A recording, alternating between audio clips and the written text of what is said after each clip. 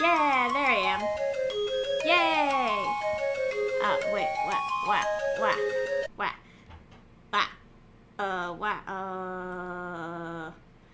I'm so good at this. Every single time, I'm so good at this. Hello, everybody's. Oh, shoot, dang it, let me get my tablet out. It's amazing. I'm just like, oh yeah, I'm gonna draw. And I just don't get my tablet out. That's cool and great and fine.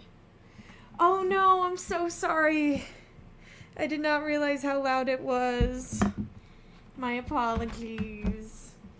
Okay, tablet, glove. Haha, drawing glove. Oh, pardon me. Hi!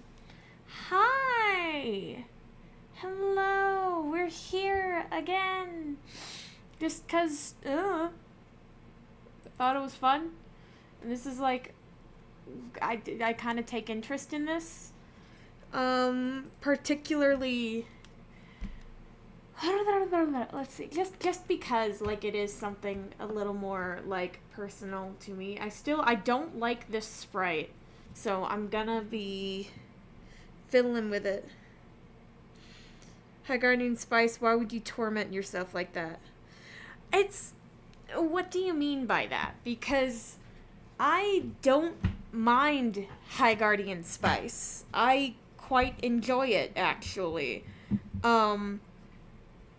Like, it's not, like, amazing.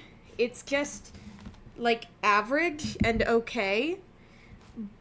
And frankly, like, I am not above admitting that perhaps a lot of my, like, positive feelings towards the series is, like, kind of in a somewhat of contrarian response to the general consensus of it's the worst thing ever, like, but I mean, I don't know, it's a cartoon and I don't particularly like I'm not watching High Guardian Spice. I am in fact watching you're probably the only person on the planet. It's Garchomp Johnson! Ah! it's Garchomp Johnson! Hey, yo! My number one hater! Like how someone avoids a popular show because people talk about it so much. Sort of. I mean, so I watched High Guardian Spice when it first came out. And I watched it and I was just like, yeah, that's a perfectly serviceable cartoon.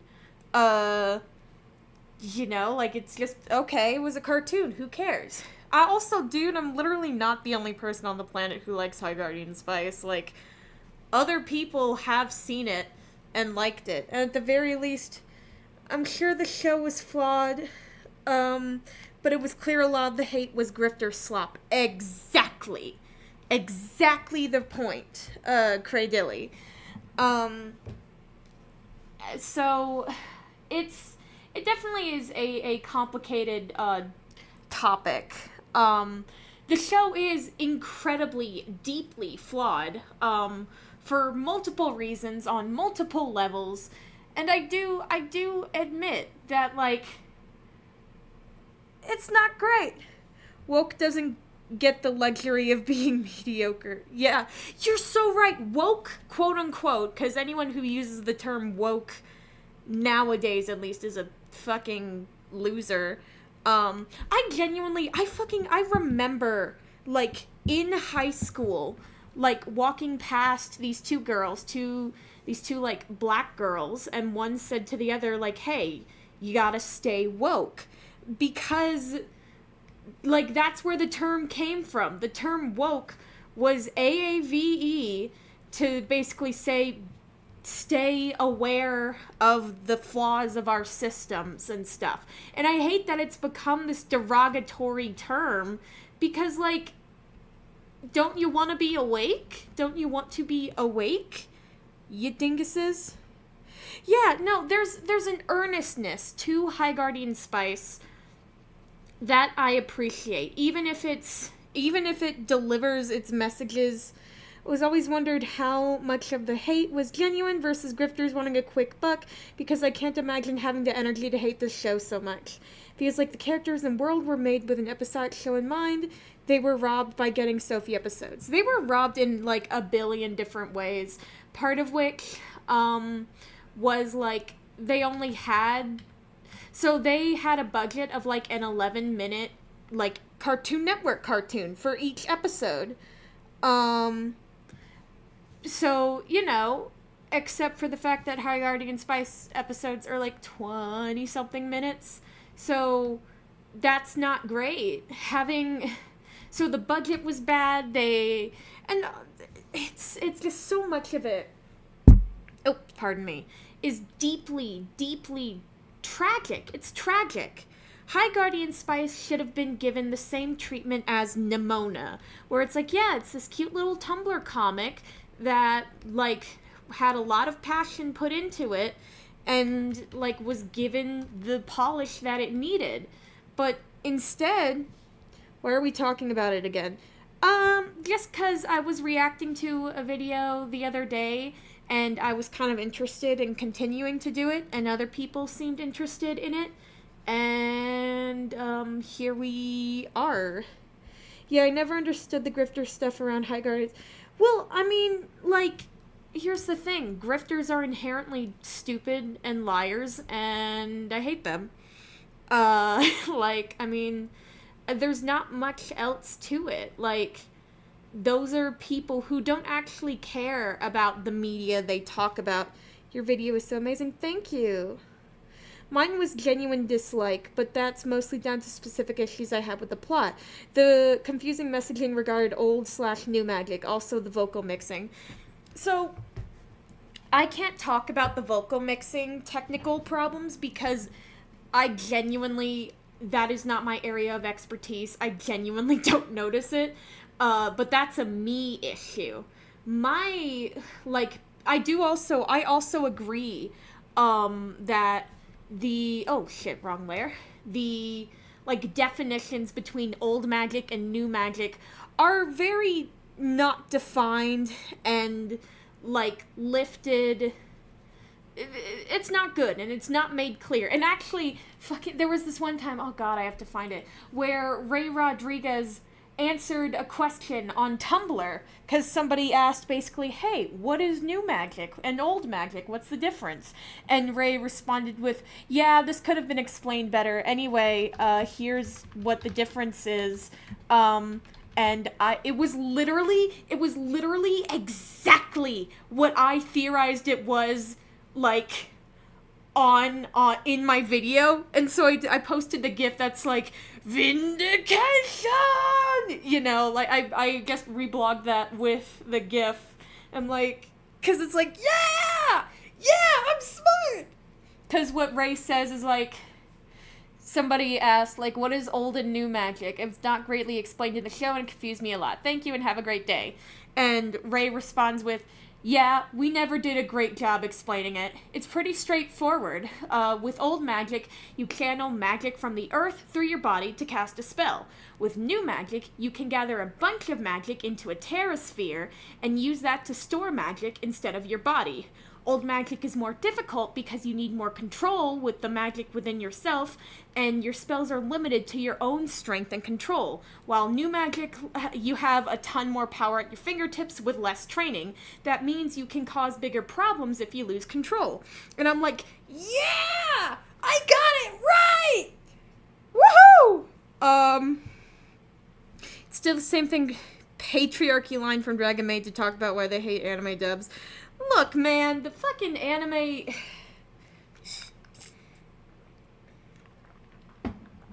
I don't trust anime fans with Miss Kobayashi's Dragon Maid. Like, I understand that's like... Spice, because... Shut up. Like, that's just a whole other can of worms to me, and I don't even... Oh my god! But, hi, everyone! Hello! How is everyone doing today? What? I should move this. Oh. What is this that I'm moving? Spice because of... Oh, no, that's Faf. That's Faf's thingy, but he's not here, so he doesn't... There we go. Yeah. Yeah, I'm sorry. Mysterious Mr. Enter jump scare. I got an ask on Tumblr, that was like, oh, if you're doing more High Guardian Spice things, here's some other suggestions. And I was like, thank you, but no, because, like, I don't want to be the High Guardian Spice person, even though, like, I know I am at this point to certain people. Oh my god, I feel like the new magic and old magic discussion is partly also treated too much like it's supposed to be a super in-depth shonen battle system. God, you're so fucking right. Holy shit, you're so right. Although somebody did describe, like, they gave me a whole bunch of different, like, videos to possibly watch. And one of them was, like, One Terrible Anime Could Change America by our dear friend Scamboli Reviews. And, like, after I finished the ask, I was like, also, I love dear friend Scamboli Reviews. Like, he's a lore character. And that's just funny. Let's see, wait. I hate how channels will make fun of Enter because of things 10 years ago. And, I mean, I do agree. Like, the Mysterious Mr. Enter, he has a very specific, like, style that I personally don't really jive with anymore. Also, I'm sorry, the 9/11 turning red, like, comment is, like, just so astronomically stupid. Different characters having different... Yeah, here's the thing. I never, even in my review, people say, like, oh, Cake of the Muse, saying High Guardian Spice is her favorite anime.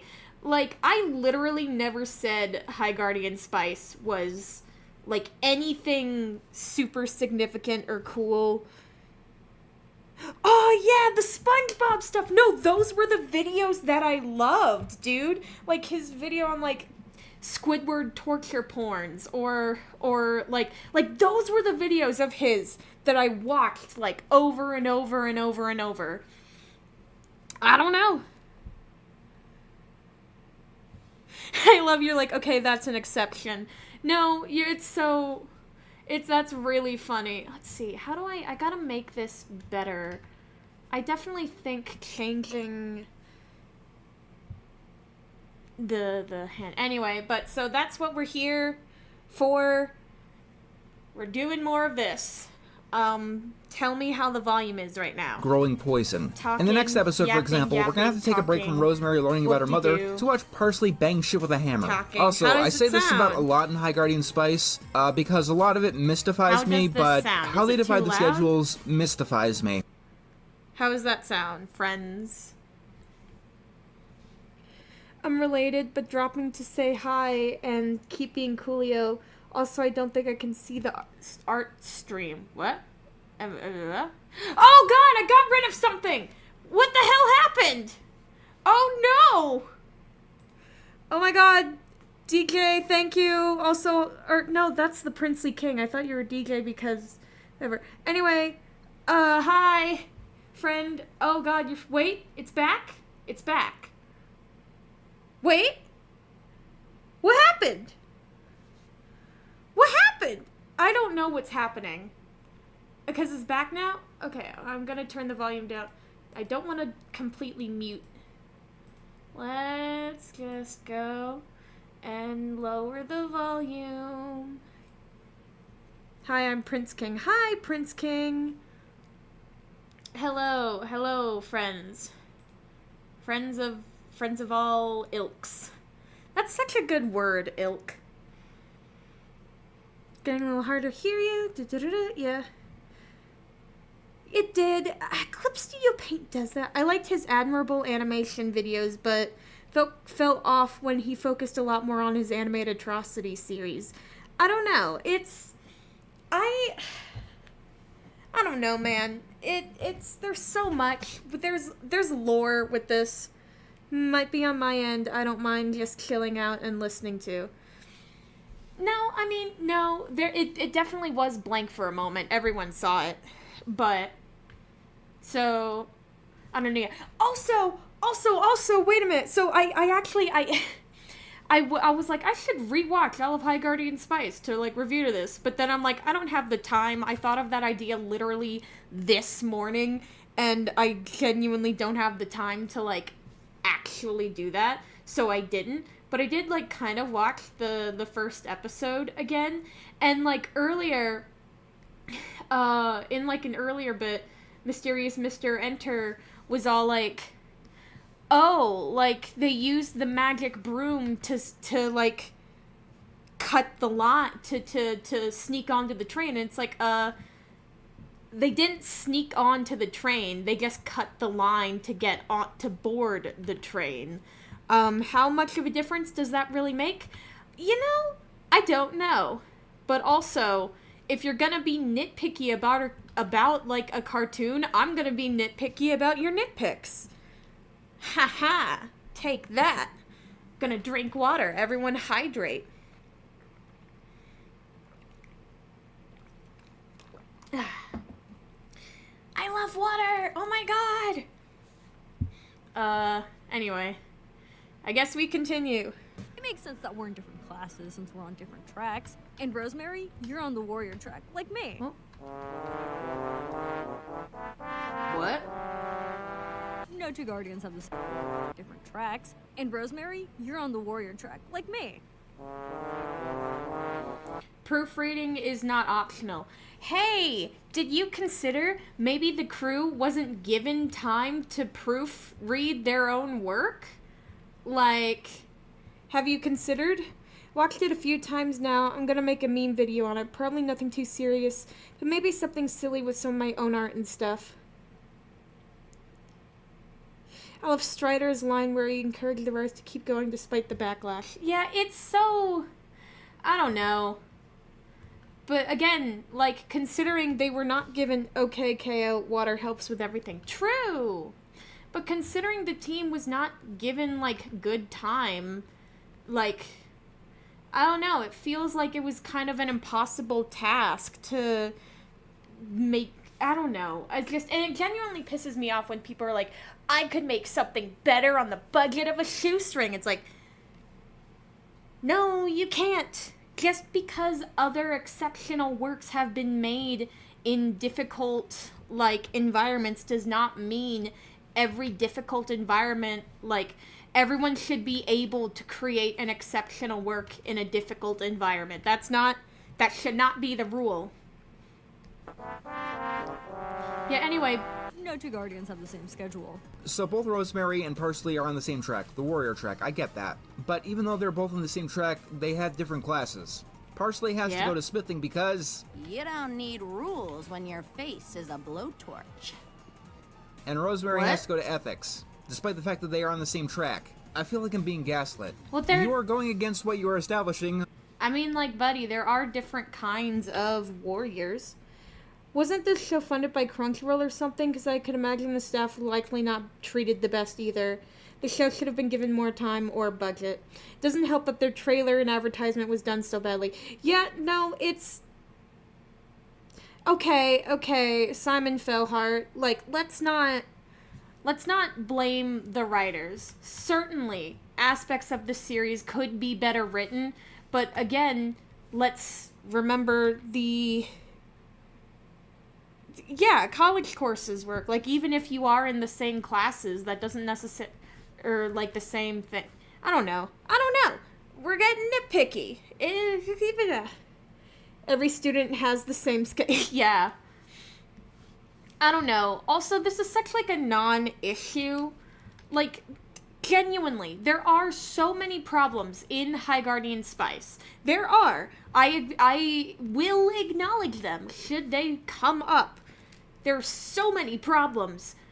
But, like, that's genuinely not one of them. Like, like I said before, Ray needs to make a show for Glitch. They'd treat him better. Ray actually has, like, his own, like, newer series. It's about, like, these little dino guys. And I think it's really cute. In hindsight, it was tragic in a way. I took film courses in college on a tight budget and short time. I remember making so many mistakes, not being able to fix things I know were wrong. Exactly. The funding misappropriation allegations. Now that I know nothing about. I don't understand the whole drama with Crunchyroll and all that stuff. To me, I just care about, like, I don't know. I want animators to get paid, obviously. But, like, even if they fund their own shows, then, like, those people also deserve the same respect. It's a frustrating topic. The way, like, I don't know. But it's difficult all around, just. And here's the thing, even if, like, whether it was true or not, it was a lead-lined albatross. Yeah. No, High Guardian Spice was genuinely set up to fail from the start. Crunchyroll did not give, like, a single shit about it. Especially considering they're like, it's releasing in 2019! And then they finished production in 2019. And then they didn't air the show until, like, 2021. Like, hey, my guy, what the fuck? Let's see. Alright. Literally in the scene that you established it. It's like saying you're going to McDonald's when instead you decide to swerve and drive off a bridge. Yeah. Some people want... There's a reason that schedules aren't individualized to this extent in any other school, real or fictional, because it's a logistical nightmare. The idea of things like grades and schedules is to keep the students at a relative level of competence to each other, which you can't do when everyone has their own schedule. Not to mention, it's a logic puzzle in and of itself, giving each individual student their own individual schedule. What the fuck? By any stretch of the imagination, this makes no sense. And as we've already established, it proves detrimental to the actual story. There is no reason to do it like this. Why? What are you mad about? This episode has the exact same problems as the first one. What? Where I could pull out any minute part of the episode, and I could probably spend an hour dissecting just that part. Why? Sage is here to master magic. So cool, Sage. You're gonna break some hearts. What do you think that phrase means? Breaking hearts. Because I can guarantee that you do not know what that phrase "going to break some hearts" means, unless you explain to me very carefully how Sage taking magic lessons is going to translate to her being unavailable for romantic partners. I mean, I feel like that comment was, like, just a cute little thing, not necessarily... So, I think it's supposed to be, like... Sometimes you get a craving for river water. Yeah, dude! I feel like that comment was supposed to be just kind of like, yeah, you're on the Sage track. So, I get it. Because saying, like, oh, Sage is on the magic track, so, and she says... Sorry. She said, Parsley says, Sage is on the magic track. That's so cool. You're gonna break a few hearts. The reason Parsley says that, was because it's like, magic is so cool. That is what would make Sage attractive to, I don't know, potential romantic interests. But because, like, there's only one Sage, like, she's gonna break hearts. You know, how people call, like, their friend's teenage, like, a son, like, a heartbreaker or something. It's supposed to be, like, just a cute, fun little thing. Yeah, exactly! It's amazing how we managed to dissect the meaning of that sentence, like, right now. Your video was the reason I decided to watch the show myself, and while it has flaws, I think it definitely could have been up there with stuff like Gravity Falls and the Owl House. Yes! Yeah! That's exactly what I wanted to do with my video. That is exactly what I wanted to do. I just wanted to tell people they should give it a second chance. Is it a masterpiece? No, absolutely not. But it is not the, like, revelry of garbage that most people treat it as, because it's just a cartoon. Oh my god. Disjointedly added, no, you are right. That line could definitely use another pass. If only the writers were given more time and more money to sustain themselves while they were writing.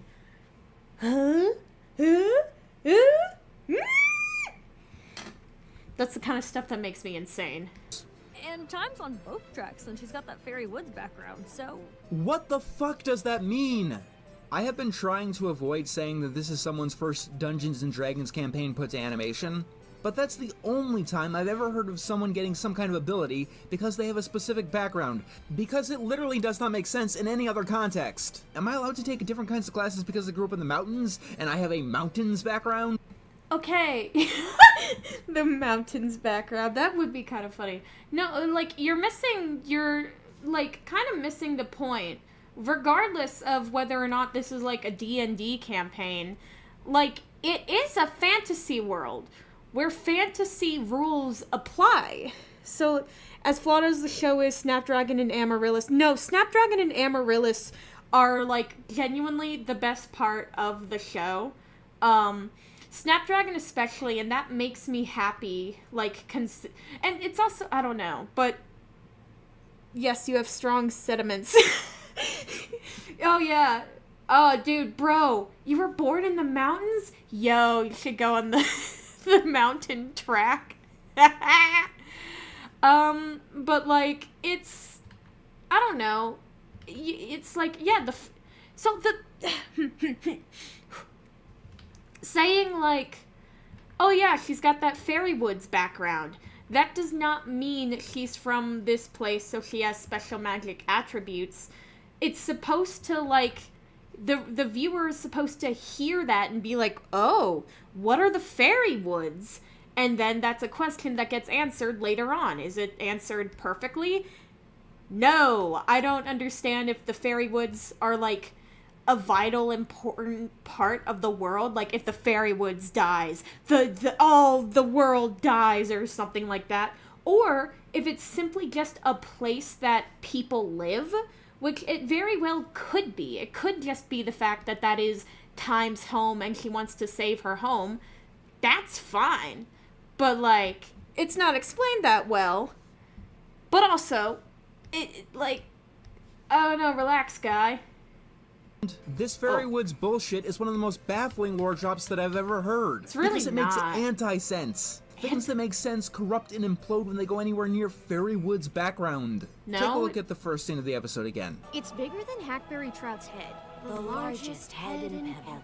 I don't know who or what that is. I would know if you decided to spend any time in Pebble whatsoever instead of train rides. It's supposed to be like a little inside nod. Understanding. So instead, this becomes an inside reference that the audience cannot comprehend, which creates a distance between your characters.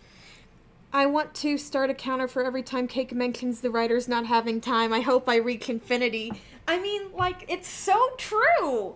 Every single flaw in this show is so prominently a fault of the production. It is every single flaw in this goddamn cartoon is so prominently the fault of just being treated like shit. Ray has been open. They were treated like shit, and they did the fucking best they could under the circumstances get granted to them.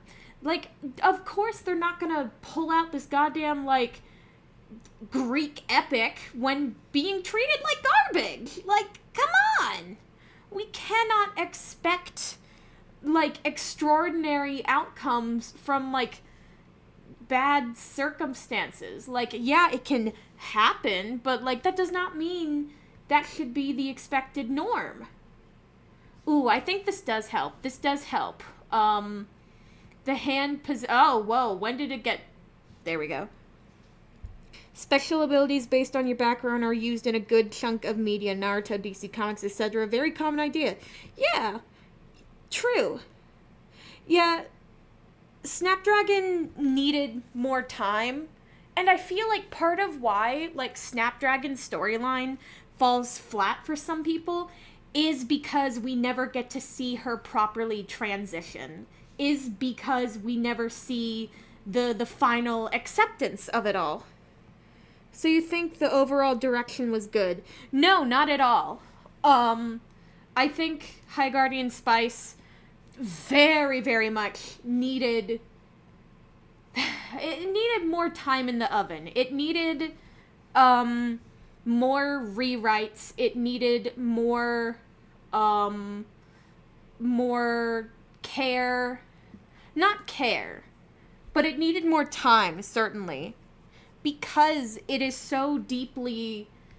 I don't know. Every time I see Ray Rodriguez talk about High Guardian Spice, I can tell he loves these characters. He loves this world, and he wants to do more with it, but he literally can't. Imagine elves getting focused on magic, like, damn, how dare they? And it sucks. I wish nothing but the best for Ray Rodriguez and everybody else, who worked on High Guardian Spice. Something's wrong. It's the other hand. Now it's the other hand, and I can't fix it. In your audience, which is the opposite of what you're trying to do. There's a reason that The Lord of the Rings spent a good chunk of time in the Shire before the quest, despite it already being quite a long work of fiction. I often don't talk about quote-unquote cinematography in animation, because when you control each and every frame, it's something that's very hard to bungle. But this scene here aims the camera at the hallway for like half a second, and then pans up to the point of interest. Like, there's actually a cameraman who turned on the half a second. Buddy, the camera is pointed at the hallway because we're supposed to be looking at the teachers. Something that's very hard to bungle, but this scene... So look, we have Sage and Rosemary there, and they're, like, turning around because, like, the teachers are coming. Here, and then we see the camera at the teachers. Oh, look at all these cool character designs we'll get to see. And then it pans up to pans up to the point of interest. Yeah. Like, there's actually a cameraman who turned on the camera 5 seconds too soon. Why is this shot here? Yeah, it's another small... Let's see, wait, let me see. None of these characters do anything or have a single line in this scene. It's introducing the teachers of the academy. Hello! For me, it was that, plus it wasn't, how to put it, that was the first solution to her problems. It felt like there was, like, the issue was more how others viewed roles. No, I get it. Although, I will say, I actually went to, like, Guardian HQ's Discord server for, like, half a minute, once, and I, like, scrolled up just because I was curious. I like, what the hell do these people talk about? And it was, like, all discussion on... I scrolled up and there was a discussion about Professor Caraway being a groomer, and, how did they not know how the scene came off? And it's like, hey, you guys do know that the creator of High Guardian Spice, Ray Rodriguez, is a trans man, right? And that the voice actor for Snapdragon is a trans woman, right? Like, you do know that this isn't just like, oh, some half-assed attempt at trans representation. Like, no, it's very clearly, like, a self kind of expression there. Like, when Snapdragon says, like, she doesn't like her boxy shoulders and she doesn't want facial hair. HQ gives me PTSD. I'm in pain. Oh no, I'm so sorry.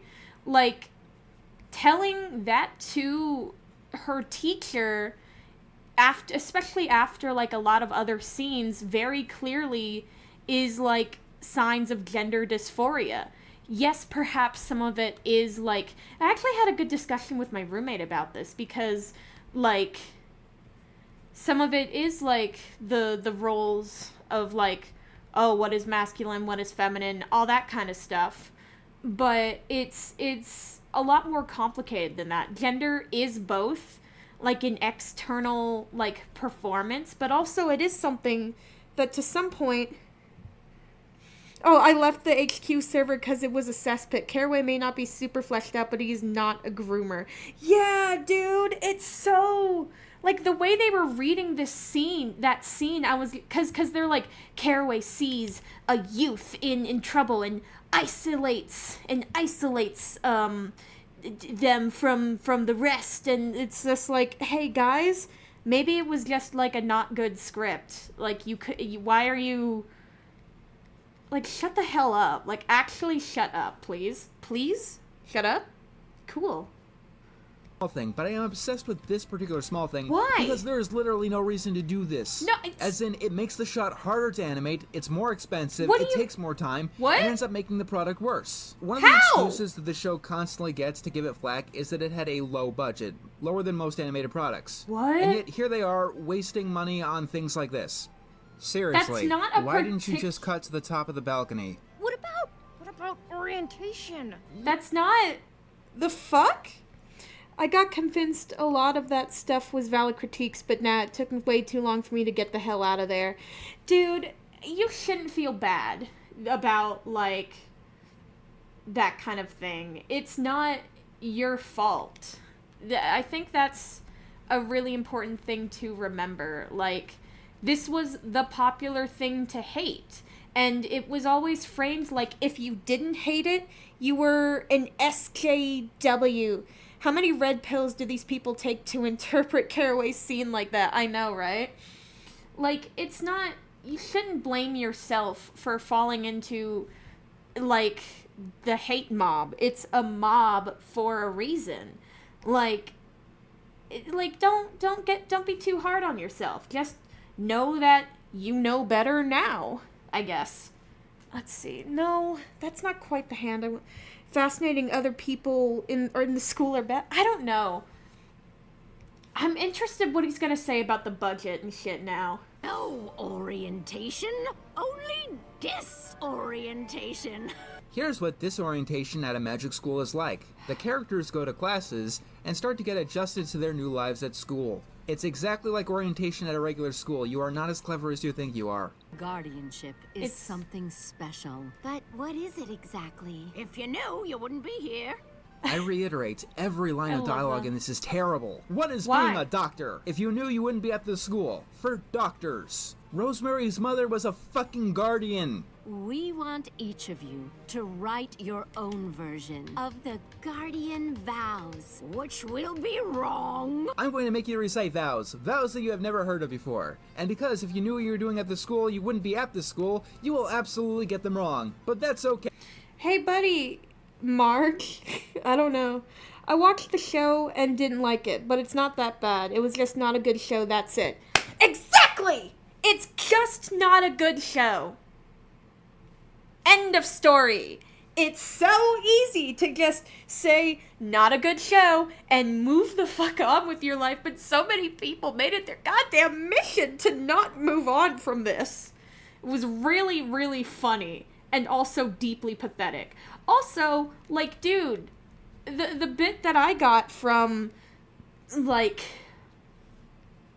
the head mages, I've been playing too much Twisted Wonderland, I don't know, like, thing is, the triad, the thing that I got from the triad's whole, like, oh, give your vows of guardianship, and they're gonna be wrong, but you're still gonna give them anyway, is like, what is it that these students are coming to this school for? What is their expectation of being a guardian?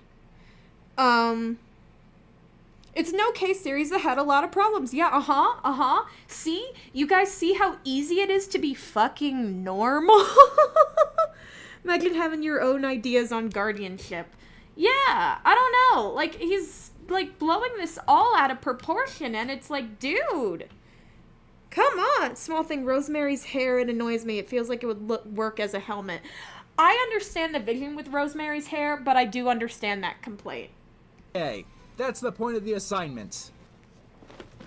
This show's brand of logic is entirely unique to it, and it continues to baffle me more with every single scene that passes. So each of the girls goes on to their own separate classes. We'll start with Parsley. She has blacksmithing. The depths of your creativity astound me. Yeah. Parsley is a dwarf. What can we do to make the dwarf interesting? I know. We'll have her live in a forge, with parents who are blacksmiths, and we'll have her learning blacksmithing at school. How this is actually ever supposed to save her life out in the field, we'll never explain.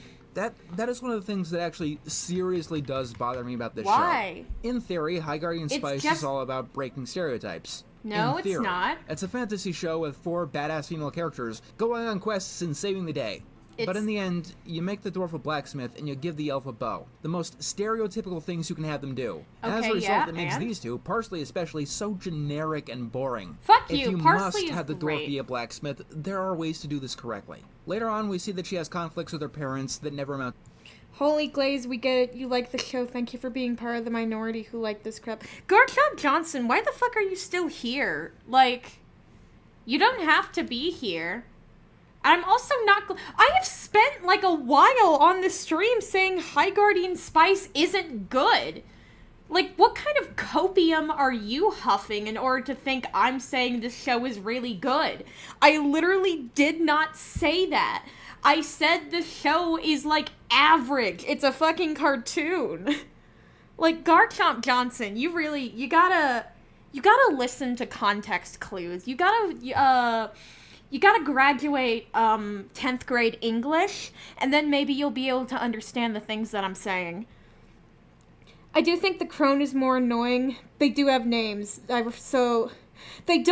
actually do have names, but it's not really well established. But yeah, it's the crone, the matron, and the maiden. And I really like that. It's like this 3 goddess, past, present, future sort of thing. They are different people? I don't know. To be fair, I thought the blacksmithing thing was for another branch of guardianship, like military branches. I think the problem is that they don't really give us a baseline for what guardians do in general. Like, we get some with Rosemary's mom, but the triad should have made an explanation for it in-universe. Instead, they Pop-Tartsed it? What does that even mean? Pop-Tartsed it. But, no, I do understand. And again, a valid criticism of this show. I am totally not against valid criticism of High Guardian Spice because, for the nteenth time, it's a flawed show. It's so fucking funny. I made a whole ass video about it, and the thesis was like, this is not an amazing show. It's okay at best, but it did not deserve the rabid hate campaign that it was given. And people took that and was like, this, like, feminist is so, like, he thinks High Guardian Spice is the best anime ever! And it's like, when did I say that? What's so cold, it's hot, it's cold. Actual tagline from a Pop-Tarts commercial. Yeah. Also, yeah, headcanon! Woo! Anyway. Too much. Her taking the class could be due to familial expectations. Or alternatively, you could have Parsley take the class because she expected it to be an easy A, knowing that she was super capable of doing it. The issue here is that when you do that, you need to actually try, and it would require giving Parsley motivation, and the show doesn't seem particularly interested in doing either of those things. It's better than what Time gets in the episode, though. She stares at a cat for a while, and that is all we learn about Time. I get that stoic characters can be hard to work with. They don't have the same options that other archetypes do. The cat is gonna be important for later! Can try a little bit harder, you know. I don't know. Build into that Fairy Woods bullshit. Make it make sense. Give her some cultural differences to everyone else. Or give her a sense of humor. Oh wait, no, you can't do that. Fantasy elves are stoic and never show any emotions, and despite the fact that that is literally the opposite of true, we need to stick 100% to the player's handbook or Gary Gygax will come back from the grave and eat our sandwiches. What the fuck? I keep telling you, Jerry, we're not doing any of your fucking homebrew. We play the game as it was written. This means that elves are boring and we're gonna keep them that way, just as Gygax intended. Considering what they did try to put thought into, though, maybe it's best that they didn't try. What? Let's talk about that ethics class. The lesson is about, what was that again? Today, we'll discuss destiny and autonomy. Yeah. What is inevitable and what is unintended. Okay, but Professor, what the fuck does destiny have to do with ethics? My favorite philosopher posited that the absence or presence of fear determines both love and hate. Alright, Teach, you're gonna need to explain that one to me. Yeah. Hate, I get how fear affects hate, but how does the presence or absence of fear determine love? Once again, you're not as clever as you think you are. You can't just... You can think about that for like 2 seconds, and it's like, oh, okay. It's hard to love something if you're afraid of it. Like, is that not... I think what they could have fixed the world building is by starting episode 1 with narration from Rose's mom on what a guardian is. Then this episode she comes to, yeah, fond response. Yeah, I don't know. I don't think this is a terrible burger despite the fact it lacks seasoning and is kind of greasy. Ah, you want this in a 5-star restaurant. You're a terrible food critic. I don't know, man. Shit's... Yeah, I don't know. Just throw up Pinterest board nonsense and call it poignant. It doesn't work. But, lesson 1, I love we Dretch. must not let the mere presence of weapons determine our actions. So if a guy comes into the store with a rocket launcher, I should react exactly the same way as if he... No! Oh my god! You are obfuscating the point, Mr. Enter! That's so, like, obviously not what she's fucking saying. She's, like, what Dretch is saying is basically, like, just because you have a weapon in a situation does not mean you should necessarily use it. Like, take a look at the situation around you and find the best approach from there. Like, he's like, has this cry laughing sprite, and it's like, buddy, it's literally not as deep as you are making it out to be. It's just saying, hey, hyperactive child with a big ass sword, please don't just swing the sword everywhere.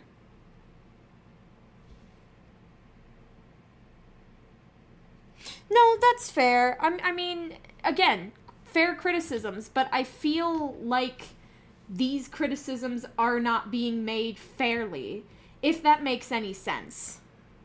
You know? Like, the way he's framing it is so deeply uncharitable and I don't know, man. Didn't? Good to know, Teach. I get the logic, but, like, if someone has a weapon, you should at least adjust your behavior and actions to be aware of said weapon. Yeah. Rosemary, do you have any thoughts? Speaking of ethics, the potions teacher flat out tries to kill the students. Yeah, no. Have some tea. Yeah. The potions teacher is just straight up evil. She's insane. I love her. Did you enjoy your poison? She's funny. This It's is one of a the more joke. infamous parts of the show, and it's one thing that everyone else I had watch it got hung up on. Yes, I It's a had joke. other people watch this show with me, and yes, I am going to hell for that.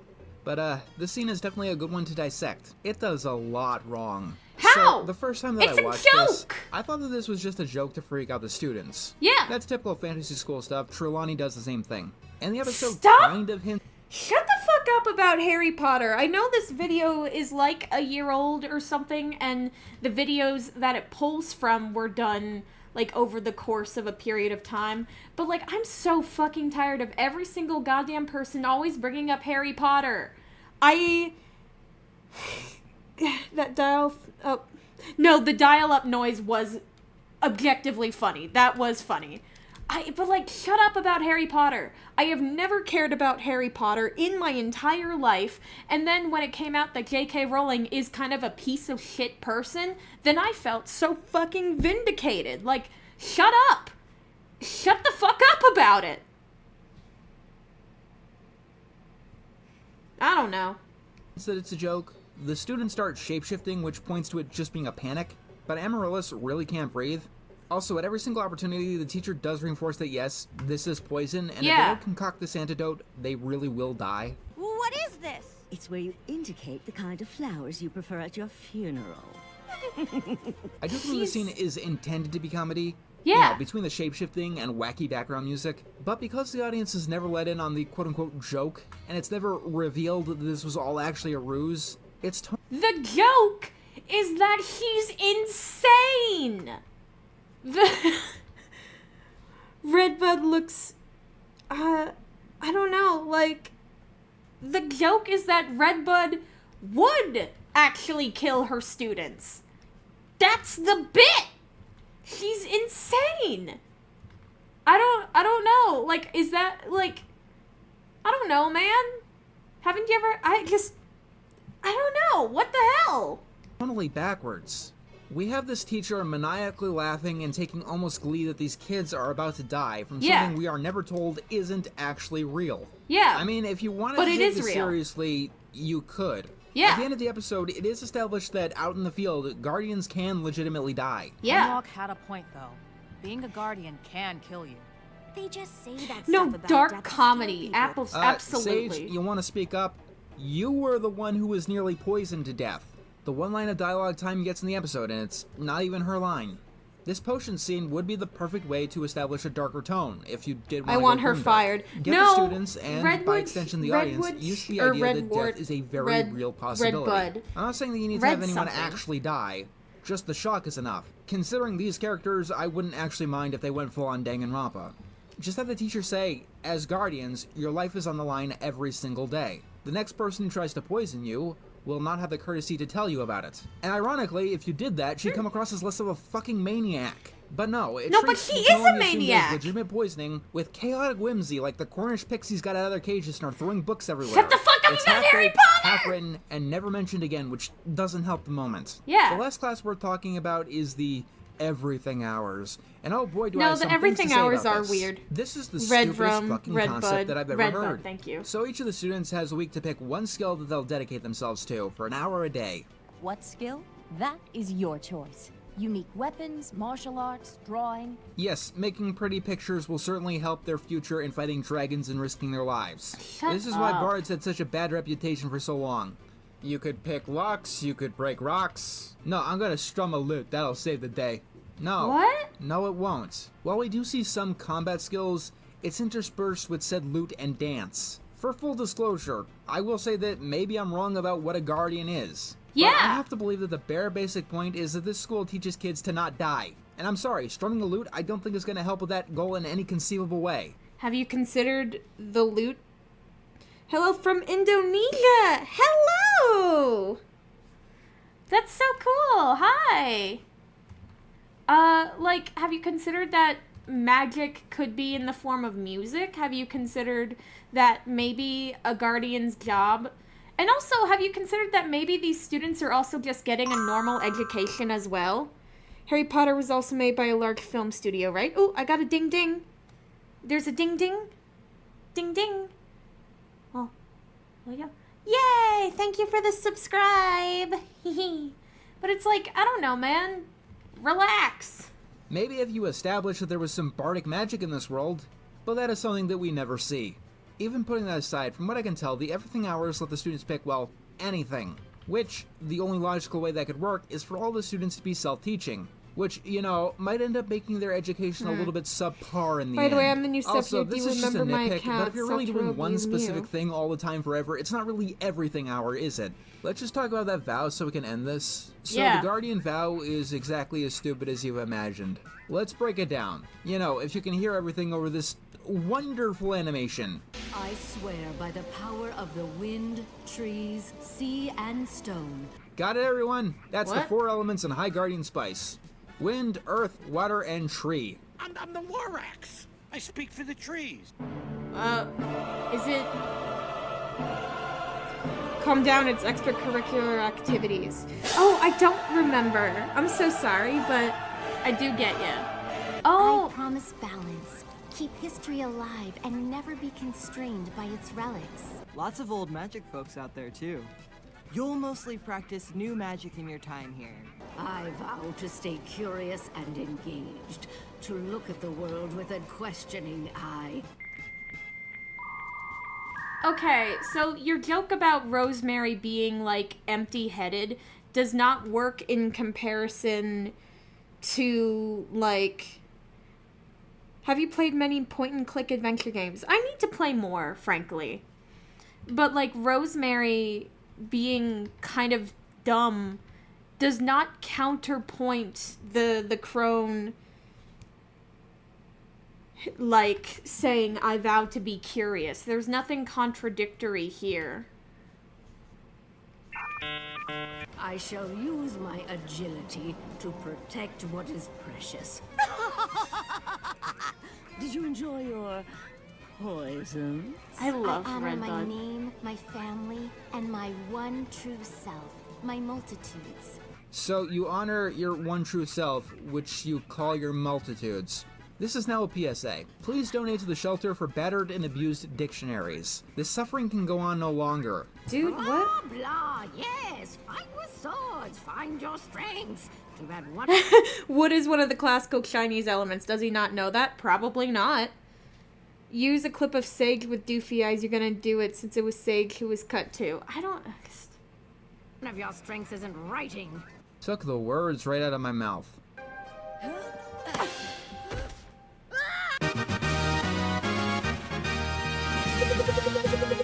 Sage arts slain. Rosemary earns life imprisonment. Level up for Parsley. Okay, that's funny.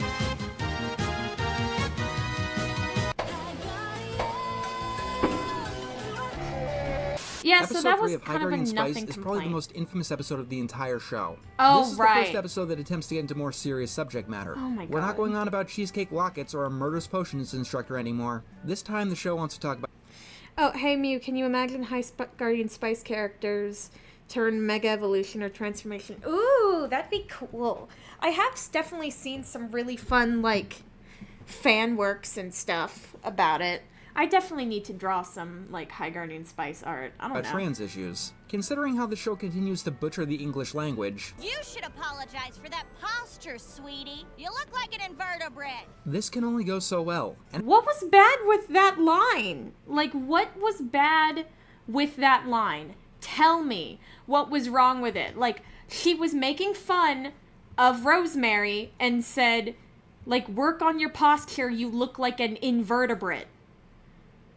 What?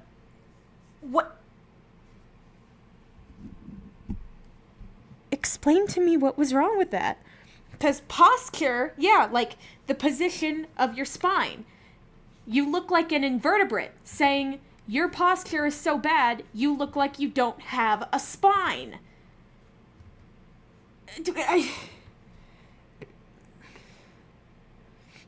The poof's 3 times the size. I don't know. What's the point? What's the problem there? As you might imagine, how they deal with this particular subject matter is only the tip of the iceberg on this awful, awful episode. I've actually been procrastinating writing on the script for quite a bit, because this episode is probably bottom 3 worst of the whole show. How? And this is largely because it's divided into 3 subplots. No, Rosemary damages her sword following Thorn and goes to talk to Caraway. Meanwhile, Sage is practicing magic when she accidentally makes her pet Neppycat into a monster, and chaos ensues. All while this is going on, we're dealing with Parsley exploring the school. Well, Neppycat Enter probably thinks teens at this time wouldn't use words like invertebrate. I don't know, man. But also, like, I do agree. I see the vision for episode 3 of High Guardian Spice where it's like we see the girls in their daily school lives, you know? They're just all doing their own things.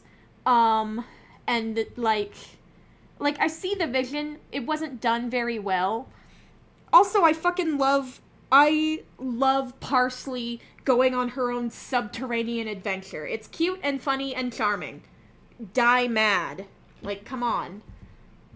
Underground, banging shit with a hammer. Episode 3 of High Guardian Spice managed to impress me, because I never thought that I would come across anything that could bungle the idea of a subplot as much as this episode did. Literally 70% of this episode's problems come from the fact that it has subplots. And I know that sounds like a ridiculous and weird criticism. Usually, even a bad subplot is just that. Maybe it's not as good as the A-plot, or it could have nothing to do with the A-plot and just be a distraction. But it's hard to imagine how just having subplots could be so detrimental to an episode.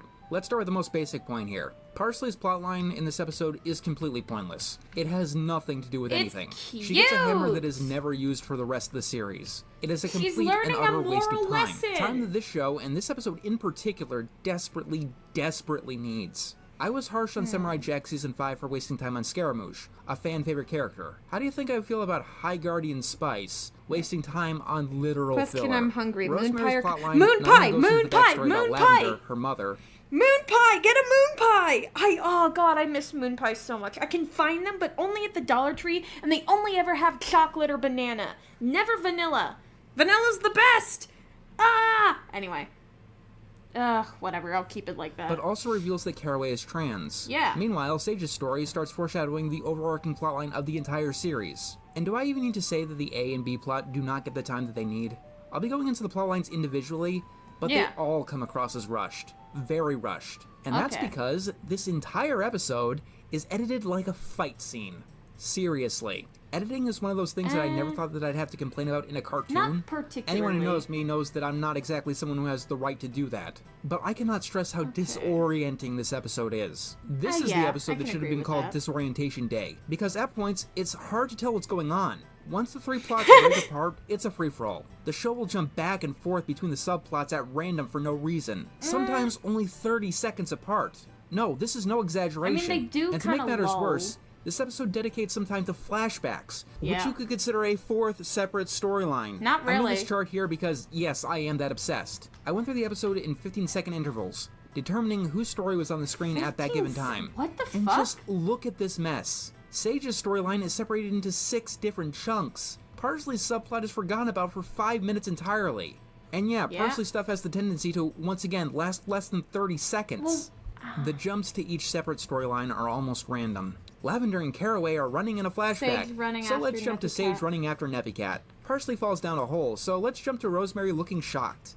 These might have been clever jumps if, once again, it wasn't every 30 seconds. There's actually a Rosemary section I couldn't fit in the chart because it was less than 15 seconds. You're so right. If you're lucky, we stick to a plot for a full minute, and after the stories diverge, we're never with one for 2 minutes. This is ignoring separate scenes and cuts within each subplot, by the way. Look at this clip here. Yeah, she's running. Why am I showing you this random clip? Because in between these 2 shots of Parsley running through the hallway, we cut to Sage's subplots. Yeah. The cuts are in completely random places, which leads to the bastardization of the language of cinematography. When you cut to somewhere else where... The bastardization of the language of cinematography. Buddy, it's a mediocre cartoon. It's not that deep. Holy wow, it's not that deep. Also, something else, cause Faf thought this was a good idea, but, like, if anybody, wants like a small doodle, then you could send a super chat for a fun little doodle of I don't know what, but or like we'll see. Yeah, I don't know. But if somebody wants a doodle, consider it like a little mini commission or something like that. But yeah. You're communicating is that a length of time has passed. Parsley falls down a hole. We cut to somewhere else. Yeah. When we cut back, it subconsciously makes us think that she's been knocked out for a long time. When that... I think Mega Rosemary, I would just love to see Rosemary as more of like an experienced warrior, sort of like what we see at the end of the series, you know? That'd be really cool. Let's see. Probably wasn't true. When Parsley is running, you cut somewhere else and then cut back. It subconsciously makes us think that she's running for a very, very long time. No, so the cut is like Parsley is being led by the Traberns to the exit, and then we cut away because she's running along the path that the Traberns made for her. And then when we cut back to Parsley, we see her finding the end of that path and going through it. I understand the cinematography in High Guardian Spice is certainly not the best, but like it's not like it's not fucking glass lip, that's for sure. She's running in just a straight fucking line. Speaking of which, Parsley's subplot supposed that was not a straight line. Else, been knocked down the hole. Wait. When you cut this random place, Parsley running through the that is not a straight line, you dingus. It's literally curved. Hallway. Parsley is running, you cut somewhere else and then cut back. It subconsciously makes us think that she's running for a very, very long time. When she's running in just a straight fucking line. She's not. Which, Parsley's subplot supposedly took hours. Rosemary's subplot likely took an hour. And Sage's subplot probably lasted like 10 minutes. That's what the writing, dialogue, and editing all communicate, and yet they all start at the same time and end at the same time. Well, and yes, this is an incredibly obnoxious problem. This is one of the more infamous episodes of the show, and everyone I had watched this with me pointed out this being the biggest problem with the episode. Talk about the average scene count for a 22-minute episode is 15. This episode has more than 25, changing scenes an average of every 45 seconds. It's not as bad as Milan 2020, but when an episode is giving me Milan 2020 vibes, that's not a good sign. I had to divide the episode MP4 into separate subplots to keep this review coherent and actually make things possible to edit. Seriously, there's more to editing than just cutting randomly. And with that out of the way, let's deal with Parsley's subplot first. That's it. I'm getting me mallet. Have you ever heard of that saying, when all you have is a hammer, the whole world looks like a nail? This isn't a positive saying. It means people who have one trick will try to use that one trick on everything, 1, 2, 3, 4, even if it isn't appropriate to that particular scenario. In this episode, Professor Billy Goat gives Parsley a hammer and tells her that the entire world is a nail. I get the idea. One item can do a lot more than just its specified purpose. Yeah. But, straightening out a portrait.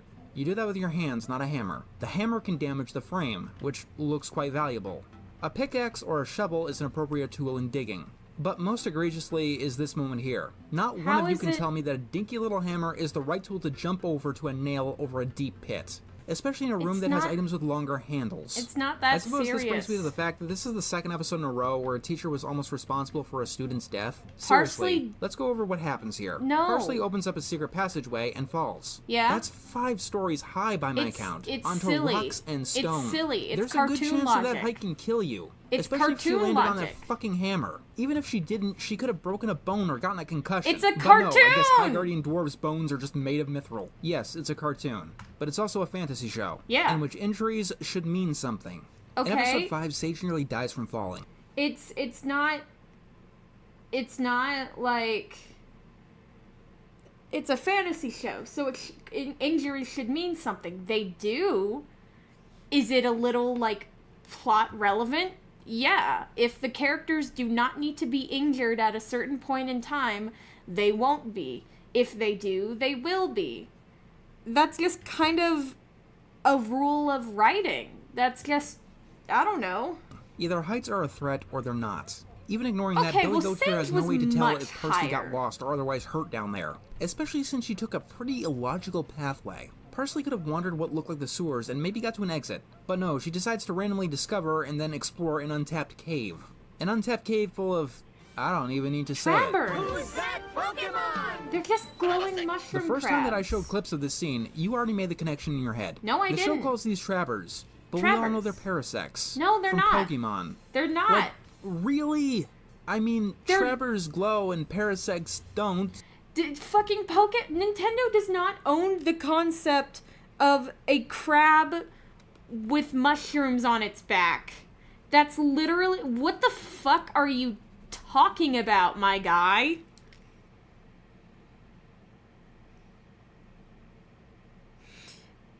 The fuck he means is a cartoon, but also fantasy. Most cartoons are also fantasy. I don't know, man.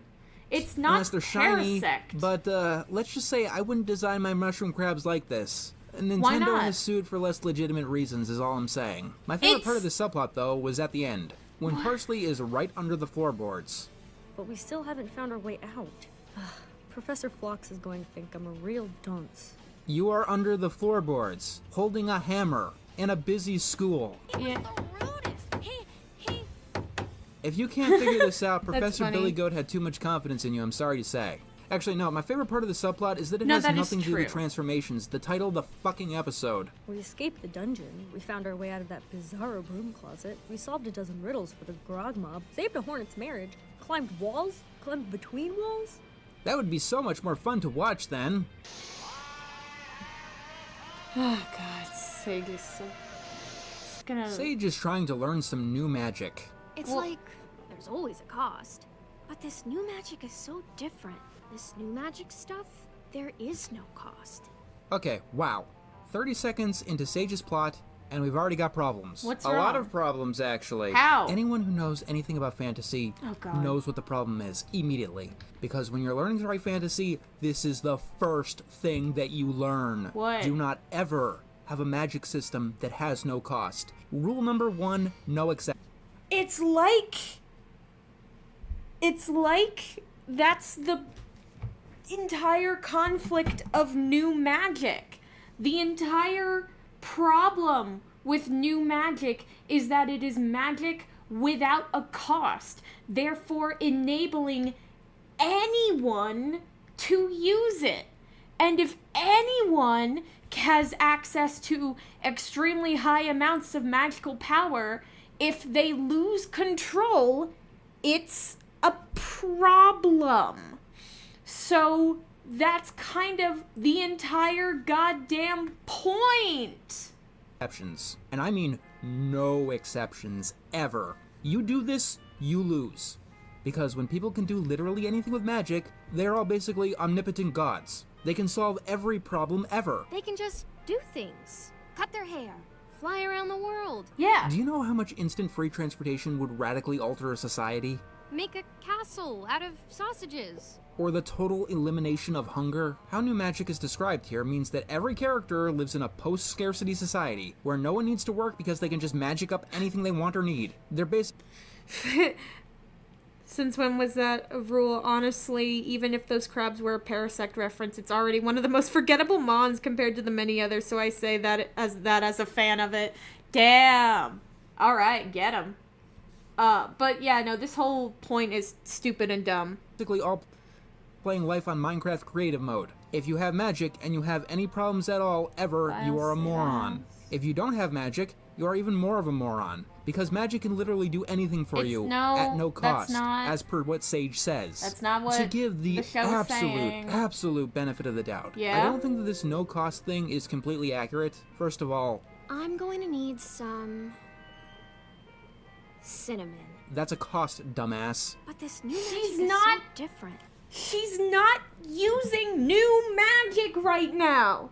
She's literally doing old magic. Ah! It's like a language I don't understand. Oh, like English? But beyond that, there's this big overarching plot that there is a rot. It's infecting a tree, which makes time very, very sad. She'd tell us why, but personally playing Pokemon was more important than crucial plot details. Let's see, I what infer that this new magic does have a cost, and it's causing the rot. Yes! It's not something that's ever outright stated, but I assume that that's something that'd go into more details in a Season 2. If I had one! They could have done right? it in Season 1, but parsley falling down a hole was a more valuable usage of their time. In the end, new magic seems to be a half-baked metaphor for industrialization. No, everyone is using new magic that can do things so much easier and better and cheaper than old magic, but new magic ends up rotting the earth, and no one knows or cares about the consequences before it's too late. And keep in mind, I'm giving the show the benefit. I don't know if she's trying to do new magic. I think she just was, like, talking her feelings out to the cat. Let's see, I'm trying to... What do I want to... I remember hate watching the show and ended up liking it. Yeah. It's like Sage said it like an over-exaggeration, as if she doesn't know about it, so she just says it has no cost. Yeah, it's so... Genuinely, as I, like, watched the show for a second time, it really hit me how, like... Oh, the whole, like, new magic, old magic thing isn't as fucking complicated as people made it out to be back then. It's just, like, a little poorly explained. And that's it. Oh, no. The doubt here. None of this is ever stated. This is just what I was able to put together through cobbled pieces. It's essentially me theorizing. None of this could have been planned. It's just the only thing that makes sense to me. As for what they do establish... Some spheres grant eternal life. That's a bit much. The secret to eternal life and High Guardian spice is in a first-year student's textbook. The show gives out baffling word drops like candy on Halloween. In the world of High Guardian spice, death is optional. I bet you didn't know that because this factoid never shows up again. This isn't funny or cute. All it does is stop the pace dead in its tracks because your audience is forced to go, what? You can't just drop eternal life as a background joke. Why not? Why can't you drop eternal life as a background joke? I think that's really funny. Sage is, like, looking through a thing and she's like, eternal life? Oh, that's a little too much. And then moves on. That's funny! It's funny! Like it's no big deal. Yeah! It's a very big deal. The dialogue is still atrocious, by the way. I grew up watching my mother use her body to pull magic from the earth. Giving new meaning to the term treehugger since... What the fuck? Why are you making a sexual joke about that? She's literally, like... Oh, the dialogue is atrocious. To prove my point, I'm going to create my own sexual innuendo from this completely normal dialogue. Like, that's a you problem. 2019. When I'm done with this spell, you're going to be able to speak at least 5 words. You can choose which ones. No swears. Yeah, this is a kid's show after all. Then Amarilla shows up and causes... No, it's not! It's not a fucking kid's show!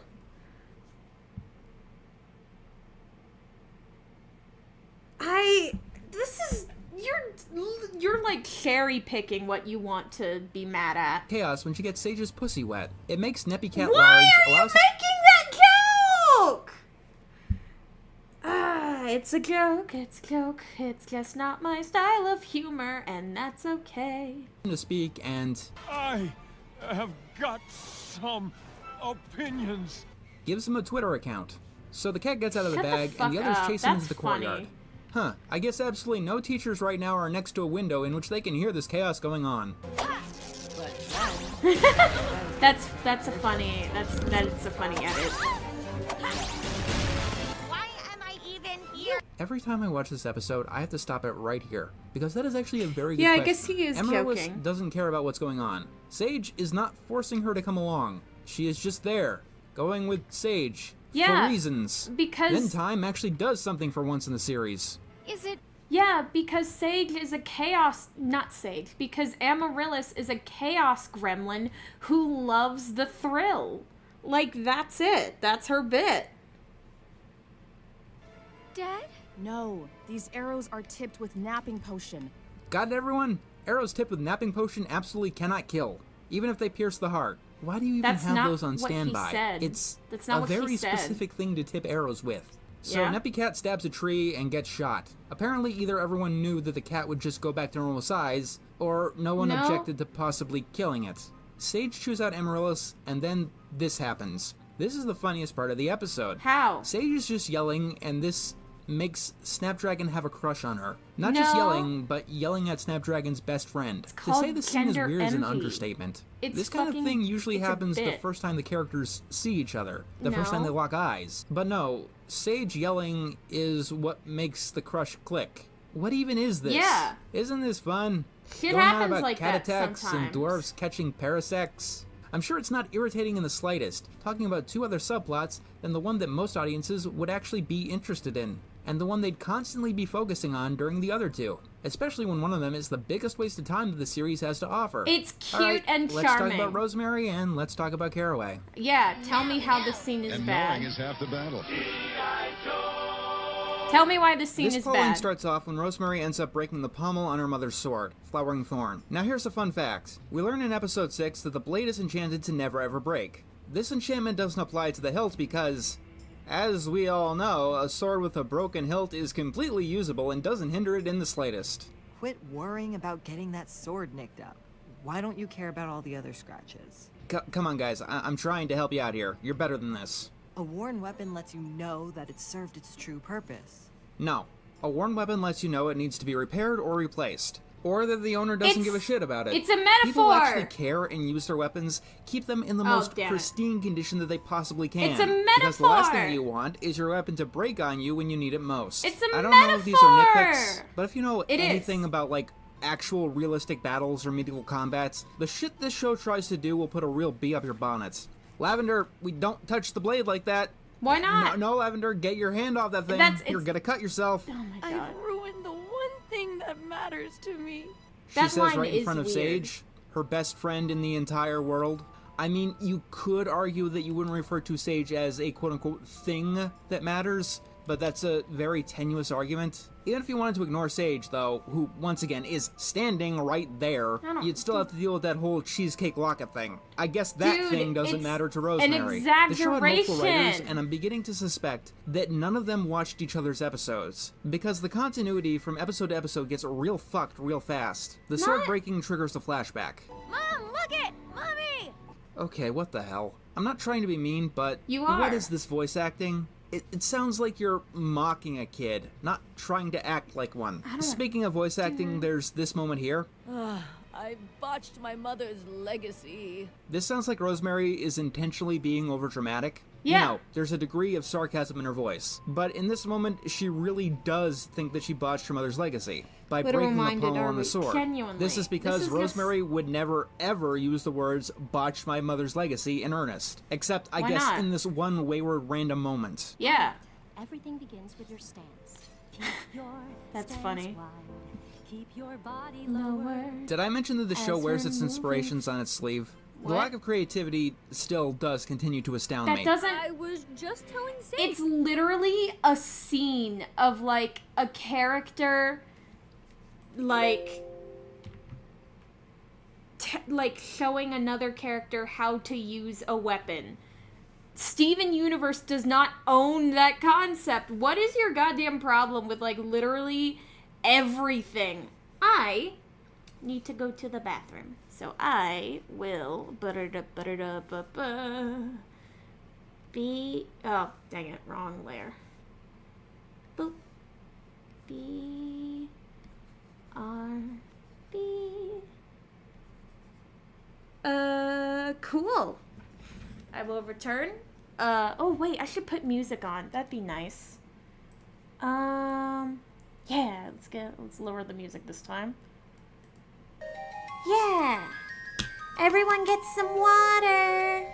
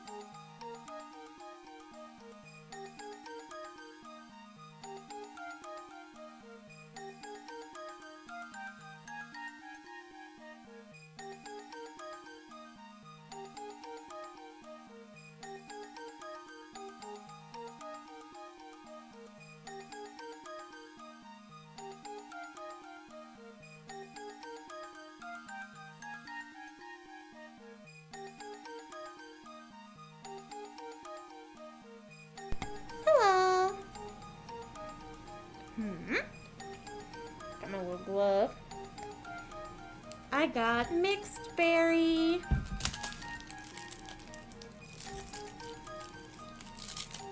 I love, God, Minute Maid mixed berry. I don't know what it is, but there's magic.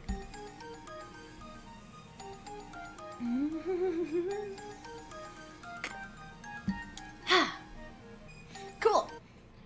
All right, let's continue with this bullshit. Yay.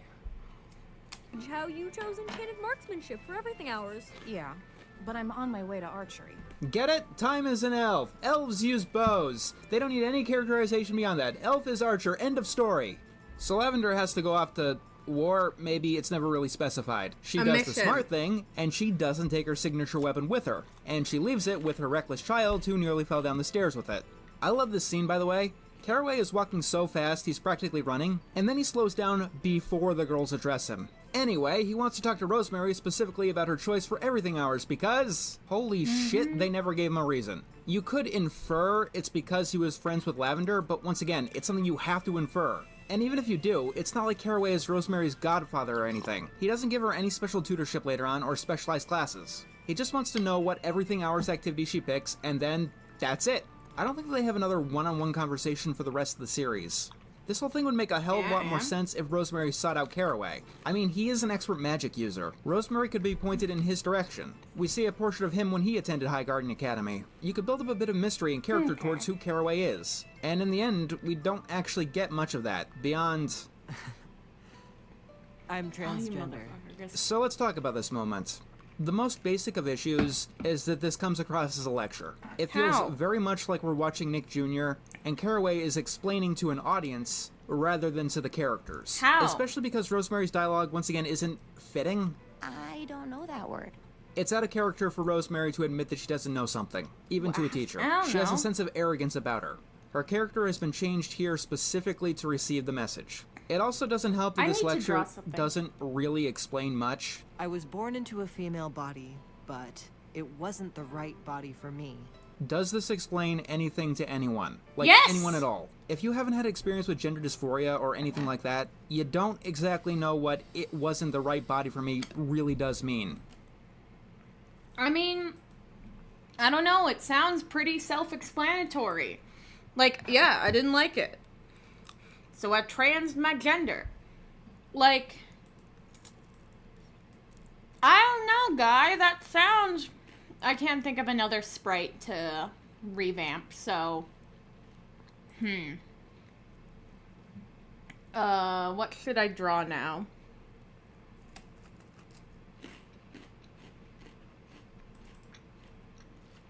That's good. I'm so perplexed. Like, what do you mean? Like, oh, that doesn't mean anything. It's like, yeah. Yeah, it does. It kind of perfectly explains the entire, like, concept of being trans. I don't know. I don't know what that concept is like.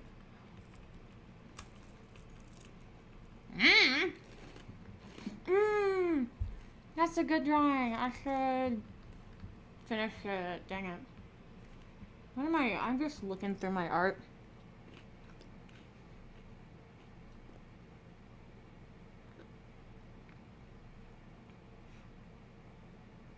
Do you need to have exactly experienced something to empathize something someone is going through? Yeah, I don't know, man. It's...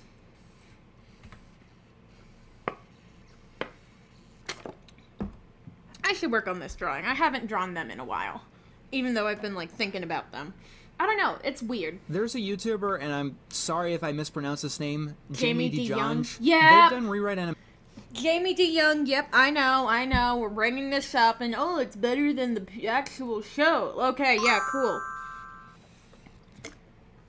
Oh, ding ding.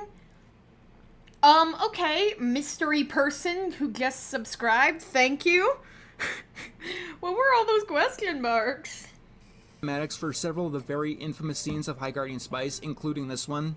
In the redone animatic, it definitely explains Caraway's feelings quite a bit better. Yeah. Just a few lines of dialogue are changed, but it profoundly changes the entire scene. Not only that, the redone animatic shows what Caraway is feeling, rather than just lecturing the audience. The scene actually uses the infinite magic that the show apparently has. The facial expressions that Caraway has while communicating this also help bring the scene to new heights. I think that I get where the writers were coming from on this scene. Caraway is a trans man, and that's something that you do have to establish. It'd be really not kosher to have a character on this show for its entire 12-episode run, never establish that they're trans, and then just call them trans later. If you're talking about Snapdragon, are you dense? I am all for showing overtelling, but comments from that video are still gross. No, they are. It is so deeply, like, unfair what you're drawing. So these are 2 OCs that I have. They're my, like, magical, one of my many magical girl OCs.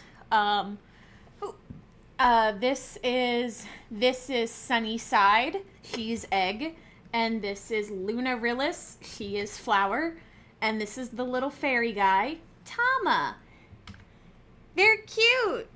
But, like, hey, no, you, the mysterious Mr. Enter, you cannot just, like, complain. Because, like, very obviously, like, with the knowledge that Snapdragon is trans throughout the entire, like, singular season that we have, it's kind of obvious that she's trans. She shows on multiple occasions clear and vocal discomfort with being associated with anything masculine. Are you genuinely complaining that a trans creator wrote a trans character and what the hell? It's something that goes against literally everything a show like this stands for, so it's something they never, ever do. Not in a million years, ever. Ahem. What was that? But Caraway being trans has nothing to do with this scene. So it comes across as just trying to establish the Caraway as a trans man and move along as fast as possible. I mean, yeah. Basically to just get it out of the way. Which makes the whole scene extremely awkward and clumsy. Why not? It's very tell over show. And there's a very easy way to have show over tell with this specific scenario. This episode tries to do a lot. We've established that. It has 4 different storylines. Yeah. But even Rosemary's subplot alone tries to do a lot. It tries to bring depth to Lavender and Caraway, and establishing their friendship, and help prod Rosemary in a specific direction in her education, and a lot more. But because the subplot is so rushed and half-assed, it does all of these things very half-assed. We get a backstory with Caraway and Lavender fighting a manticore, that ends up showing the pommel of the sword being broken back then too. Lavender breaking the sword herself is not important. Why don't you care about all the other scratches? This one line of dialogue reestablishes everything that's been seen so far. What? The backstory is yet another waste of time in the episode. No, it's not. A much better backstory that puts together all of the disparate parts of the subplot would be Caraway's trans realization. You could still have your action scenes while doing that by taking advantage of the genre of fantasy. A monster could quote-unquote curse Caraway by changing his sex, which eventually leads to him realizing who he truly is, and all the feelings that could come with that. That sounds You can go into really a backstory of Lavender and Caraway searching for a quote-unquote cure that Caraway wants less and less as time goes on. That sounds like it would require last more screen time than the plot much currently got, longer. but you could just cut Parsley's out. This is just one possibility among many, but it is so much better than just talking at Rosemary, and by extension the audience. In this scenario, it's some- The scene is literally, people act like the I'm transgender scene goes on for like ages. It's literally like, oh hey, who's this next to mom? Oh, that's me. You were a girl. I'm transgender. What does that mean? It means this. Oh, cool. Anyway, like, it's not that fucking complicated. Something that Caraway could confide to Lavender about, which shows their friendship probably stronger than just fighting a manticore did. It gives Caraway revealing that he's trans some actual narrative purpose as well. But more importantly, it gives Caraway an actual character. Because he doesn't have much otherwise. I keep saying that a lot in this episode, but I really am trying to give the show as much benefit of the doubt as I can. You are not! I think they try to make him the quote-unquote understanding teacher, kind of like Lupin, but we really don't have enough moments in the show that showcase with the Harry Potter references, it's just God this damn episode, it! Episode 11, and the finale. And 2 out of 3 of those are discussions about being trans. I don't know if I'm confident in arguing that Caraway is a token, but I do feel that he comes too close. The transgender character written by the transgender person is a token minority because this straight white cis man says so. Wow! My guy! For comfort. And there's also this issue. Is that kind of transformation magic permanent? I take a potion once a month to keep the spell active. Once again, new magic has no cost my ass. New magic can do anything you want it to do, except change someone's physical body permanently, because we need it to be a direct stand-in. Get it? It's a metaphor. I don't know that word. Of course you don't. For the most part, I don't think that the show is intentionally malicious. No, it comes across not. as more clueless a lot of the times. You're acting its like decisions and its mistakes do end up sending very bad, unfortunate implications. Like this goes down to even the warning that we get at the start of every single episode. Yeah. It should be noted that episode 3 is the first time that we see blood. The creators and it's the first time that we hear her didn't swear. want. Sort of. Holy crap.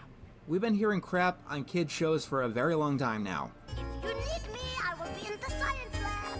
What's this crap? We're trapped in here day after day, doing boring stuff and standing in lines for cold, crappy food that they don't even give me time to eat. Is step 3 really all that? Shit. It ain't no step for a stepper. And nowadays, even kids' shows can say that word openly. Who you calling? The master prank caller. Holy crap. And the blood, that shoots you up from a Y to a Y7. Episode 1 and 2 of High Guardian Spice are very G-rated. Ignoring the almost potion murder, there's no violence, there's no cursing, and the themes are heavily about love and friendship. This wouldn't be out of place on Nick Jr. Oswald! And yet, the show requires a warning about sexual content. This sounds like a complete segue, but have you ever heard of the movie Love is Strange? It's a 2014 romantic drama. It was rated R by the MPAA in America, solely because two gay men kiss and sleep in a bed together, totally clothed. And this isn't the only time the MPAA has rated a movie R for these reasons. Can I ask you a question? What's the difference between that and this? Spoiler alert. Fucking serious? Are you blaming the show? Are you blaming the show for that warning as if that wasn't made by fucking Crunchyroll? Are you fucking kidding me? That's absurd! Oh my god! Are you That's ridiculous. No, you cannot get away with that point. There is no sexual content in any episode of High Guardian Spice. True. Not once in any of the 12 episodes. There's literally even only one kiss in the entire series. There is violence, blood, and peppered in swearing. Even alcohol is mentioned at one point, but no sexual content. Which means this warning isn't just mimetic and stupid, it's a lie. And a dirty one. The only way that you can think that it's not a lie is if you think that an LGBT character just existing is quote-unquote sexual content by their existence alone. The quote-unquote adult content in the show has been subject to controversy and debate. The creator has said that Crunchyroll had pushed them to include more and more adult content as the show went on, which is an excuse that has never been used in history ever. Although the specific content here is so forced and half-assed that it's an actually believable excuse here. At the same time, I have no idea why Crunchyroll specifically would want the show to have an edge. I don't know Crunchyroll either. isn't adult anime all the time. They have shows that are aimed at a younger audience, like Digimon or Yu-Gi-Oh! Or Banana. What the fuck? Okay, well now you're just segueing into something What? Once again, I don't think the show different. is being intentionally malicious. It's not but these malicious! mistakes and these missteps do have the potential to be more than funny haha memes. You're the one when you bungle a good assigning, message like, as badly as High Guardian Spice does, bad you faith create bad argument. messages.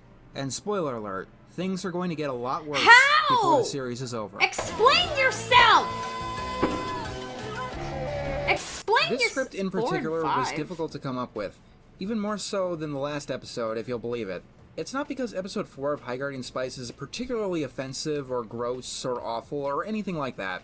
That would mean that episode 4 of High Guardian Spice is a thing. And episode 4 of High Guardian Spice is nothing. Let me put this into perspective. Yeah. There's an episode coming up that is a literal anime filler episode. The characters take a break from the overall plot, and you as an audience can skip it and lose out on nothing of the overall story. You miss the development between the characters. You dink? More interesting and relevant things happen in that episode than in episode 4. I didn't know that it was scientifically possible for something like that to happen. And considering that episode 3 felt like it was written on cocaine, it's definitely whiplash. That's why this video is going to be a double feature. With that being said, I'm going to be honest with you. Even then, it's exceptionally hard to write the script without resorting to fluff or filler.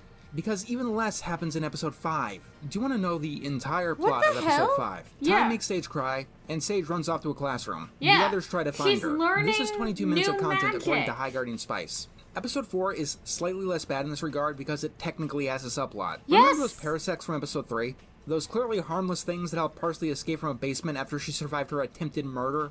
Yeah, well now they've invaded the school apparently. Yeah. And it's like, oh no, the bunnies are everywhere. We gotta get the fuck out of here. I've seen Night of the Lepus. I know what's gonna happen. Have you ever heard of, like, I don't know, animals carrying diseases? Like, if an animal... Also, look at how they are in that fucking room. Yeah, well now they've... Like, that's definitely not, like, a standard...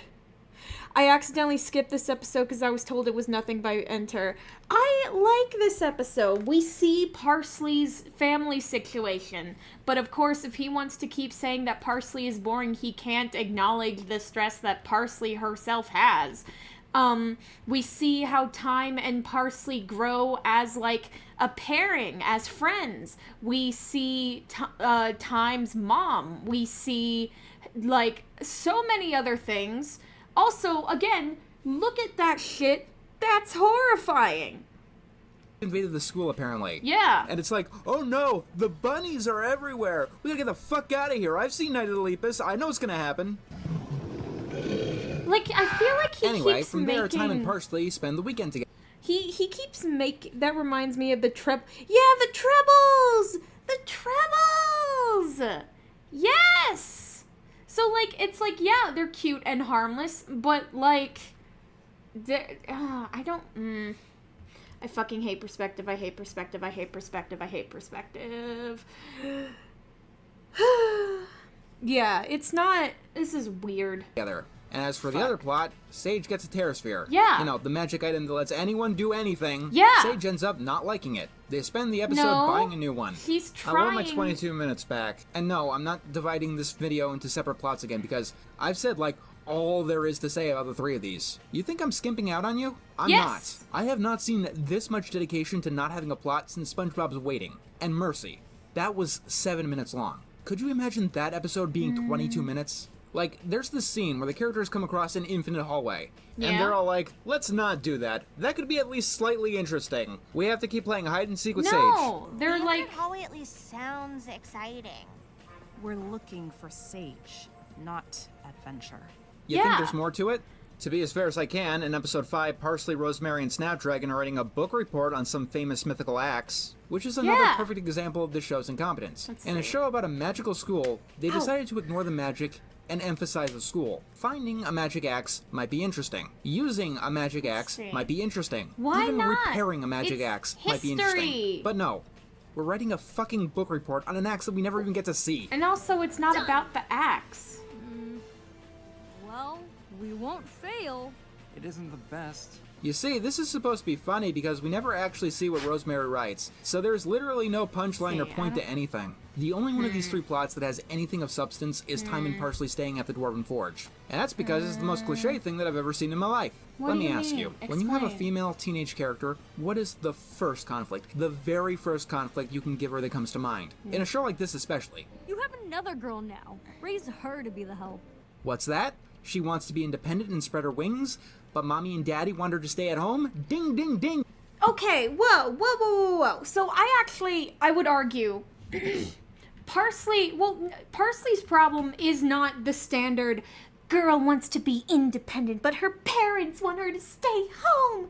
Like, it's Parsley, and hey, would you look at that? That's a common experience that many, like, sisters have, where they are expected to basically either parent themselves or parent their younger siblings, as if that is just a natural obligation women have. Parsley doesn't want to hang around the forge with her family forever. She wants to do her own shit. That's what the plot line is. You can't act like it's like, oh, generic, girl wants to be free. This isn't a fucking Disney princess. Like, come on, dude. Never write that plotline ever as long as you live. It has Why been not? done to death. There is nothing You new can or do interesting you can more. do with it at this point. It's especially bad here because it follows High Guardian Spice's motto to a T. It makes no fucking Let's see, sense. wait, no. So Parsley is going to High Guardian Academy. She's Yeah. learning forging, how Yeah. to be a blacksmith. Her parents hope that she's gotten it all out of her system and want her to come home to work as a blacksmith. Yeah. I'm going to repeat that. Her parents want Sage to stop learning to be a blacksmith so she can come home and work at home as a blacksmith. Well, and take the care round of her peg does not brothers. go into the square hole. Parsley and Time's subplot is the only one of the three that actually has any real conflict. When one of Parsley's brothers gets on the roof, they Yeah. gotta save him before he crashes to the ground. So they, use a bucket tied to a rope. I shouldn't have to elaborate on how stupid this plan is, do I? It's fine. Like, it's not something I should even have to explain. It's fine. I shouldn't have to It's say that the kid could normal. easily just miss the bucket as he fell. Oh or my if he hit God. the wall of the bucket hard enough, It's a- which he probably would, he'd fall over. And that's without even mentioning that Parsley was on the roof herself earlier in the episode, and could probably easily climb back up there. I shouldn't have to say these things. Why but not? I guess I do, Like, because somebody wrote this. you're not Someone somewhere thought that this could work in any explaining reality ever. You think What's that Sage getting a wrong with Terrasphere it? is actually a big, huge plot, but I swear, it is literally the only thing that happens. I mean, she makes this face. What's wrong with Speaking of this which, face? The technicals are getting even worse here.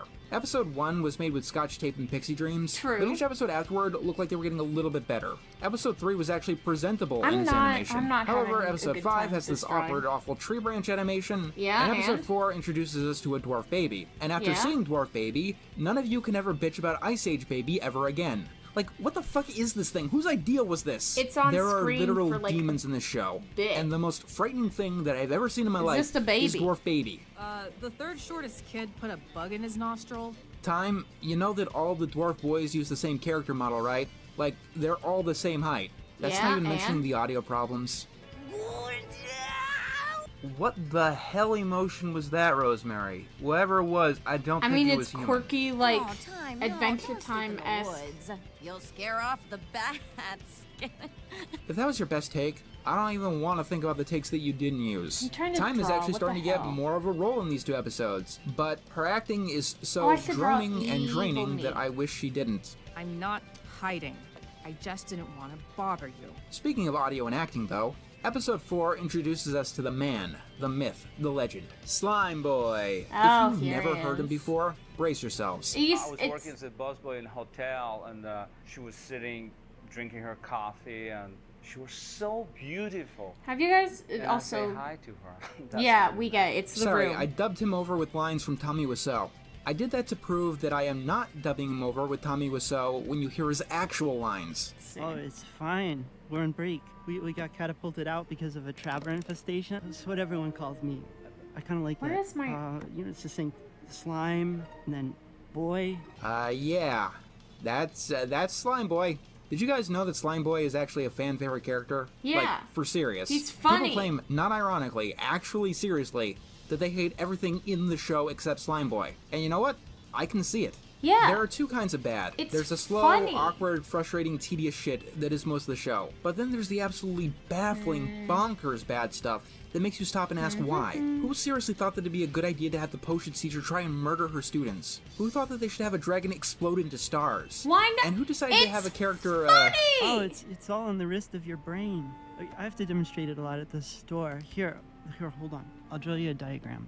It's things like this that are at least memorable. And it Yeah. puts High Guardian Spice into a very strange category, where the show would be better if it was worse. These baffling, bizarre choices are the best part of the show. You have to remember, this was an intentional choice. This isn't just an awkward line reading or bad dialogue. Angie tells me you're a botanist, hmm? Yes. I just started working for the council that organizes Lingard's fauna procession.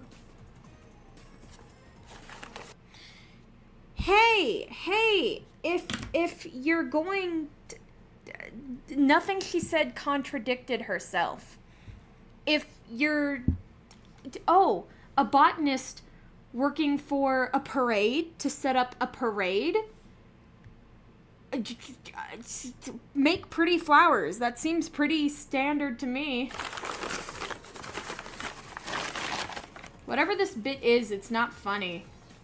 This was an intentional interpretation of the character that someone decided to do. And everyone who had the power to say no thought that it was acceptable to put in the show. It's Whatever Slime Boy is, Slime Boy was wanted. I'll be talking about the minor characters like Snapdragon, Amaryllis, Parnell in a later episode, but as for now, I will say that they do end up being liked a hell of a lot more than the main characters. Yes, people like Amaryllis, who was a bullying bitch in episodes 2, 3, and 5, far more than any of the main characters. And that's because that's the biggest problem with High Guardian Spice. The main characters. You know, the ones we're supposed to be following, they're either bland and boring, or awful and boring. Can you... I'm sorry, did you say Time? Sure, she's my friend from High Guardian Academy. The school got all infested with Travers and was evacuated for the weekend, but her mom's away, so she's staying with us. Holy hell, Parsley. That's a little social blindness that even I can't relate to. It's a joke! I've gone on and on about Time and Parsley. In the first 3 episodes, Time has contributed basically nothing to anything. She shot a cat, and in episode 5, she has to apologize for stupid reasons that we'll get into. And Parsley is dwarf. End of story. But that alone doesn't illustrate the depths of the problem here. Let me put it this way. Rosemary's backstory is that her mother has disappeared. I don't know. I'm trying to draw, this makes her very, and I'm not very sad. So her conflict is that she has mommy issues. Sage's backstory, as we'll learn in episode 4, is that her mother isn't accepting of new men. Shut up, mommy issues. What the hell do you mean, mommy issues? Literally, her mother has vanished. Is that not an acceptable, like... Also, that's just misusing the term mommy issues. Mommy issues, or like daddy issues, mommy issues, is like when you have like a weird, strange relationship with your parental figure of choice, and when it's like, I don't know, fucking, come on, guy, don't be like that. Like, don't be lame, don't be all like, ooh, mommy issues and stuff. Like, just, don't, like, that's weird. That's weird, right? That he's like, oh, mommy issues? Gotcha. So her conflict is that she has mommy issues. Also in episode 4, we learn that Time's mother wants her in Linegarth, but Time doesn't want to be there. So her conflict is that she has mommy issues. And finally, also in episode 4, Parsley's mother wants her to work from home, but Parsley doesn't want to. In short, her conflict is that she has mommy issues. You could argue that the individual rooms are cherry, scarlet, crimson, and maroon, but they're all still fucking red. Episode 5 is also where Sage gets, real fun real fast. Those conflicts are all completely different. Oh god, I'm about to sneeze.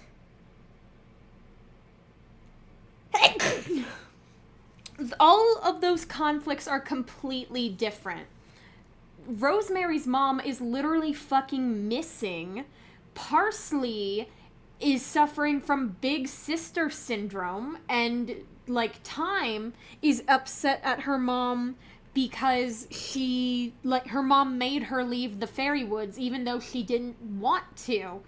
That's what the fucking plot is. It's not that hard. Do you know why Sage goes running off crying? It's because Amaryllis is bullying her. And then Time, not even paying attention, literally only says one word that kinda sorta agrees with Amaryllis. Then everyone forgets that Amaryllis was the one bullying Sage, and now it's Time who has to find Sage and come up with an apology. You can do this. Really? I thought I couldn't do anything. I thought you were Amaryllis' new puppet. Sage, Time said one word. Literally, one single... I mean, okay, I have mommy issues. I have issues when mommy lost her head. True. That's so true. That's so no, I understand that. Like, look, Sage can definitely be, like, a lot of a person, but, like, I don't know, it's not the most egregious thing in the world. Like, Jesus. What the fuck? Single word. Here's the clip if you don't believe me. Blah, blah, blah, blah. Old magic is sacred. Sweating into plants instead of going to lunch. Yeah. Yeah. Yeah? Yeah. That upset her. Yeah. What's wrong with that? My god. Get the exorcist. She's been possessed by Mao Zedong. This is after Time literally saved Sage's life at the start of the episode, by the way.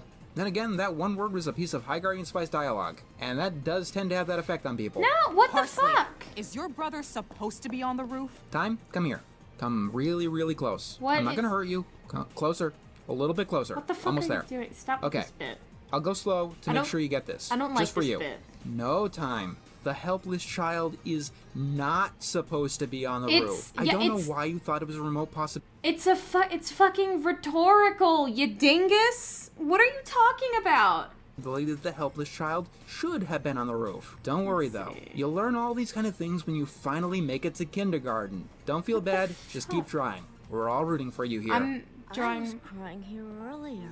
This seemed like a good place to cry. If I told people that in High Guardian Spice, characters went looking for a special classroom to cry in, they'd think I was making exaggerated claims to make fun of what the show is. No? Anyway, sorry. I just came in here to cry, but It's like a fucking parody. It's a joke! Try not to lose an arm.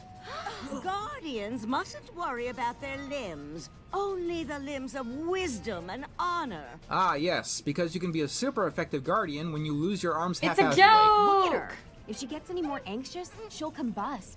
Good. It'll save us a shit ton of trouble, trust me. What is that? I am not looking forward to episode 6. The writing really dies at the end of the Taylor plot, though. I hope so you Sage's watch cousins tell her that her mother is a hypocrite because she used to use new magic, and now she despises the stuff. On first glance, this seems like an alright resolution to the plot, until you realize that this logic can literally be used for cigarettes or other drugs. Sage's mother used to smoke cigarettes. Sage's cousin used to think that she was cool for it. Then Sage's mother stopped. And now she doesn't want Sage to smoke cigarettes. Seriously, what's the difference from what is established? Because new magic is not inherently, like, damaging to the individual.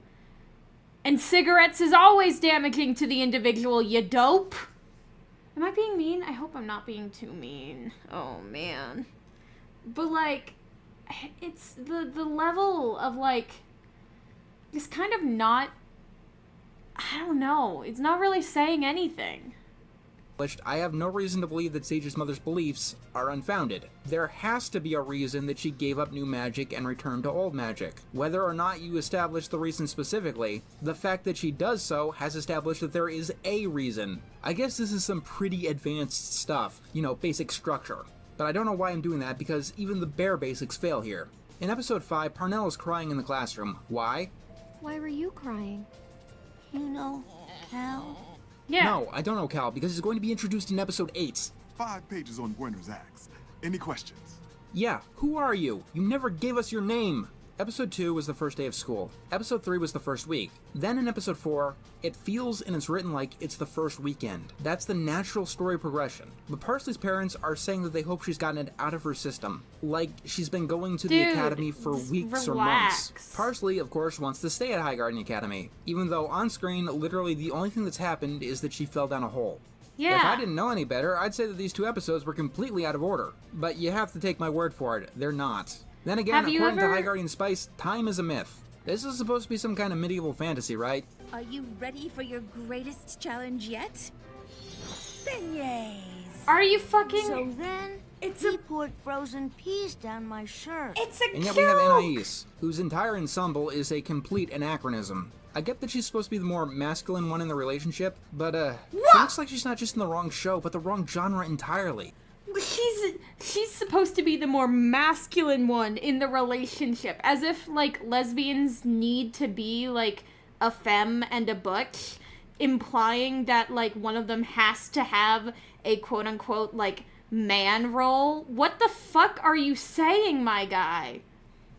Like, actually, what the hell? This isn't a fantasy outfit, this is cyberpunk. It is not cyberpunk. I cannot emphasize how much nothing happened in these 2 episodes. Fuck? Between 44 minutes, only one plot-relevant thing happened. Yeah? Sage getting her Terrasphere. Yeah. The episodes toyed and teased with making interesting things happen, like the infinite hallway, but they decided not to do any of that. It's called a throwaway this waste of time wouldn't be so bad, except for the fact that several relationships are not well developed in the end, to the point where they may legitimately come across as offensive. The overall plot comes across as rushed and half-finished. The themes are underdeveloped. The characters are underdeveloped. True. And one of my absolute greatest pet peeves is a show that both wastes time and needs more time. I can tolerate one or the other, but both existing at the same time is a surefire way to make me angry as a critic. You gotta, like... I hear that the show in general was rushed because I hear every excuse in the book about the quality of High Guardian Spice. Every excuse? I hear the Crunchyroll really pressured them to get it done as fast as possible, that they had to start animating before scripts were even done, that everything was bad because of budget, that they're swearing because Crunchyroll made them put it in, that the people in the trailers didn't know they were being filmed for a trailer, somehow, that literally the only people who have no blame for what went wrong with the show were the people who actually made it. Troubled production is never a fun thing. Yeah. But right now, I'm going to tell you one of the harshest truths in all of creativity, no matter which medium that you've picked. What are you Troubled production is never not a thing. No matter what you're doing, you will always need more time, more money, less corporate oversight. And you have always made a better project. Did Crunchyroll really rush the studio? Did Crunchyroll really slate the show for a 2019 release, push it back to 2020, and then keep it on the shelves until late 2021 without fixing anything? And at the same time, still rush the studio? Is Crunchyroll really that fucking incompetent? Did Crunchyroll really make a trailer without telling everyone in the trailer that it was a trailer, and thought that it would be a perfect way of selling the show they were staking a very risky financial venture on? I don't know, and I'm not interested in finding out, because it doesn't matter. It's irrelevant. The video game Duke Nukem Forever took 14 years to finally be made, and it came out as an outdated, offensive piece of shit. The Legend of Zelda Majora's Mask, often regarded as one of the best video games of all time, took less than a year to create. Frozen 2 is notorious for its troubled production. They started working on it before they even knew the plot, and as a result, it has things like Kristoff leaving the movie for 40 minutes. Meanwhile, there was another Disney movie that had such a troubled production that the people behind it were essentially making two different movies. That movie? The Emperor's New Groove, one of the most beloved animated films of the 2000s. As for...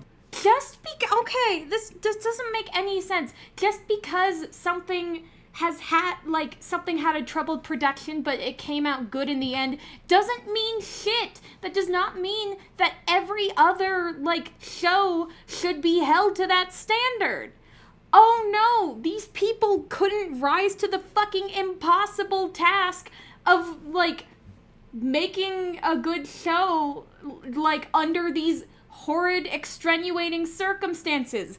God fucking forbid. You are not smart or clever or brave for saying this. You're just kind of being a douchebag. Obviously, it does fall on the creators that the show... Can we watch that instead of what Mr. Ender's babbling? Can we watch that instead of Enter babbling about nothing? I don't know what you're referring to. But Emperor's New Groove? God, if Disney wouldn't strike me the fuck... Oh my god, I just thought of oh my god. I need a Twisted Yzma from Emperor's New Groove and Twisted Wonderland yesterday. I need that. Oh my god. Oh, I need that. Sorry, Twisted Wonderland on the brain. Gotta say, his avatar is especially the kind I expect to be behind a review like this. Yeah, I try to make sure that my, little talk sprites aren't like that, but I do, unfortunately, tend to use those kind of gestures, just in real life, so my avatar does have a few of them, but it's so... you're saying nothing. You're saying nothing! Budget, in the 2020s, we have entered the era of the billion-dollar box office bomb. Yeah? High Guardian Spice had a difficult production. There's no arguing that. It did, we can argue the specifics, debate on what's true and what's not. But in the end, it's not relevant. A budget of $0 and a time limit of a day doesn't change what High Guardian Spice is. It doesn't make it good. It doesn't make it technically better. No, it doesn't. It might make it a more impressive feat, but it doesn't make its flaws disappear. All it tells me is that it's another reason that the creators made a mistake in pitching the show to Crunchyroll to begin with. And that's one mistake that can't be argued or excused. Okay, no, Ray Rodriguez did not pick, he pitched it to, a bunch of different studios. And Crunchyroll, why the hell... give me a reason why, Ray shouldn't have done that. If given the opportunity, without hindsight, given the opportunity, why shouldn't Ray have, picked High Guardian Spice to Crunchyroll? Why wouldn't he do that? You're not giving any, actual, conceptualization of what any of that means. You're wrong about him saying nothing. If he were saying nothing, we get silence instead of the headache he's providing. Damn! Oh, that's pretty good. But, like, genuinely, what are you talking about? You can't just be like, oh, other things have had troubled productions and they're some of the greatest things ever. It's like, yeah, those are exceptions. Like, that literally means nothing. That actually means nothing in the face of, like... Because here's the thing, too. I am not defending High Guardians... well, I can't say that. I am not saying High Guardian Spice does not deserve criticism. Literally nobody has said that ever. And if they have, they're incorrect. High Guardian Spice is extremely deserving of criticism because it is not a good show. However, I feel like it is pertinent to keep in mind when criticizing the show of the struggles that the production team came upon. Oh, I don't like that. Because, oh, hey, look at that. They were dealing with a lot of shit. And just because other studios have made it work does not mean that, like, everybody can. Also, Crunchyroll, a little different than Disney. Kind of irrelevant, but I saw a post from Ray saying he hadn't given up on the show, so I have hope that it comes back someday. Yeah! I know, right? I love just... Genuinely, Ray Rodriguez's, like, tenacity is so deeply impressive to me because I like, it would be so devastating to have what happened to High Guardian Spice happen to, like, and just move on from it. Just be like, okay, I'll just do something different. Like, the fact that he managed to stay on the internet and not get run off by, you know, assholes, like an asshole hate mob, is truly a testament to his own, like, perseverance and tenacity. And genuinely, like, dude should be, like, proud of himself. Even if High Guardian Spice was a bad show, Ray Rodriguez deserves to be proud, at least to have, like, suffered through that and gotten out the other side. I know, with how overhated the show is, I am hesitant to speak ill about High Guardian Spice. I can do it with Onyx Equinox. I can do it with Onyx Equinox, which got hit with the exact same issues as High Guardian Spice, and it makes me sad the state both series were left in. I actually watched Onyx Equinox after. I found the whole thing on YouTube. And it was so funny. I was watching one episode, and then, like, all of a sudden, like, I fucking slammed down, and I'm like, Scaramouche from Genshin Impact? And yeah, it's the same voice actor. He even still puts that character, like, on his, like, banners and stuff when he goes to cons. And I just think that's funny. That's really funny. Onyx Equinox was a mess, but, like, in an entirely different way. I wanted Onyx Equinox to be good, and it felt like it just kind of, like, wasn't. But, well, that's fine. Away. Hate. Let me tell you how much I've come to hate. So, a couple of disclaimers before we begin this review. One, I'm going to be calling this weapon a rapier. I know that's not how it's really pronounced. I'm just not going to risk offending the robot that controls my paycheck by using the proper pronunciation. Are you fucking and serious, you goddamn coward? I hate that. I hate that so much. Like, dude, genuinely, I'll be so real. Like, the moment I'm not saying shit about, YouTube will have to come to my house and put a knife to my throat before I start saying shit like sewer slide or whatever the fuck else euphemism people are saying. Like, I will actually combust. And even then, like, fuck it, whatever, fuck you, no. What was that other thing? Oh yeah, I hate this episode with every miserable fiber of my being. Yeah? Welcome to the second half of High Guardian Spice. This is where things start to get really bad. How? Episodes 1 through 5 were mere child's play. Now we're in the major leagues. All It's of the not terrible that bad. writing, the It's awkward dialogue, really not the that stupid bad, moments, dude. bad characters, they do not compare to what we'll be facing in the back 7 episodes of High Guardian It's Spice. really not that Don't bad. get me wrong, all that stuff is still here. It's Stupid not- moments, awkward dialogue, Nothing. Clams are bad. Don't look at me. bad What's animation. wrong with that? But it's all about to get You have to significantly less explain funny. yourself. Let's start with the plot. Episode 6 introduces us to Aster. He's Yeah. the new student to High Guardian Academy, He's a side- which doesn't make sense he's on a the face of it. Previous plot- episodes implied that students needed to be accepted to High Guardian Academy. He's you know, a- everyone travels to it, they wear uniforms, it's clearly not a public magic school. He's a and there's plot also this. specific character. Guardianship is something special. But what is it exactly? If you knew, you wouldn't be here. Aster being accepted to High Guardian Academy late would be odd and confusing if it wasn't Not really. already odd and confusing that he was here to begin with. I mean, What's it's just- a rune? In the last It's a review, I joke. said that the minor He's a characters were more joke. popular than the main characters in High Guardian Spice. He's a joke. Aster is the exception because I believe no one likes Enter Aster. was a little He's an self-aware airhead, with the dumb YouTube blonde, algorithm at the time. himbo. Yeah, fair. The entire episode is about him macho posturing to Rosemary. Yeah. He shows up like a wet fart, and then after the intro, the first thing he's doing is trying to mansplain Rosemary's own sword to her. Yeah. Then the rest of the episode It's a- is him constantly failing. It's His a own joke. natural sense of direction gets him to crash into a wall. It's a joke. He can't remember Rosemary's name ever. It's a Oh, joke. hey. Rhubarb. Rhubarb. Rhubarb? You're welcome, Rhubarb. Listen, Rhubarb. Rhubarb's like really good at this stuff.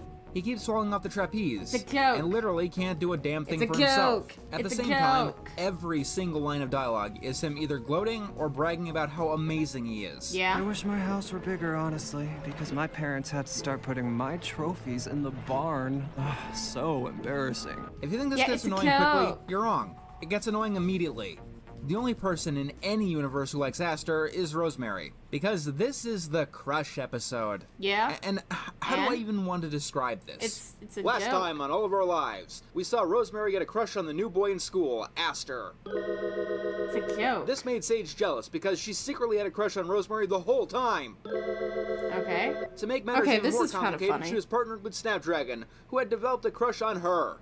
Okay, no, that's not. And it gets even better Yeah, if you believe and? it. Who cares? Snapdragon puts on a mermaid costume in a later episode, and that does something for Sage. Let me ask you a question. Oh, God. Do you like pitiful, pointless high school drama? The bare basic plot of this episode is the most occasion. miserable love square that I've ever seen. Because this entire episode is miserable and bitter. So it actually has a thesis. There is only one surefire way to get over a crush. Spend time with them. So we have Rosemary pairing with her new crush, and they end up pairing Snapdragon and Sage together, and everyone makes each other fucking miserable. Not Aster really. is a sexist dipshit pig and is constantly making a fool Reminds of me himself in of front of the old Rosemary. saying, throw an Meanwhile, insult Sage on is the being a ground, bitter see- sexist dipshit pig, going on and on and on and fucking on about how bad a match Aster is for Rosemary. Look, there's no Yeah. beating around the bush. This episode is sexist. Misandrist. Yeah, I know. Misandrist? Holy shit! Genuinely. It's actually so fucking funny how people like call this episode like sexist and misandrist and stuff when genuinely if you look at the scenes it feels like the show is more critical towards women, towards people who do act like female friendships are somehow more inherently deeper or special than male friendships. It's like, oh my god, you're gonna oh my god, are you fucking kidding me? It unless I was absolutely certain. Yeah? I don't believe that guys are all awful. I mean, Hackberry Trout was okie, but he never tried to explain magic to me. This is an episode where a character literally pulls in, I'm not sexist, but... And Sage, she is a very, very sexist character. So was fucking Sokka at the beginning of Avatar The Last Airbender, and then he grew the fuck up. It's called a character arc, dipshit. The shit that she says in this episode, my god. Yeah, You it's wouldn't bad. guess. You're a guy. No, wait, it gets better. Guy friendship is different. It isn't the same. Guys don't talk about their feelings. Did literally everybody except me who watched this episode just fucking miss the part where Sage is explicitly framed as being in the wrong? Literally never Never in the entire fucking episode does Sega's points of view, like, are they validated? They are not. They are never validated because they are not valid. They are harmful and sexist. That's kind of the point! What are you talking about? I wonder if I could break glass, like, with my voice. That'd be dope as fuck. But no, genuinely, this is a nothing burger. Because anybody who, like, I don't know, paid attention when watching the fucking cartoon would know that no, Sage is not portrayed as, like, being correct here. She is portrayed as being sexist and wrong. Yeah, no, one of the writers, like, I hate men, and it's, like, whatever, but also, guess what, I don't fucking care. I don't care, okay? I don't care. I don't care. I don't care. I don't care. I don't fucking care. Like, there is a difference between, like, a man saying, I fucking hate women, they're all, like, bimbos and idiots and stuff, because, guess what, like... Yeah, I want flawed characters. No, not like that. But like, the fucking second a woman, like, honestly, people say, like, men will say, like, I hate women, and nobody bats an eye. But the second a woman says, I hate men, it's a goddamn problem. And that's so annoying and frustrating and dumb. Like, I'm sorry. What the fuck is your goddamn problem? Sage, in this whole scene, so what you just said I had copied, I was waiting to paste it for this part. Oh, what did I say? I just said a lot fast. But, like, genuinely, the lack of, like, it's genuinely really impressive that you're drawing and responding to the review at the same time. I still can't do that yet. Dude, when I draw, I'm, like, singing... I'm yapping to myself. I'm, like, acting out the scenario that I'm drawing. It's, like, I do a lot when I draw, because I suck at staying still. But no, genuinely, what the fuck are you... Sage is literally, like, Sage being in the wrong. Yeah! Sage is literally in the fucking wrong, and the show explicitly... Like, I'm sorry. Did you need Sage to turn to the camera and say, I'm sorry, Snapdragon. I was being sexist back then. Particularly sexist against men. The most oppressed class of people. Like, what the fuck are you talking about? You, like... What is your damage? I don't know if this is professional or not to say, but I do find this, like, legitimately grossly offensive. To be as fair as I can... Oh my god! I don't know what a girlfriend... The fucking sad music? The sad music? Are you kidding me? Legitimately grossly offensive. To be as fair as I can, no, I don't know what a girl friendship is like. It might be different than guy friendship. It's not! It might be similar. It also might not be something that you could just sum up with one blanket stereotypical statement, like saying that guys don't talk about their feelings. I mean, maybe I'm not the best person to be talking about this. Technically speaking, it's my job to talk about my feelings. Like how much I'm gonna stab Sage with her own spear. I mean, the most obvious thing to say to this is, yes, I'm a guy, and I do talk about my feelings. Oh my god, he's... Like, dude, you are making this all about your fucking self when you could have literally used, like, the in-show... This is such a weird, like, pity party. Oh my god, what is wrong with you? I've talked about how I felt from everything to the death of my mother to getting quote-unquote canceled, cutting old toxic friends out of my life. Not always publicly, but... to my friends. What are you talking about? Or even guy friends, believe it or not. What are you talking about? But I can sum up my problem with this really simply. I stated that I felt offended by what Sage said. Yeah! And I can guarantee, it's going to be a common sentiment that I'm going to get, oh, boo-hoo, grow up, can't handle a little sexism in your direction. Sage, there's a reason that guys don't talk about their feelings. And it comes down to people like you. Why are you the talking... obvious point in the episode's defense is that... Why are you... Okay, oh no, wait, he's gonna counter it. The Snapdragon gets clearly upset and tells Sage off. And Snapdragon is a guy, right? Well, Snapdragon, it can be painful to let go of the identity others expect you to manifest. After the show ended, the creators went on record to say that Snapdragon was meant to be trans. Oh my fucking god, he's going down this route. Jeez. Oh my god, what do you have to say about the trans character written by the trans people? How are you gonna say, oh no, actually, like...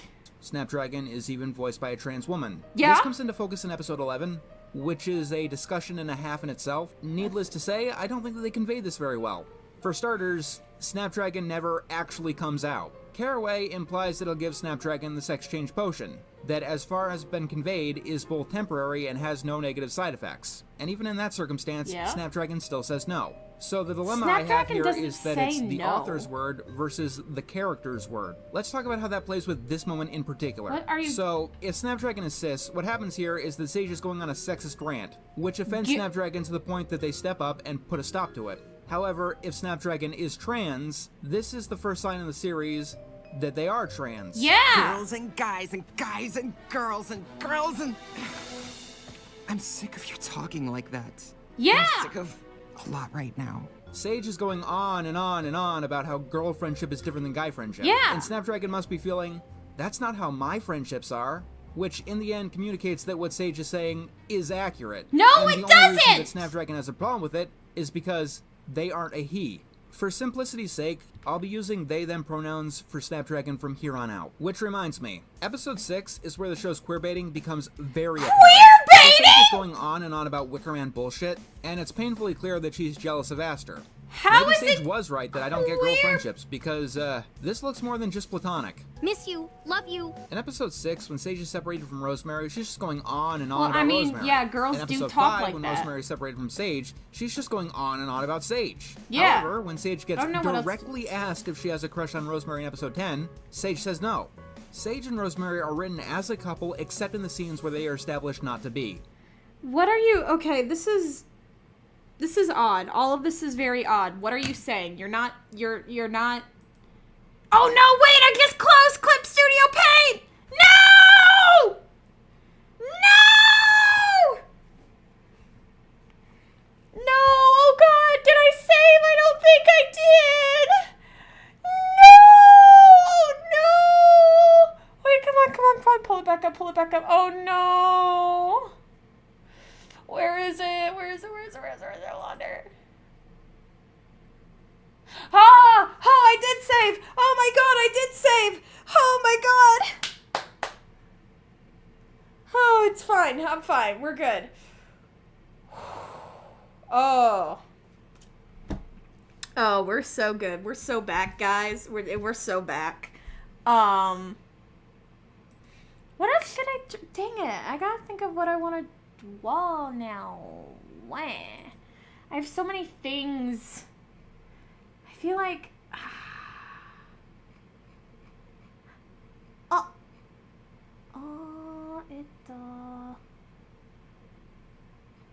I don't know.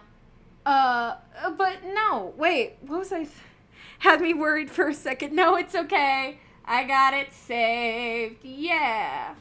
We need to do more with these characters sometime. At least on Sage's side. On Rosemary's side, this is the only episode she shows any romantic... Oh, yeah! The whole, like, fucking... Oh, I don't know. What are you talking about? This is like he's literally saying nothing. I'm so fucking confused. What the hell? Interest of any kind. In fact, after this episode, Rosemary starts to blow off Sage and become the exact kind of friend that Sage deserves. I want to be charitable and say that this isn't a big deal. After all, plenty of media has heterosexual couples that has this will they won't they bullshit. Here's the problem. High Guardian Spice had 12 episodes to say that Snapdragon was trans. In the opportunity to affirmatively state that Snapdragon was trans, they said no. No. They had 12 episodes to say that at least Sage had a crush on Rosemary. In the opportunity to say that she did, she said no. One of these I can... Are you fucking stupid? Etoble.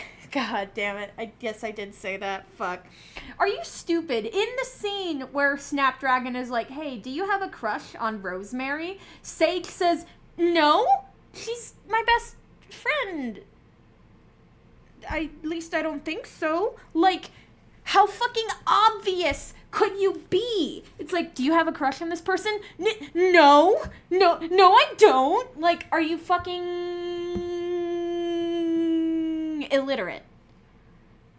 That's just incredible. The levels of not reading the fucking room.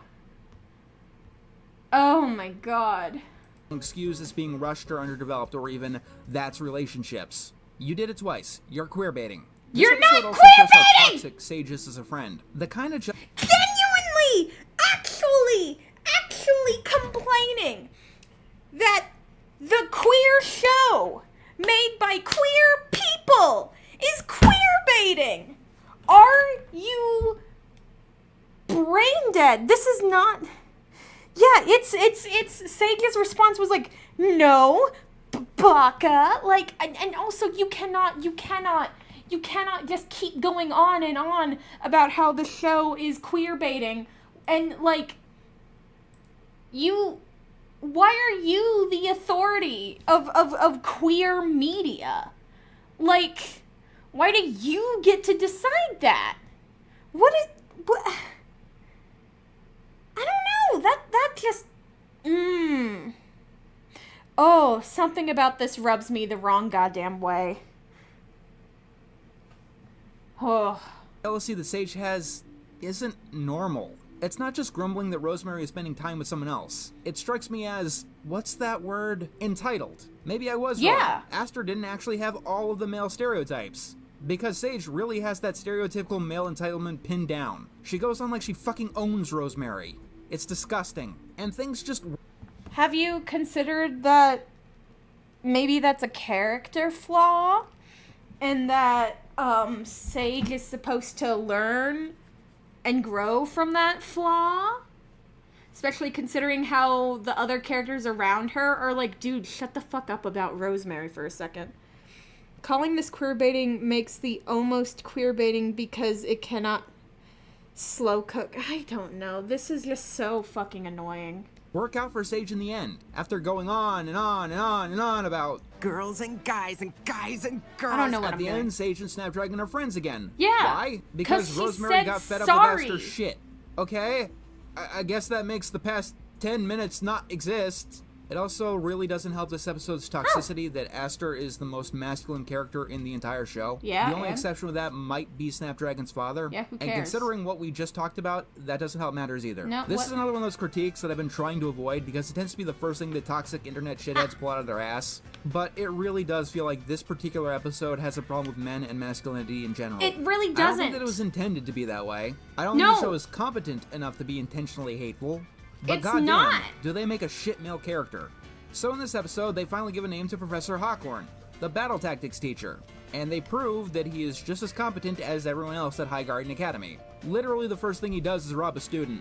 No, I'm not kidding. Snapdragon is using their father's axe. This is your father's weapon? It is.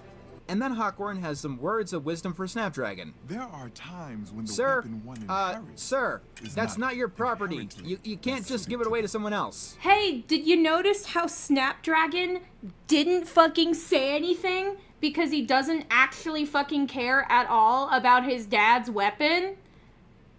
Oh, damn. Like, can you not read the room? Are you, like, it's the level of, like, willful ignorance is, in fact, a little stunning. Wow, incredible. And he ends up giving Snapdragon a rapier because I guess he wants the kid to die. While you can use this weapon for combat, I personally wouldn't recommend it. Rapiers are generally regarded as fencing weapons. It's a fantasy show! They're not very good as combat weapons. Wikipedia says that they were used for fashion and as a sidearm. Yeah. As in, not the weapon you initially chose to use. It's a And yes, it also says self-defense. But, like, I don't know if it's gonna do you good against a dragon. Not to mention, Snapdragon's particular weapon is thinner than ones typically used in combat. They're used as fencing weapons because they're generally less lethal than, like, a broadsword. It's just I don't know if it's sword. the longest choice for a weapon, but you could go with a spear, a naginata, a dagger, any short blade, really. If you wanted to go with the same idea, I'd go with a saber. A saber has the elegance of a rapier, but it actually has, you know, a point. Time shows that ranged weapons are also an option. So What the fuck a crossbow would also be perfect. They made a rude Once man again, I assume the stereotype point in one is to teach these episode, but it's students to drive not the die. story, right? But I'm Like, starting to reconsider I don't know, that because every little thing seems to be inching everyone closer to an untimely end. Harkorn has a great way of pairing students, by the way. Everyone get in a circle, stand next to your preferred partner. Look directly across from you. You're looking at your partner for today's obstacle course. You do know that from the opposite of a circle, it's hard to figure out who directly is your opposite, right? Not really. If Come you're on, facing dude. just a little bit off, two people are going to think that they've got the same partner. Seriously, what do they teach you guys at that school? I'm trying to learn to use my compass. It points north. That is literally all it does. It's also a terrible tool to use to try and solve a maze. So everyone is trying to get to the north of the maze. But here's the thing about a maze. Oh my It has passages that go back and forth and double back. I could show you the problem with the diagram. Here's a quote-unquote maze that is just one path, a labyrinth. If you exclusively go north and never try to go south, you will never exit this maze. Speaking of which, it's daytime. The sun is out. It rises in the east and sets in the west. What is- You're more guaranteed to have that I than a finished compass. dinner, this dude is still yapping. Yeah. Magic in here. Kind of defeats the obstacle part of the obstacle course. Okay, time. We have to do this again. You know the drill by now. Front and center. Closer. Yes, I Stop. am actually upset with you this time. Stop with that. Closer. Defeating the obstacle part of the obstacle course is the fucking point of an obstacle course. No! No, it isn't! The point of the obstacle course was to not use magic. The teacher explicitly said not to use magic. You're missing the point! You moron! None of these trials matter, by the way. Shouldn't we be tied for first place? I started tracking scores at the beginning of class, and it looks like you hammered through the most dummies. Yeah, I was keeping score before the game even begun, so go eat shit. Couldn't you dock me a few joke. points for, I don't know. No. Not unless you cause grievous bodily harm to someone. You sick, sick man. I don't know if the actor's got, like, shit direction. Ultimately, but we the way should that he not said that, forget he Mr. Ender clearly fucked wants it up with Parsley his to hurt own someone. cartoon stuff. Oh, what? Just for this trophy! It's a He is joke! actively encouraging her to do it. It's a So joke! Parsley does end up hurting someone. Aster is being a sexist jerk at the end, and she sends her hammer down. But when Hawkhorn is saying this, Aster is nowhere to be seen. He's still in the maze. It's a Not joke! that would make what It's a Hawkhorn said okay, joke! but the way It's that a this is portrayed makes it seem like joke! Hawkhorn wants Parsley to hurt someone for his own sick amusement. It's a Yeah, Parsley, I know joke! you wanted Parnell to win, but because I was keeping score before you even know the game was being played, he didn't win. But I could reconsider if, you know, ended up hurting someone else. It's a What the fuck is with this academy? It's What a is with these teachers? joke. I know everyone else has asked this, but I really have to. Are the teachers intentionally meant to be psychotic? Or is it just Yeah, a Mr. Ender combination of tried to bad make a writing and cartoon acting? where roles of nice to see your children and hair. adults were reversed. What the Why fuck? did that sound like a threat? What? This episode is bottom of the barrel. You're It's bottom definitely of the bottom barrel 3. as a But unlike reviewer. episodes 3 and spoilers episode 11, this, if you'll believe it, actually has a saving grace. This is where the minor characters really start putting in an effort. Regardless of the reason, Snapdragon telling off Sage is Oof, satisfying as forgot all about hell. It's only let down by them being friends again at the end. Of course, when How? Amaryllis gets the battle axe, she becomes a murderous little gremlin, which God forbid that, like, friends make up with each other. He found out it's harder to make a cartoon than he thought. Wow. Wow. Was it before or after his fucking High Guardian Spice review? Because, oh my god, this is, like, the sheer levels of, like, I know better than everybody else that this guy has is like, astonishing, frankly. It's really frustrating, actually. is actively funny to watch. Yeah. Feel alive! She has a habit of being mean to everyone and treating them like idiots. Before. But here's the thing. Oh my god. Everyone else... So, like, oh, it's harder to make a cartoon than I thought. And then when a cartoon that was really hard to make comes out, he's like, this is garbage and it's all the creator's faults. Like, shut up. Actually, shut up. Is an idiot. and our banter is legitimately entertaining. I'd rather eat rocks than listen to my mother go on about her affairs. Wait, do you mean affairs like... She's a lush who never met a deckhand she didn't dab with her hands. This joke is a little long-winded and it gets very confusing at the end, but I'll tell ya, it's really something coming out of this Nick Jr. ass show. Wait, did you mean affairs like... Yeah, I meant the other thing. Oh. Then there's Parnell. Unlike Slime Boy, where I can see why people like him, but don't entirely connect, I actually do like Parnell for the most part. His first appearance was definitely weak, but I will never forget him just jumping into the pit for no reason. I thought he just wanted out of the show that bad. I know I did. But no, he did it because he doesn't believe in oblivion. High Guardian Spice could have been that show. It could have been the room of animation, packed to the brim with moments like that. Is it not? Tearing me apart, Lisa!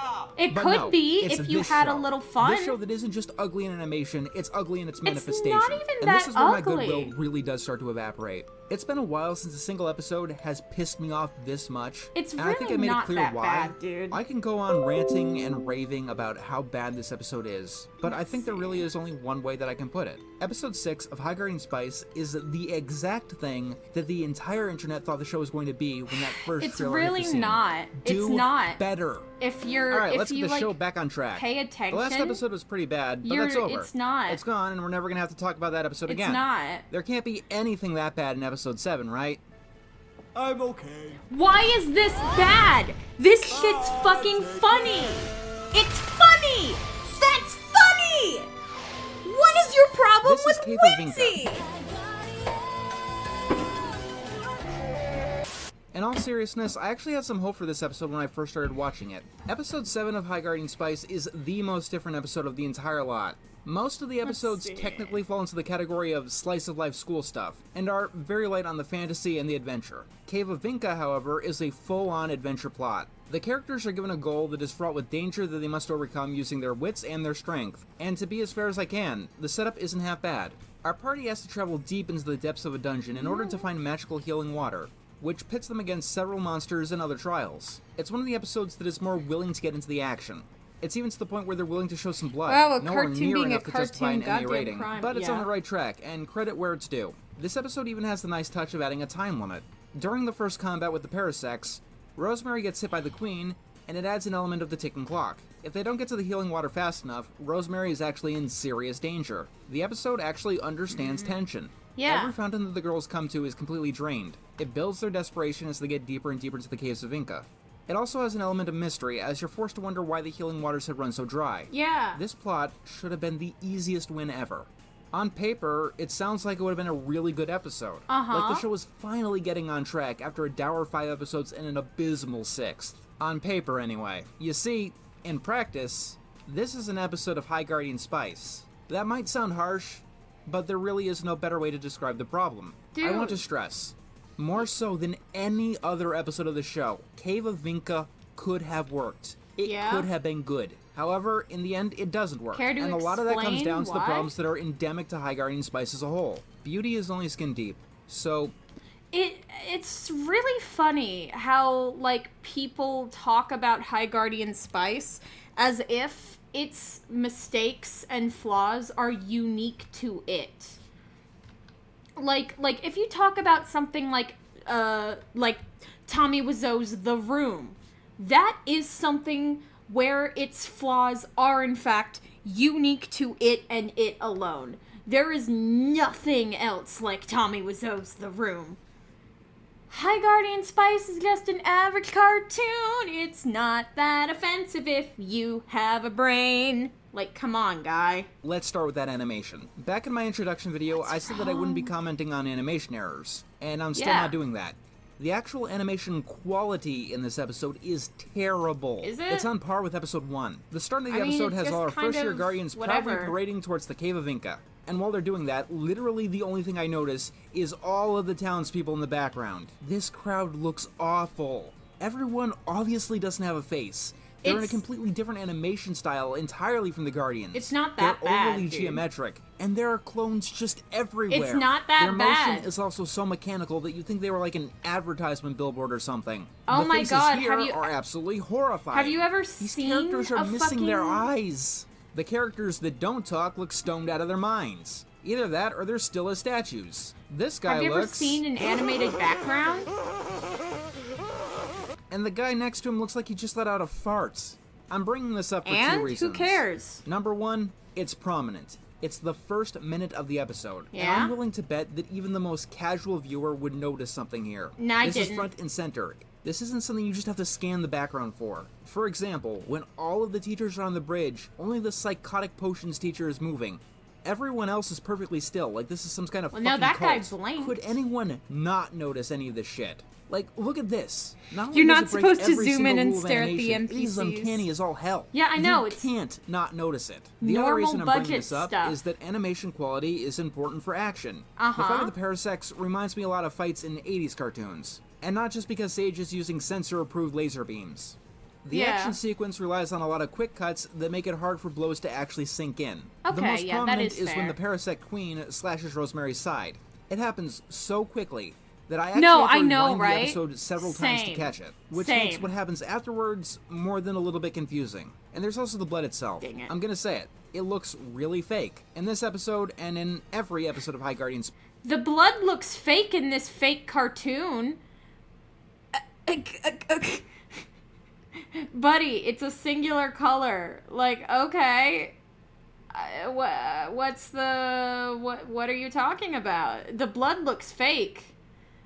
Yeah. Like, I know fake blood can, like animated blood can be good and, like, super realistic and whatever, but, like, I don't know. That feels like a really, like, generally nothing issue. But then also, like, the whole, like, I just, this is so, like, nothing. This is a nothing. You're saying nothing.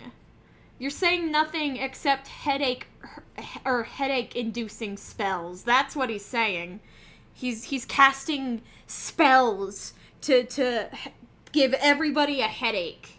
Vice. It looks like a YouTuber. I will say though, no, he is correct. The Queen Traburn attacking Rosemary is way too fast. And also, a fucking huge pet peeve I had with High Guardian Spice is how whenever there's like a stab, it's like a popping noise or like it does not sound like a good stab. It sounds like a pop, and or like a suction cup. That's what it sounds like. It sounds like a suction cup, and I really, really hate it. It bothers me every single time. Anyway, I'm drawing myself in Twisted Wonderland. There is a part in Chapter 6 where the player is given a Palm Fiore student dorm. This is cute art. Is this the same magical girl OC? No, this is Twisted Wonderland. It's me. I'm drawing me in the Palm Fiore dorm uniform because the player is given one in Chapter 6. And I like to self-insert with this series because I need comfort. So that's what we're doing.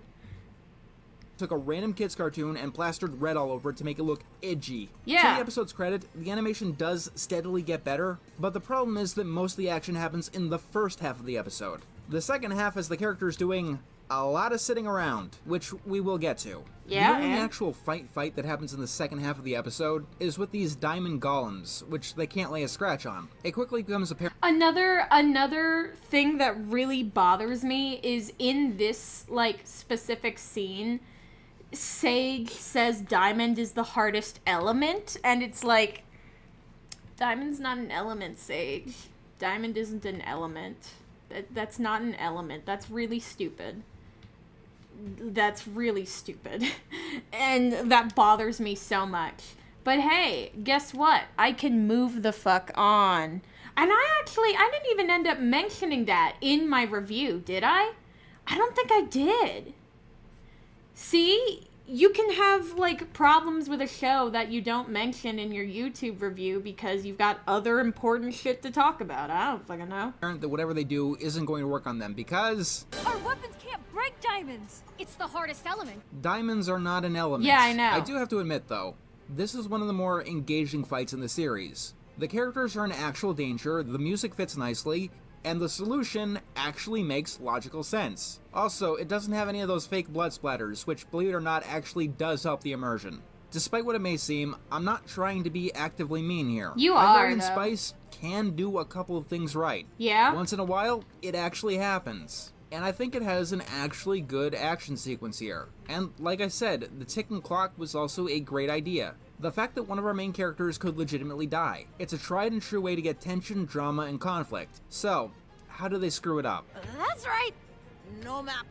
Can someone of you tell me where the most magical fountain is? Once again, it comes down to the acting. Rosemary's voice actress constantly tries to play wooziness, delirium. Like she's sick. Not like she has a fucking gash in her side. It doesn't fit, and it doesn't convey what's actually going on here. How do I want to put this? It's like...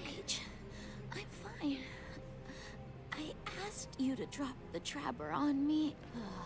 That sounds like what you do when you pretend to die badly. Like, you know, oh no! You have hit me in the sternum! Now I shall fall over and die. Bleh. I get the delirium is a part of blood loss, yeah. But, like, at no point does Rosemary actually act in pain. She's also moving around quite a lot for someone who is dying of blood loss. I'm definitely not blaming the voice actor in this case. It sounds like you are. Because this is clearly an issue with direction. Hey, Rose, you're about to fucking die. Can you act like it? It's not just Rosemary who has bad direction either. This did make me laugh. Time apparently got the order to do her best Eeyore impression. Looks like we're all going to die here after all. Although, I have to admit, even with the best direction in the world, funny. I don't think that you can make this writing work. You're our morale, except louder and so much more gassy. Sage, that's way too much information. Also, what the fuck does that even mean? You're our morale except louder. Speaking of acting, let's talk about that dragon moment. Now, I've been playing it a bunch out of context, but context doesn't make it any different or any Tell more me what's sensical. wrong with the dragon. The girls get a dragon egg, they throw it into the healing water, and it quickly becomes an adult and takes them out of the dungeon. And then the dragon disintegrates. Yeah. Because... And the waters can heal and propel life forward. that is the opposite of healing. No, I will also say that is another plot point that High Guardian Spice, like, in High Guardian Spice, that bothered me a lot. Like, saying that the healing waters, like, the healing waters, like, propel... It feels like it was tacked on, like, kind of towards the end. It's like healing something is not, it depends on like how the magic system works, and High Guardian Spice's magic system is not really explained. So like is healing magic in the High Guardian Spice world simply like speeding up the body's natural processes of healing, or like is it fucking magic? I don't know.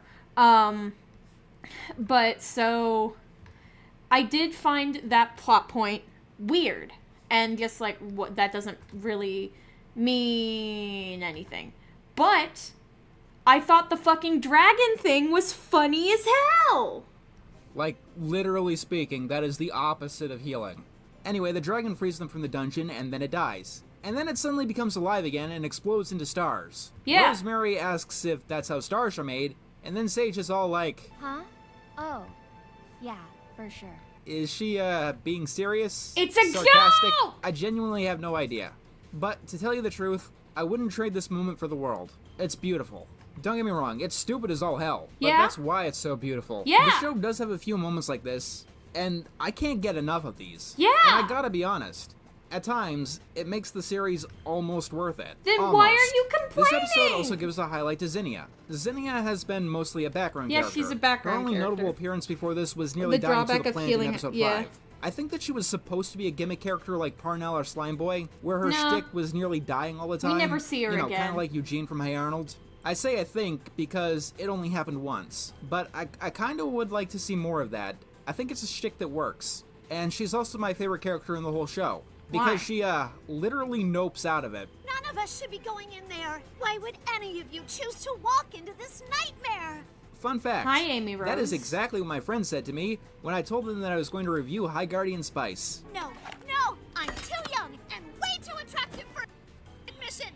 Honestly, that's another character idea that I really like. Could you imagine a character in, like, Harry Potter or Percy Jackson going, wait a minute, we're teenagers. We could actually fucking die here. One of the things that makes me so obsessed with the series... Also, wait a minute. That's literally the entirety of Percy Jackson.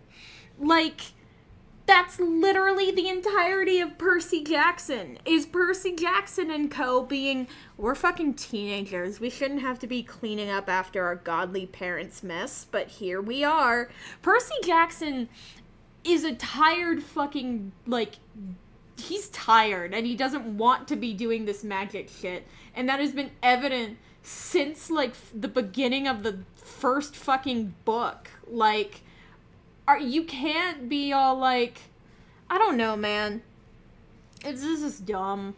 Is that, believe it or not, it is full of potential. I've covered a lot of bad shows in my day. Problem Solvers, Sanjay and Craig, Adult Party Cartoon. And with a lot of them, it was clear that they couldn't have worked from their basic inception. No matter what you did to them, they were probably always destined to fail. With High Guardian Spice, under the surface, there's actually a lot of individual pieces that have something going for them. It's just that the show chooses not to use them so often. Let's keep referring to the one magic series created by the trans film genuinely. I love that.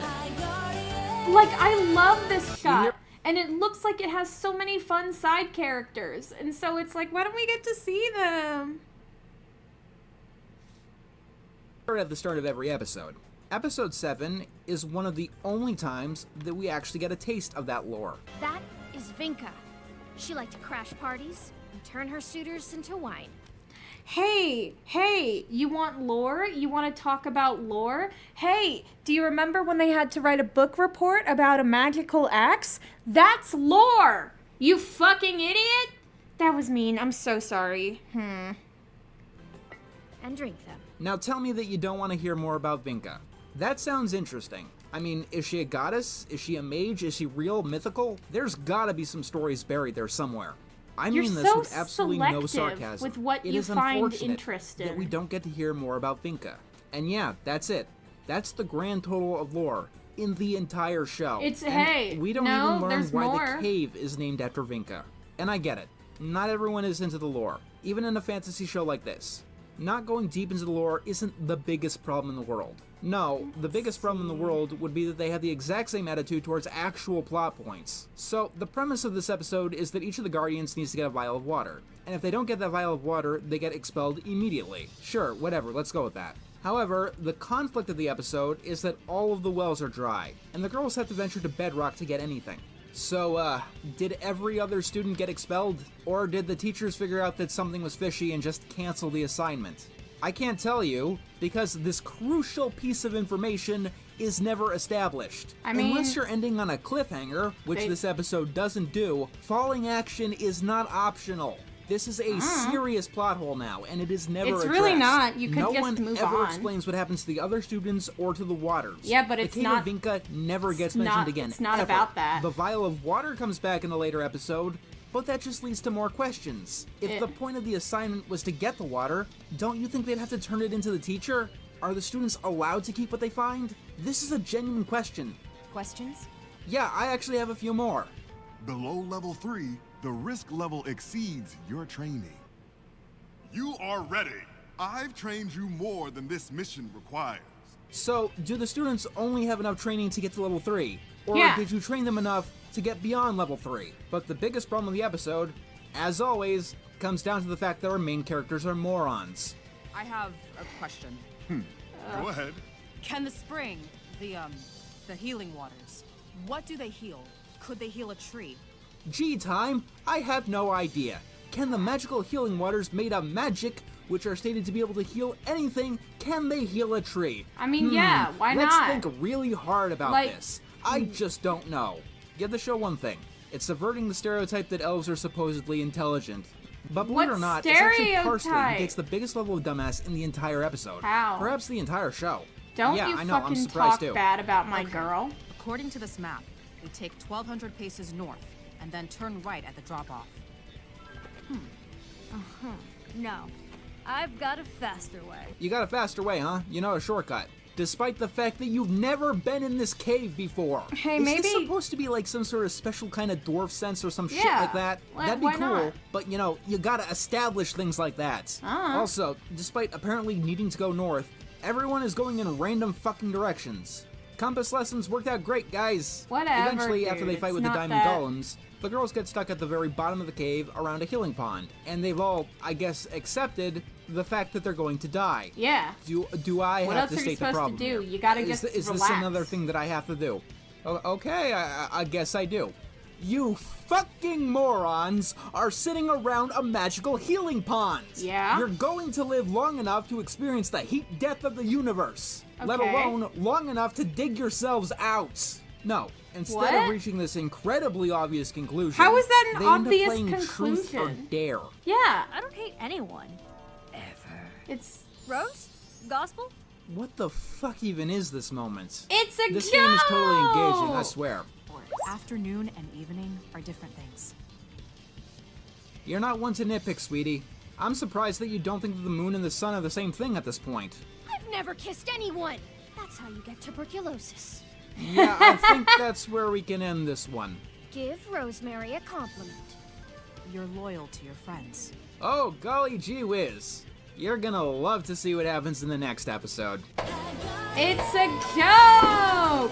It was a fun moment of the characters just vibing with each other. It was a joke. It was a joke. What is your problem with whimsy? At this point, I feel like I gotta keep going. I gotta, like, I'm almost done. Like, it's a 2-hour video.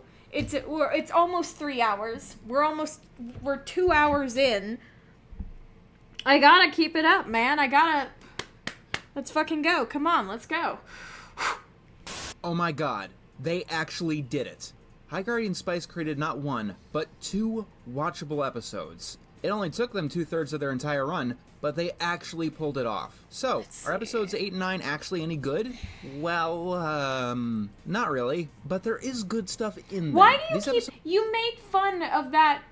Well, not. You made fun of this image. You made fun of this expression that Sage is saying an actual expression in the actual show. But you keep using it appropriately because this is an expression that expresses a state of being, an emotion, like crazy fun cartoon expressions are supposed to do. Really, but there is good stuff in them. These episodes are a great way to learn the difference between animation and aesthetics.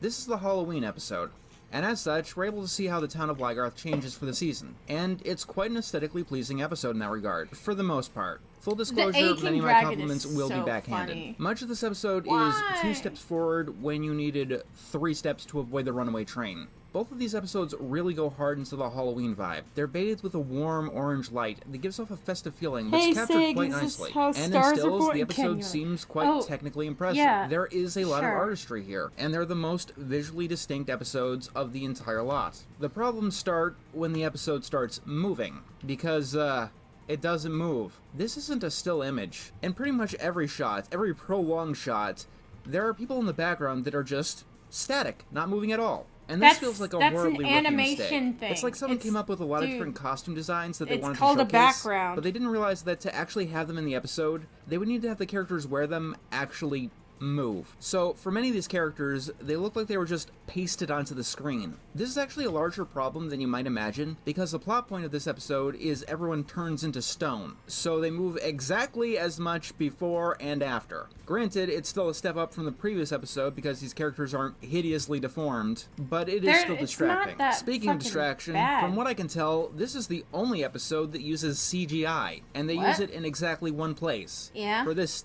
animatronic thing. It is the only thing that is obviously different, so it sticks out like a sore thumb, even though it's supposed to be in the background. And it's a double problem because they try to get into as many shots as possible. And if that's not enough, this animatronic statue makes this pinging noise that constantly interrupts the dialogue. Wow, that looks like the dauntless crest of the House of Anguis. What?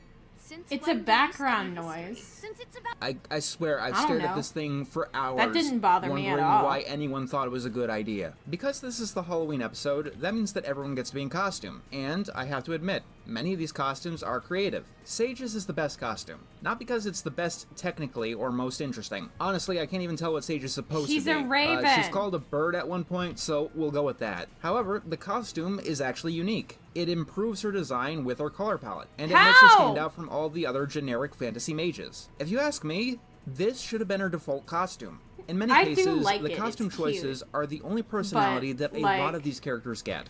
Time is dressed as a goofy werewolf, and the fact that she even puts it on, even if reluctantly, actually informs her character beyond Archer who lives in the woods.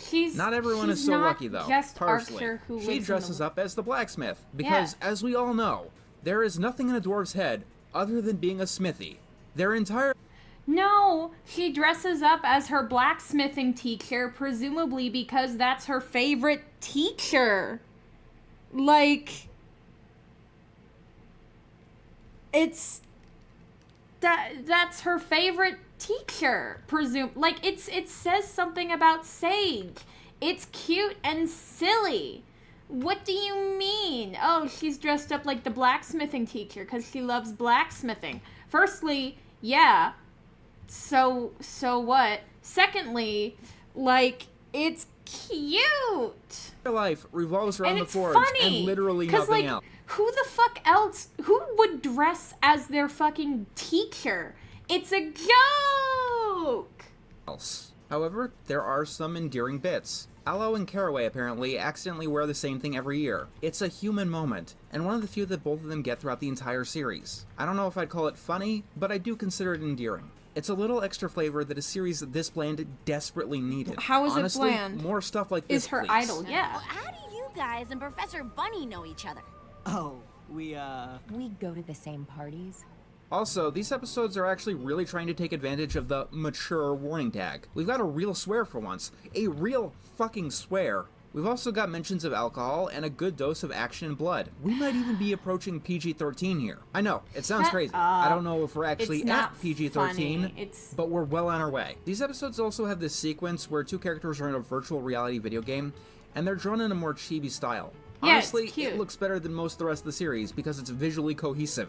If they went for this 100% of the show, High Guardian Spice might actually look a lot better, to be honest. It doesn't that being look said, that bad, I'm not a dude. fan of the video game's existence in general, because once again, it is so anachronistic. It's magic! It's a magic video game. It's fun and silly and goofy. Who am I drawing now? Oh, I am drawing myself in the Palm Fiore uniform from Twisted Wonderland, because there's a part in chapter 6 where the player is given a Palm Fiore dorm uniform, and I just thought that was really cute, and I wanted to draw me in it. So here we are. God damn, I love Twisted Wonderland so fucking much. Honestly, I'm just like, I want to continue this. Wait, I gotta, ooh, shit. I can't watch chat and have my date and have my, like, fuck, damn it. No, but my, oh, it'll take a second to do my daily lessons. It's fine, I got this, it's fine. Boop, boop, boop. Not my daily lessons, but, like, whatever. Anyway, alright, I can't look at chat right now. But, yeah, it's so... And it's more painfully so than something like the beignets. Even more so than Anaïs's design. What do you mean? The beignet? Are you really fucking mad that a fantasy series... You don't even know what time period this is. Yes, it has like a medieval aesthetic, but that's the aesthetic of fantasy. Okay? It never states like the kind of like... The world is actively changing around you, and you're like, but it's supposed to be medieval times. It's like, no, it's not. It's a fantasy setting that is, like, supposed to invoke, like, old-timey stuff while still having, like, a lot of modern-day relatable problems. Ah! Speaking of that, once again, I know what they were going for with Anaïs's design, but her clothing choice really doesn't feel like it even belongs in the show. It doesn't matter. Honestly, that doesn't matter. If you ask me, in their house, you can see a wedding photo with her in a more fanciful suit. And, as I said with Sage, I wish that was her default design. It fits both her personality and the world that she inhabits. Speaking of not fitting in this world, though, on episode 8, out of 12, we're introduced to the main villain of the series. Olive the Cat Girl and, Smokeface. Yeah, one of the big villains of the series is called Smokeface. That's just what Olive calls him. Anyway, Olive was a mistake. At least you're not just as cats. I've seen a million here. Every single person who I've talked to who has seen her has had the exact same reaction. What? Olive being a generic cat girl makes High Guardian Spice look more and more like generic anime. She's not It's a cliche of the medium. What? And it really does feel like the only reason that a cat girl is here is because anime sometimes has cat girls. To be as fair as I can, cats have kind of been a thing throughout the entire... Hey, you remember when you pointed out that Time was randomly staring at a cat? It's almost like Olive was that cat in that setup, because Olive can transform into a cat because she's a cat person. I don't know. Just a thought. But cat distraction deployed. But also, like, saying, fucking Olive doesn't look... Olive is only here because anime sometimes has cat girls. One, like, okay, and cat girls fucking rule. 2, like... She's a fucking Tokyo Black Cat reference. She's a Tokyo Black Cat reference. I have literally asked Ray, hey, is this a Tokyo Black Cat reference? And Ray was like, oh yeah, totally. Some of those, like, inspirations bled into the design. And it's like, yeah, I fucking knew it! And it's like, are you, like, this is so dumb. This is such a non-issue. Fucking, what's your problem with cat girls? Ugh! Get no respect around here. Series, Nappy Cat is a character, but they haven't been, like, the main thing. It also doesn't help that Olive's design is just so painfully generic. It's a good cute! character design should inform a character's personality. It should tell the audience things without them even having to say anything. Does this here tell you anything other than Cat Girl, who acts like all other cat girls in anime? Besides, maybe the fact that she can do magic. Even beyond that, I don't think that she fits in this world very well with what's established. Why not? By episode 8, we should have at least heard of other cat people. At least seen one of them among the students. Or at least have the concept be better established. Like a beast person, but no, we're talking about the Fountain of Youth. And honestly, that's one of the biggest problems with all of this. High Guardian Spice establishes concepts almost at random and doesn't follow them through. It becomes painfully obvious the more you watch. In all honesty, it's quite disappointing, especially in these 2 episodes. Episode 3, Transformations, established transformation magic. You can use... Okay, what was the name of the orange cat? He's Neppy Cat. She was fun. What, all the people you talk... She was fun. What, all the people you talk to are boring confirmed? No, it's so true. It's so true. Olive was like... I literally, when the show first came out, I made a text post that was like, if High Guardian Spice bad, then why? Olive. And somebody was like, because she's a ripoff. And it's like, firstly, I doubt you even give a shit about Tokyo Mew Mew. Secondly, there's a difference between an homage and a ripoff. And she's very specifically, not just like, oh, Black Mew Ichigo. She is specifically a reference to Tokyo Black Cat Girl, which was the prototype for Tokyo Mew Mew. And Olive's cat, the sort of brown, like, calico or tabby looking one, is Kino. Winx Club did random magic all the time. Why not? Yeah, Use new magic to change your form. Episode 5 showcased that new magic can be used to do anything in your imagination. Yeah. This episode showcases a cat girl transforming back and forth from a girl to a cat. Tell me, if you lived in a world like this, would you settle for wearing a mere costume on Halloween when you could just be anything that you wanted? Maybe People treat that's Neppy part Cat like of he the blends fun. in despite being a hulking cat beast. So I have to assume that someone somewhere is using transformation magic for a really cool costume. Maybe there are restrictions on transformation magic. Maybe it's not something anyone can use willy-nilly. Maybe that's a fucking, like, why do you just assume the show is stupid? Like, I don't know. I feel like it didn't do anything to deserve that ire. It's just you woefully and purposefully misinterpreting and just, like, I don't know. It's so just weird. And also, I'll be honest, I don't understand reviewing a show, like, episode by episode, if that makes sense. Like, people who do, like... That's a dumb question because I'd 100% want to do cosplay and use transformation magic. Hell yeah. But, like, I don't understand, like, what was I'm so sorry. I suddenly stopped being able to think. I know what words are. Yeah, I don't soft magic system made to be whimsical. Yeah. But okay, but the I don't understand, like, people who do, like, episode 6 reaction to Witch Hat Atelier. I don't know. I don't personally understand that. I get recording reactions to a story as it unfolds, and that's, like, fun and funny and all that stuff.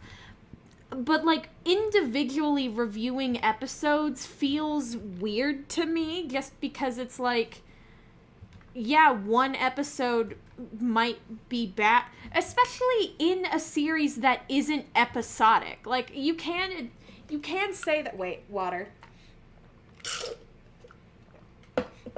Ugh.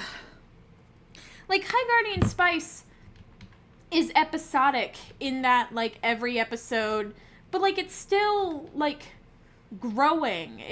There's still, like, a story being, like, laid out, and just being like, oh, whatever, is so, I don't know. But that's not something that we see on screen. Fuck.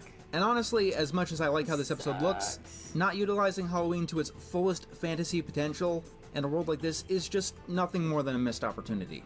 Okay, this episode introduces spark spells. As Amaryllis puts it, they're D&D scrolls. Magic stored in the thing, use it, kaboom. Everyone gets stoned at the party. Yeah. I don't know why these things exist or why you would use them when, quote-unquote, new magic can do whatever the hell you want. Did you not know, Mr. Ender definitely complained about some things that got explained over time. Yeah, For example, what the fairy woods are. Yeah. Like, hey buddy, spark spells are a form of new magic. I don't know how you missed that. Okay? Like, they are new magic. There are these little high-tech sparkles with ready-made spells inside. They're super easy to cast. This new magic stuff, there is no cost. There is no cost. There is no cost. That's Sage before she really learned new magic. There is no cost. This episode also introduces Cal properly. Cal's existence is to shame Snapdragon. This is Cal's only purpose in the entire series. Yeah. He only exists to mock Snapdragon for being feminine. They Yeah. try to portray him as a general asshole, but he's really only used against Snapdragon. As you can see, Snapdragon is dressed as a mermaid in this episode, and Cal tries to hit on them. And, Wait, Snapdragon? You, dude, why are you dressed like a girl? This is messed up.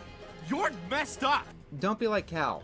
No one likes Cal. Yeah. Surprisingly enough, I think one of the bigger problems here is that I don't think that this series can write jerks well. When you get down to it, what's the difference between Cal and Aster? Cal maybe isn't a meathead, but beyond that, both of them are assholes with no depth. Created for no other reason than, I guess, to make a social point. What's wrong with that? It really is that? kindergarten writing. There are jerks and assholes in the real world, obviously. But real-world assholes are not this one-dimensional. Cal's not just a bad guy, he's a bad character. To the point where it's not even satisfying watching him get the tar beat out of him in a later episode because he just feels so fake and forced. In this episode, we also get introduced to Amaryllis. I know what you might be thinking. Hasn't Amaryllis been around since, like, episode 2? Well, there has been an Amaryllis since the beginning. However, the Amaryllis that I know has always been a complete asshole, constantly mocking and belittling everyone. You know, the classic example of the rich bitch trope. And in this episode, she definitely is like that quite a bit, but she's also the one person in the entire series who sticks by Snapdragon when they're mocked for being feminine. Seriously, to anyone else who's seen High Guardian Spice, think about it. Think of any other characters who are outright and uncontroversially supportive of Snapdragon. There is Caraway, which is a heavy discussion for another episode. And there's also Sage, who spent half an episode saying the most sexist shit possible, driving Snapdragon to an outrage. There's also this in this episode. I brought you some pretzels. Snapdragon? Hey, Sage. I don't know why I have to mention this, but apparently I do. Getting the hots for someone is not the same thing as being supportive of them. This might sound What is wrong really with you? It's not. It's supposed to be like a cute little moment. What the hell? Mr. Ender, not gonna lie, at least you're a good reference for a jerk. God damn, yeah. It's not. Also, why do they have to say, like, it's the getting the hots for them? It's like, no, it's a moment when Sage looked at Snapdragon and realized, oh. I mean, like, I guess that's the hots. I don't know. I'm asexual. But, like, it's. I mean. I don't know. That just seems like a really weird thing to say. And also, like... Also, isn't, like, Sage, liking Snapdragon, like, completely gender-affirming? Because Snapdragon wants to be a girl, and Sage has only ever shown interest, in other girls. And then the second she sees Snapdragon, like, in a more feminine light, she's like, oh, I don't know. I don't know how to write shit. Well, I mean, I do. I don't know. Like, it's just not that, it's not that fucking deep, holy shit. Topic, but Amaryllis's behavior reminds me of something. A couple of years ago, there was a viral internet hoax. There was this series of tweets where J.K. Rowling wrote a fanfic about herself in the world of Harry Potter, where she owned a potion shop, and Draco Malfoy was the only character in the entire series to support trans rights. This was a hoax that spawned from the website Clickhole. J.K. Rowling never wrote this, and a lot of people who did spread the hoax originally have blocked their accounts or deleted the false information. But a lot of people believe this hoax. Because it really does sound something like J.K. Rowling would say and do, doesn't it? Could you imagine if she wrote a series where the only person who supported trans rights, or even gender non-conforming behavior, was the person who was portrayed as a rich bitch asshole who enjoyed tormenting people from the very start? Are you That'd be insane. Are you gonna I'm not saying that Amaryllis shouldn't be supportive of Snapdragon. I'm saying that she shouldn't be the only one. When our heroes have shown little other than hostility or indifference towards Snapdragon. In that episode, Rosemary was showing hostility towards Snapdragon because Snapdragon was being a jerk. The only reason Snapdragon, like, do you not forget, like, people seem to forget that Snapdragon was just as much of a bully as Amaryllis. Like, she was not nice to the gang. She hung around Amaryllis being, like, rude. like, Snapdragon was just as much of a bully, but one who clearly had shit going on, and they're, like... Yeah, that sounds like something J.K. Rowling would do. I don't fucking know. It's so fucking goddamn. Let me put it this way. The most supportive person towards Snapdragon in this entire world treats them like this. Unfreeze them faster! And stand farther back! Say please. You always order me around. We're getting a special guest. Hello. Why are you torturing yourself? We're getting a special guest. Oh, Hi. Yeah, there's Faf! Yeah! Oh my god, it worked flawlessly. Did it? Am I there? You are. I didn't even open the stream yet. I was just like, I know that she needs help. No, man, I've been doing great on my own. Really? Yeah, I'm Because it seemed like you were suffering last time. I mean, well, last time I was watching more, like, stupid shit. This one is just like, well, because part of it is like nostalgia for me, because I used to love like the Mysterious Mr. Enter's like animated atrocities. I watched that shit all the time. Oh yeah, I remember those. I used to watch those a lot too. Yeah, but so this is just kind of like, hi, special guest, your OC design is pretty sick in a cool way. Thanks. I don't know who would think sick is bad. Yeah, but no, thank sick you is regardless. good. Yeah, you're cool in 2 ways. I actually still have like a redesign that I'm kind of working on, but thank you. Yeah, but like, so I mean, like last time was just genuinely like, oh, this guy's just a racist, like. I don't know, but then this or is... Or misogynist, or both. Probably both. But this is just, like, normal. Oh, you're just wrong about, like, your interpretation of the show. Got it. Oh, that's way more pleasant, yeah. Oh, yeah. No, it's really funny. Dude saying that the queer show made by queer people is queerbaiting. Isn't he cishet? How does he have a right to say that? Because he's a white man. Didn't you know that?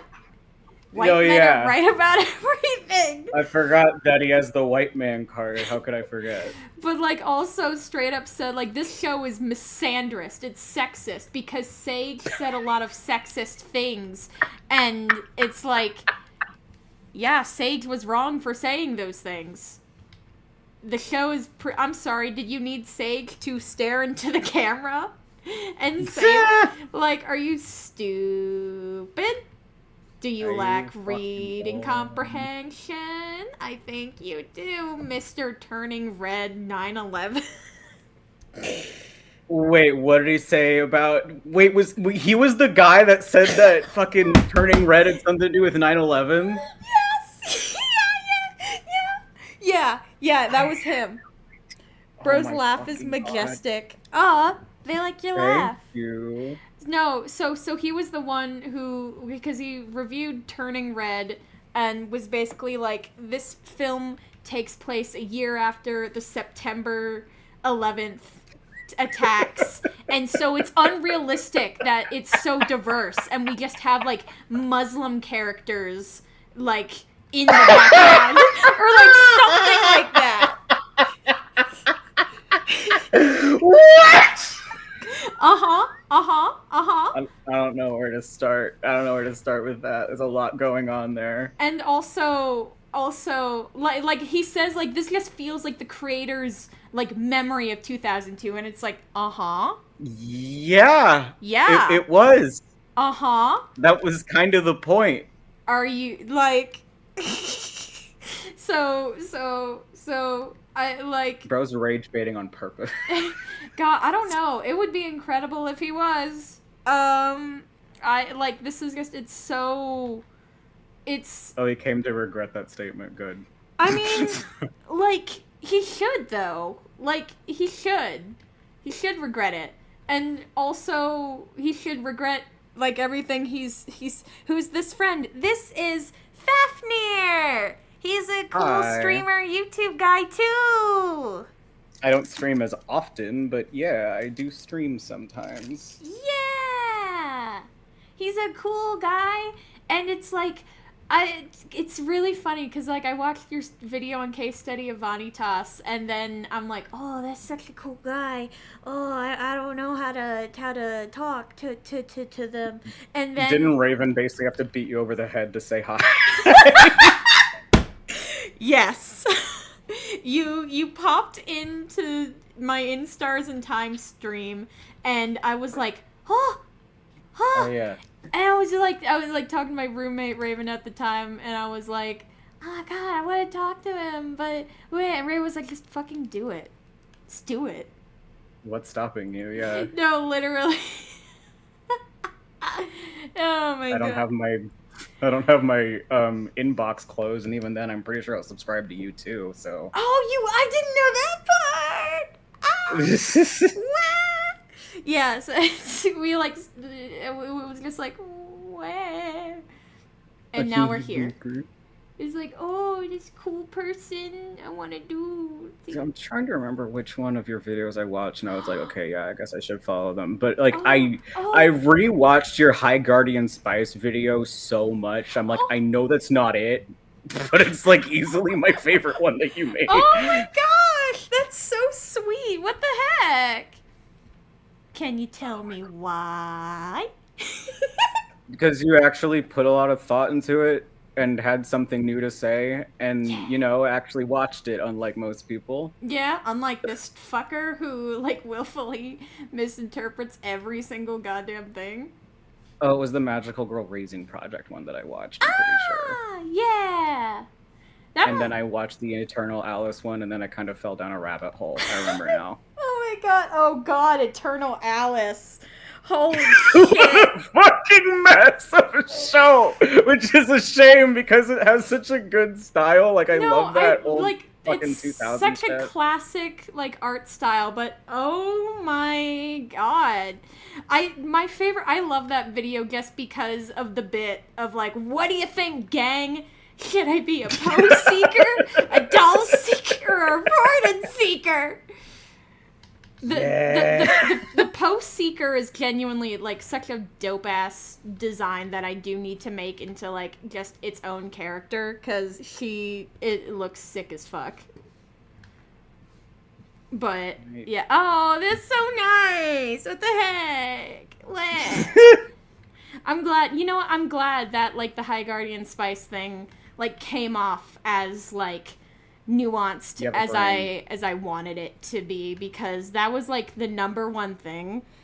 Because again, like, I didn't want to just like blindly defend the show, because no, it has like quite a few flaws. But like, look, man, you like it, even like good, I don't know, just fucking, you can like a show and still kind of make fun of it.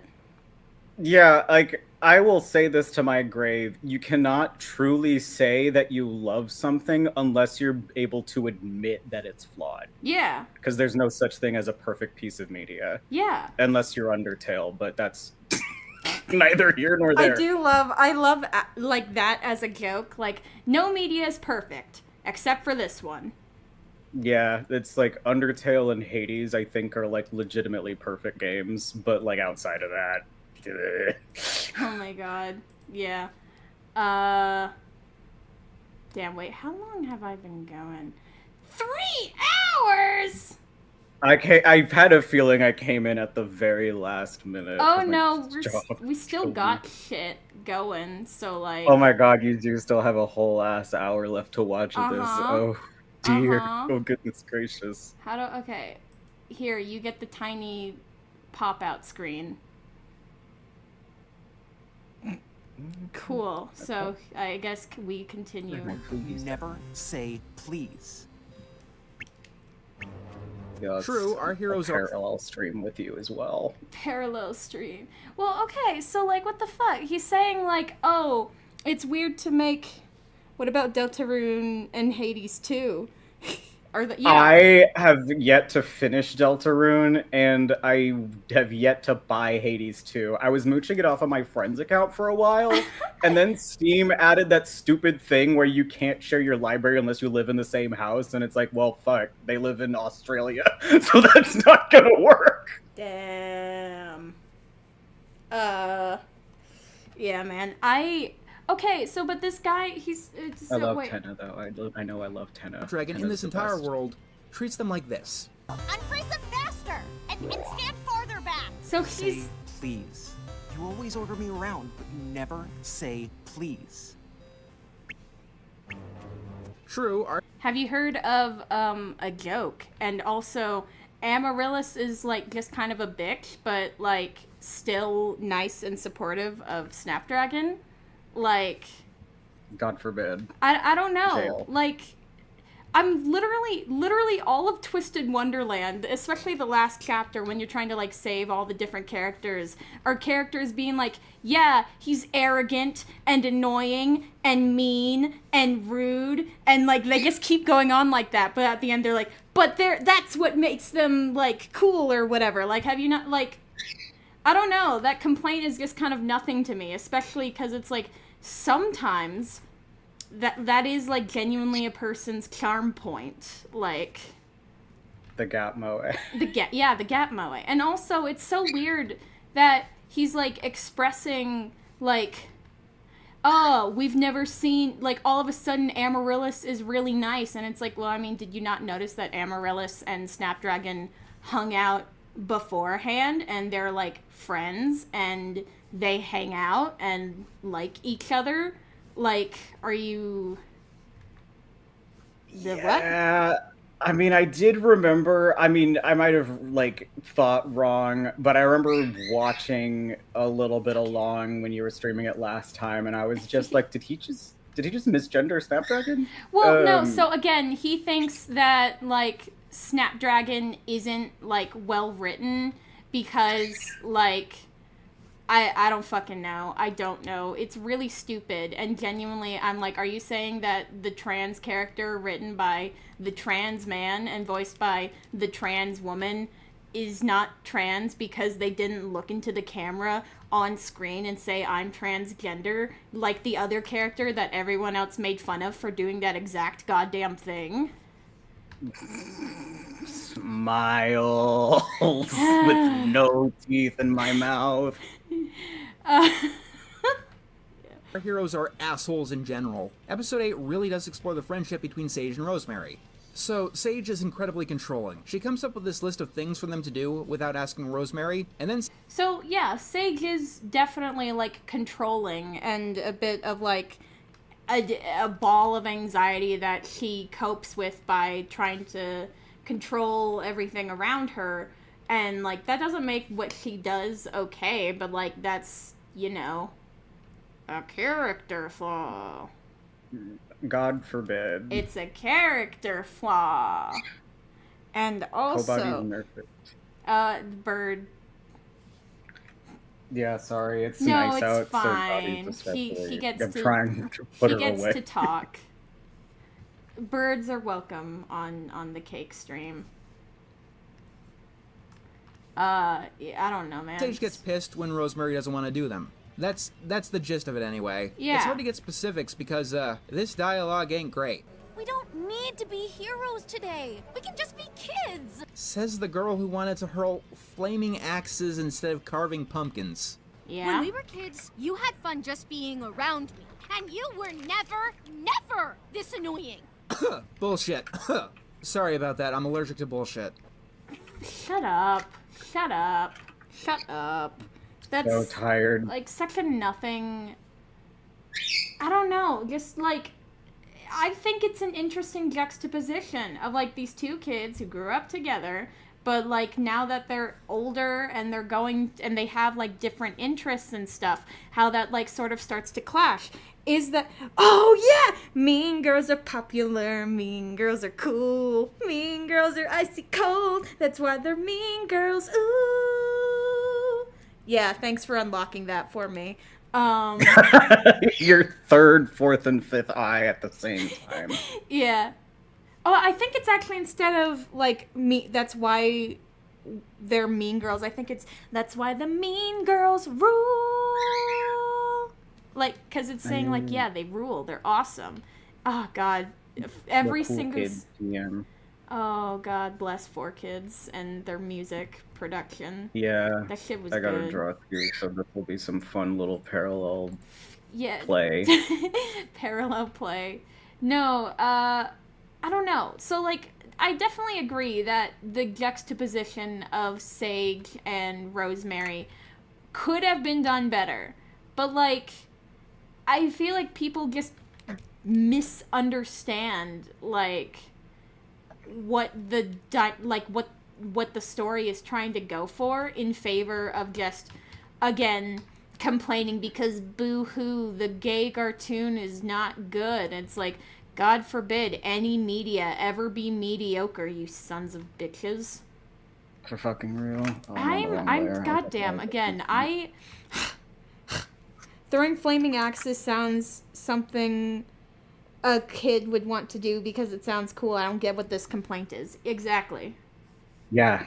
Rosemary? It drives me nuts how many times Which people is why will you guys just be spent the complaining entirety about of kids episode acting 4 like kids in shopping for a media. Like, Terrasphere for Sage. Maybe Yeah. I'd have a different reaction to this fight if either the participants weren't horrible. To be fair, I think we're supposed to find both of them in the wrong. It's just really unpleasant. On rewatch, it's more likely they're painting Sage in the right and Rosemary in the wrong. Rosemary spends the next episode trying to apologize. Rosemary's crying, not wanting to do something that Sage describes as very dull and boring, something that she signed Rosemary up without telling her. That's not exactly the thing. Sorry? Like, maybe that's, no.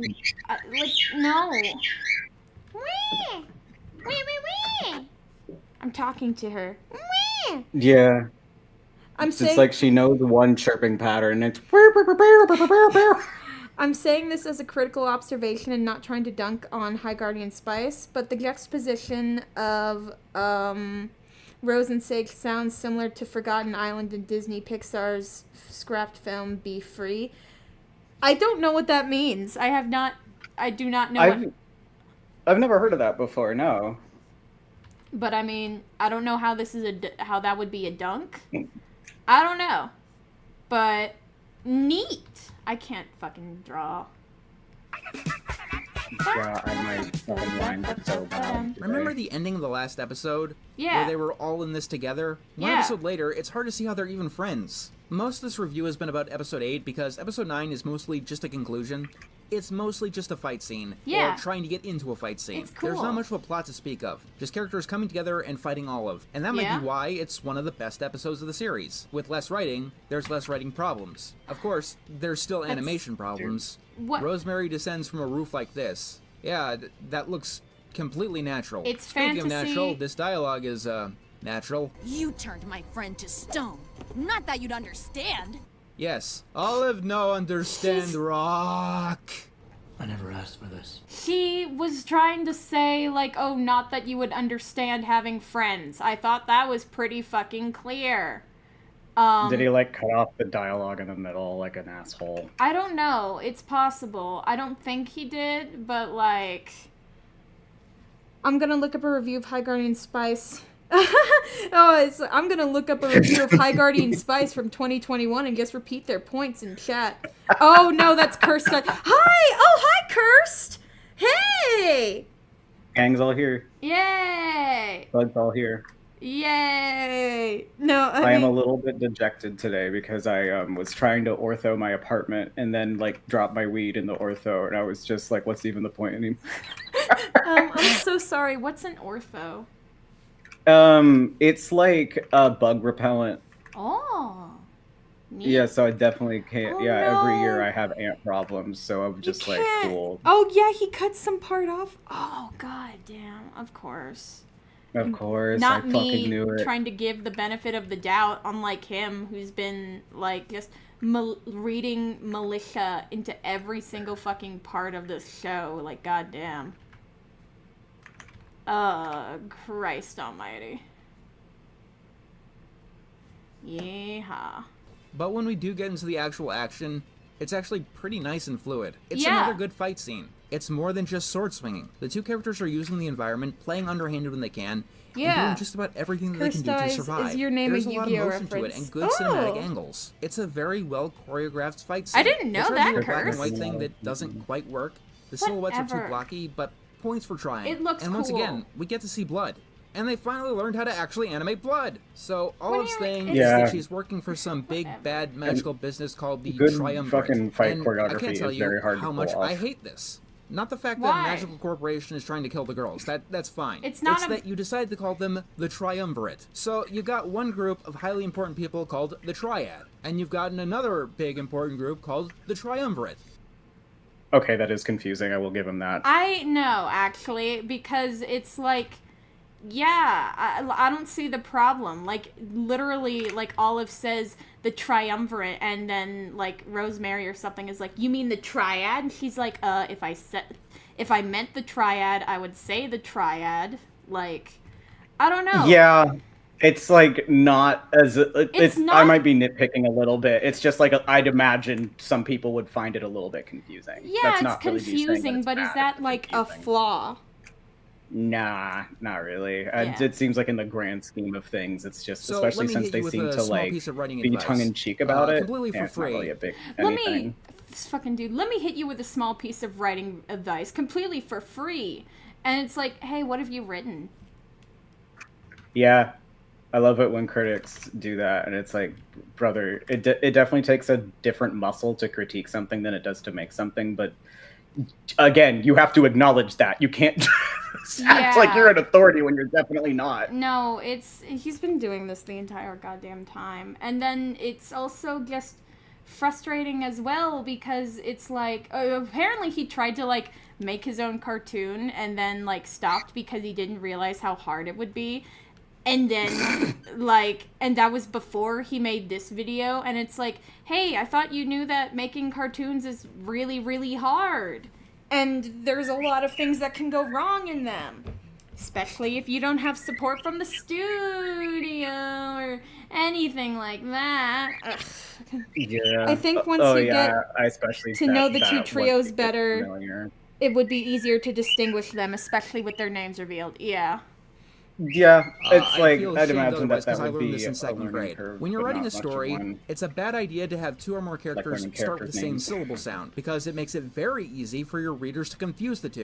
Okay, so how about you critique Jujutsu Kaisen with Satoru Gojo and Geto Sugeru, who two very important Hypnospec. characters who are like actively next to each other and talking to each other all the fucking time.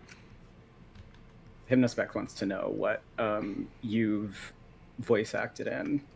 Oh goodness! Oh, that's so sweet. Let's see. I've done Mitsune Miwa in Project Mokyu's fan dub of Magia Records Arc 2. Let's see. I just realized your voice would be fucking perfect for a character in my next game, so I'll hit you up about that later. Thank you. I have another friend who's also like, oh, I can imagine you as this character in this game that I'm working on, and I'm like, ah! Let's see. I did some comic dub stuff for Raven before. Both like this one that's like a scene from a Mob Psycho fanfic, and another. I need a Pomfiore dorm uniform reference. Give me a second. And another that's like literally 2 lines from like a boyfriend comic dub they did. Let's see. There's a gift and encouraging adoptables because it's like, okay, cool, I don't have to design it, but at the same time, if it's like a chibi, it's like what the fuck did you do with the hair? I'm not figuring it out. It's like yeah. And let's see, what else do? I do things. Girls who do things. I know, right? The doer. The doers. Let's go do. But let's see. I got a copy. Appel, get in here. Give me a second. Wait. Appel, get in here. There he is. Look at my boy. I love him. He's like a country bumpkin. I love him. He's silly. Oh, that's how the sleeves work. Wait, what the fuck? God damn. If you're showing it, I can't see it. Oh, fuck. You'll see it on stream. God, I got the collar wrong, too. Shit. God, they're weird-ass fucking collars. Anyway, but, like, what was I saying? I forgot. I totally forgot everything I was saying. They're asking out your voice acting. Oh, yeah! There's a thing that's coming up. Like, this one person's, like, basically it's Hero Girl Sky Precure, but, like, abridged. It's, like, and there's, like, this one-shot character in one episode that I like, recorded, like, a year ago, and they got all the lines and they're working on it, and I'm like, oh! So, and it's fun to, like, see it come to flourish, you know what I'm trying to Fruition. say. Yes. There's fucking little frillies at the end of the... God damn it. Literally 1984. You said that, and I literally just got to the frills that I have to do. Wow, okay. Damn. Hi, Dottie. Hi. Yes, it's like 80 degrees outside. It's great. I know. But yeah, I definitely do. Let's see. Oh, yeah. I voiced in this thing called, like, Flowers and Scorpions. Yeah,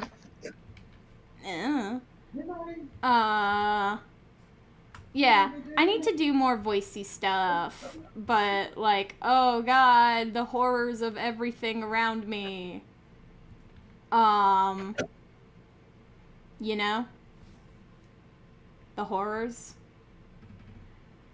But also just in general. But yeah. Oh, but thank you. I'm glad that people like the Lily's well dub. It didn't get, like, a whole lot of attention, but it makes me happy that, like, when people do bring it up, they're like, oh, I really, really like that. And I'm just like, thank you. Wow. God, we're so fucking close to the end of this video. 1 more hour, please, for the love of God. It's so good. We're so good. We're so good. We're so good. Let's see. And it's more like, like that, I guess? Fucking Pomfiore, what the hell? I'm gonna keep reacting. You can have them theme similarly, but the audience should be able to differentiate them offhandedly and easily. The triad. Triumvirate. They're very different, actually. If you can look past the first syllable, I mean, like, what the hell is your problem, my guy? Like, imagine if you had a story with 2 main characters, Brendan and Brandon. That'd get confusing quickly, I'd imagine. I can imagine that. It also makes it more trying for the writers, as yes, even they will get confused. And this goes doubly so for the actors. I legitimately don't understand your confidence in this situation. Fun fact, that's what I wrote to Crunchyroll when they greenlit this. What the fuck are you talking? Hello? Oh my god, it's like, I don't understand your confidence. That's what I wrote to Crunchyroll when they greenlist this cartoon. I clearly know better than everyone else, even though I have no knowledge about the production of this show. Shut the fuck up. Like, actually, like, shut up. You are not saying anything insightful. You are not providing any interesting commentary. You're just, like, riding the hate train and bitching about a cartoon that, honestly, is fucking fine. It's not the end of the world. It's fine. So 3 kings and 3 queens. Yeah. Uh-huh. Yeah. Uh-huh. Duh. It's not that fucking hard. It's just 3. Really not. It's just It's like, 3. I imagine it's confusing when you get first introduced to it, but, like, it's again, when you get first introduced to it. Yeah, when you get first introduced, and then you're like, oh, I get it now. Or at least you should if you're over the age of fucking 5. Yeah. It's just that he doesn't have the respect to No, this show nobody, like, the reason everybody went into this fucking show thinking, oh, it's so bad, oh, it's so bad, oh, it's so bad, is because they didn't give it a fair shot from square one. Like, nobody, like, even wanted to attempt to look at the show in good faith, lest they be labeled as a crazy woke feminist in the year of our Lord fucking 2021. Crazy woke feminist. Fucking. I'm not wrong. You're not wrong. It's the tragic thing about it. It's so, like, I feel fucking insane. I felt insane when making my whole video, because it's just like, people are mad over this? People, like, sent death threats and harassed people over fucking this?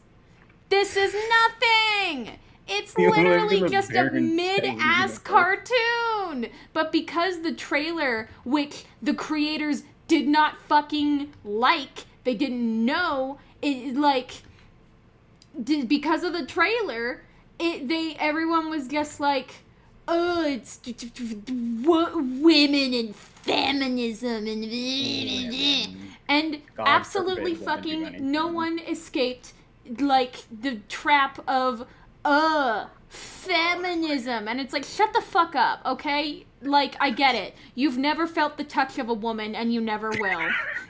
Like, stop making it everyone else's fucking problem. God damn, feminism is when women exist, apparently.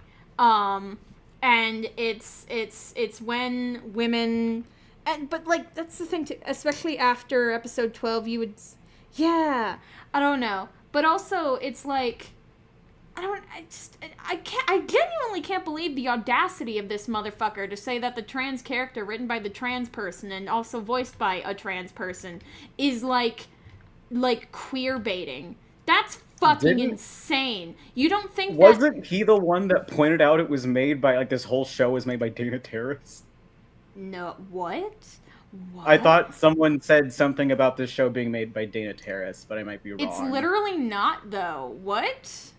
I could have sworn that I heard him say that last stream. Stop being I don't know. No, that was different. No. That was different. That was somebody talking about Witch Hat Atelier and saying that it was endorsed by Dana Terrace, who wrote A Gay Relationship on the Owl House. That idiot, that fucking actual goon who, like, I'm literally just say you hate minorities. Say you hate minorities. No, literally, fucking anime Baljeet will haunt me for the rest of my life. For a hot minute. Oh my god, it's like, that's a brown kid. That's it. Never seen a brown kid before. No, and the funniest part about it is, like, that's a character who doesn't have a name and shows up in, like, 2 scenes in episode 1. And also, fucking dude just shows he has bad taste because he's like, I just watched the first episode. It didn't really impress me that much. And I'm like, does the animation not compel you? Does the writing not compel you? Do these characters not provide any sense of whimsy or joy? Are you just a joyless husk running through life? Even then, that's fine, but why are you gonna waste your time on something that you, like, also the video don't even like in a fun way? Don't even dislike in a fun way. The video was just boring because it was just this dude unscripted, like, on, like, recording his screen and shifting through tabs, giving uninsightful commentary without adding anything of his own except for fucking anime Baljeet, which it's like, hey, buddy, tell me you're a complete racist without using those words. Okay, I see. Like, I'm sorry that that's the only other brown character that you cared to remember. Like, Jesus Christ. Although I did get a funny comment with somebody was like, I'm Indian, and, like, yeah, he does kind of look like Baljeet. Not defending the statement, though. And I'm like, alright, you get a pass. You are allowed to say yeah, this. exactly. I'm not perfect. Neither are you. That's what I've been trying to tell you about myself. No. Rosemary, you've never had a bad thing to say about yourself throughout this entire 2-parter. You just kept calling Sage boring and blowing her off. I'm not judging on that front, I would have done that too, but that is what you've been doing. Speaking of perfect, Sage smashes the spark spell that causes the stoning. Fun fact, Amaryllis never told Sage that smashing the Terrasphere would reverse the spell. Yeah, okay. Do you know how to undo the spell? All magic can be reversed. but you need the original Terrasphere. For all Sage knows, that could have screwed everyone. Yeah, while I can say that these two are the best episodes of High Guardian Spice, I don't think I could say that even they come up to being good episodes. Granted, I've seen far, far worse. And these two episodes are certainly watchable. There are good qualities to them. Like, we get to see that Amaryllis killed this bird, but at the same time this sad song is playing because this is supposed to be a sad, somber moment. Moments like that are great. And once again, the action is quite nicely done. We're just stuck with these characters, this writing, these ideas, this dialogue. The good What's wrong with the just dialogue? deserve It's to be put in a clunky on better occasion, show. but it's And, never like... This is the top of the hill. 3 episodes remain, and none of them are gonna be this fun. Buckle your seatbelts, everyone. This episode of High Guardian Spice is a waste of time. It's That's not not. a joke. It's a character episode. 10, Rainy Day episode. Memories, is a filler episode. Like, literally. If you only care about the plot of High Guardian Spice... It's a character episode. If you care about the plot of High Guardian Spice, you can skip this episode entirely, and you will miss nothing of the overall narrative. Character. I want you to keep this in mind. This story was more important... It fucking focuses on... If it focuses on character instead of the main plot, then people call it a filler episode. Yeah, because like it's focusing on. Well, actually, it's like it basically acts as like a direct sequel to the Halloween special because it's like because we leave the Halloween like episode with everyone else is off doing their own thing and Rosemary is kind of left alone. Because she sort of isolated herself by not changing when other people are like, hey, man, you're kind of brash, and that is really annoying a little bit. So, like, it's a direct consequence of that, but no. It's like, what? God forbid characters experience fleshing any out level what of new growth. magic is, and the whole old magic versus new magic debate. It was more important than exploring and defining Sage's romantic interests, or Snapdragon's identity, more important than spending time in Pebble, which gets mentioned more than a few times, and this episode was more important than defining what a Guardian actually does. Rainy Day Memories is divided into 2 subplots, neither of which are very good, but for entirely different reasons. We have Sage and Snapdragon trying to build a friendship or a romance. The show as a whole is very unclear, with this making Rosemary very, very sad. Meanwhile, Time and Parsley are in the rain fighting a demon. I'm gonna start with the latter plot because this is just the stupidest shit I've ever seen in my life. First of all, that's confusing. the best design you can come up with for a demon. What's wrong with the demon? I'm not asking for a pit fiend or a Balrog, but that's the goddamn cutest demon I've ever seen in my life. He looks like he wants a hug. And keep in mind, this demon is portrayed as a threat. One of the more powerful foes that the characters have fought throughout the entire series. Yeah. But that goddamn smile. He's having a good day. I'm having a good day. Anyway, Time spends the episode trying to summon this demon, because she's a genius. I create the salt circle. I stand in it to cast the spell, which summons the demon. I give him something precious. The Pokeball noise. He opens a window for me to speak with my dad. I tell Dad about the healing waters. No, that wasn't in the show. First of all, which summons the demon. That's a Pokeball sound. I was kind of mentioning that, but after the Parasex, I don't remember that's a fucking Pokeball. But they're not Parasex. Fuck off. Let's really talk here. So your plan, a plan that you think is important enough to summon a demon. You're gonna tell your father about the healing water, the water that was destroyed in the last episode. You're gonna tell him that the water can heal a tree, the water that everyone who has been through High Guardian Academy knows about. What exactly are you planning on getting out of this? He uses his knowledge to replicate the formula. You just said that like, oh, the healing water that like she doesn't have anymore, and then immediately like it goes, yeah, the plan is not for her dad to use the healing water, but rather to replicate its effects. Fucking this fucking guy. Dip. Save the fairy woods. Why are you stop with the performative laughing? Could you imagine if this plan actually worked? Yeah, father, these waters can heal the rot. Okay, daughter, describe the water to me. Well, it's water and it heals things. Daughter, can you describe anything else about it? Look, it's not the greatest, but whatever. It's water and it heals things. Anything else? It glows. It made you tried describing it, brother. Stars once. This show is really stupid. In the last episode, Time was considering leaving to go back to the fairy woods, but without the healing water anymore, she decided that there was no point.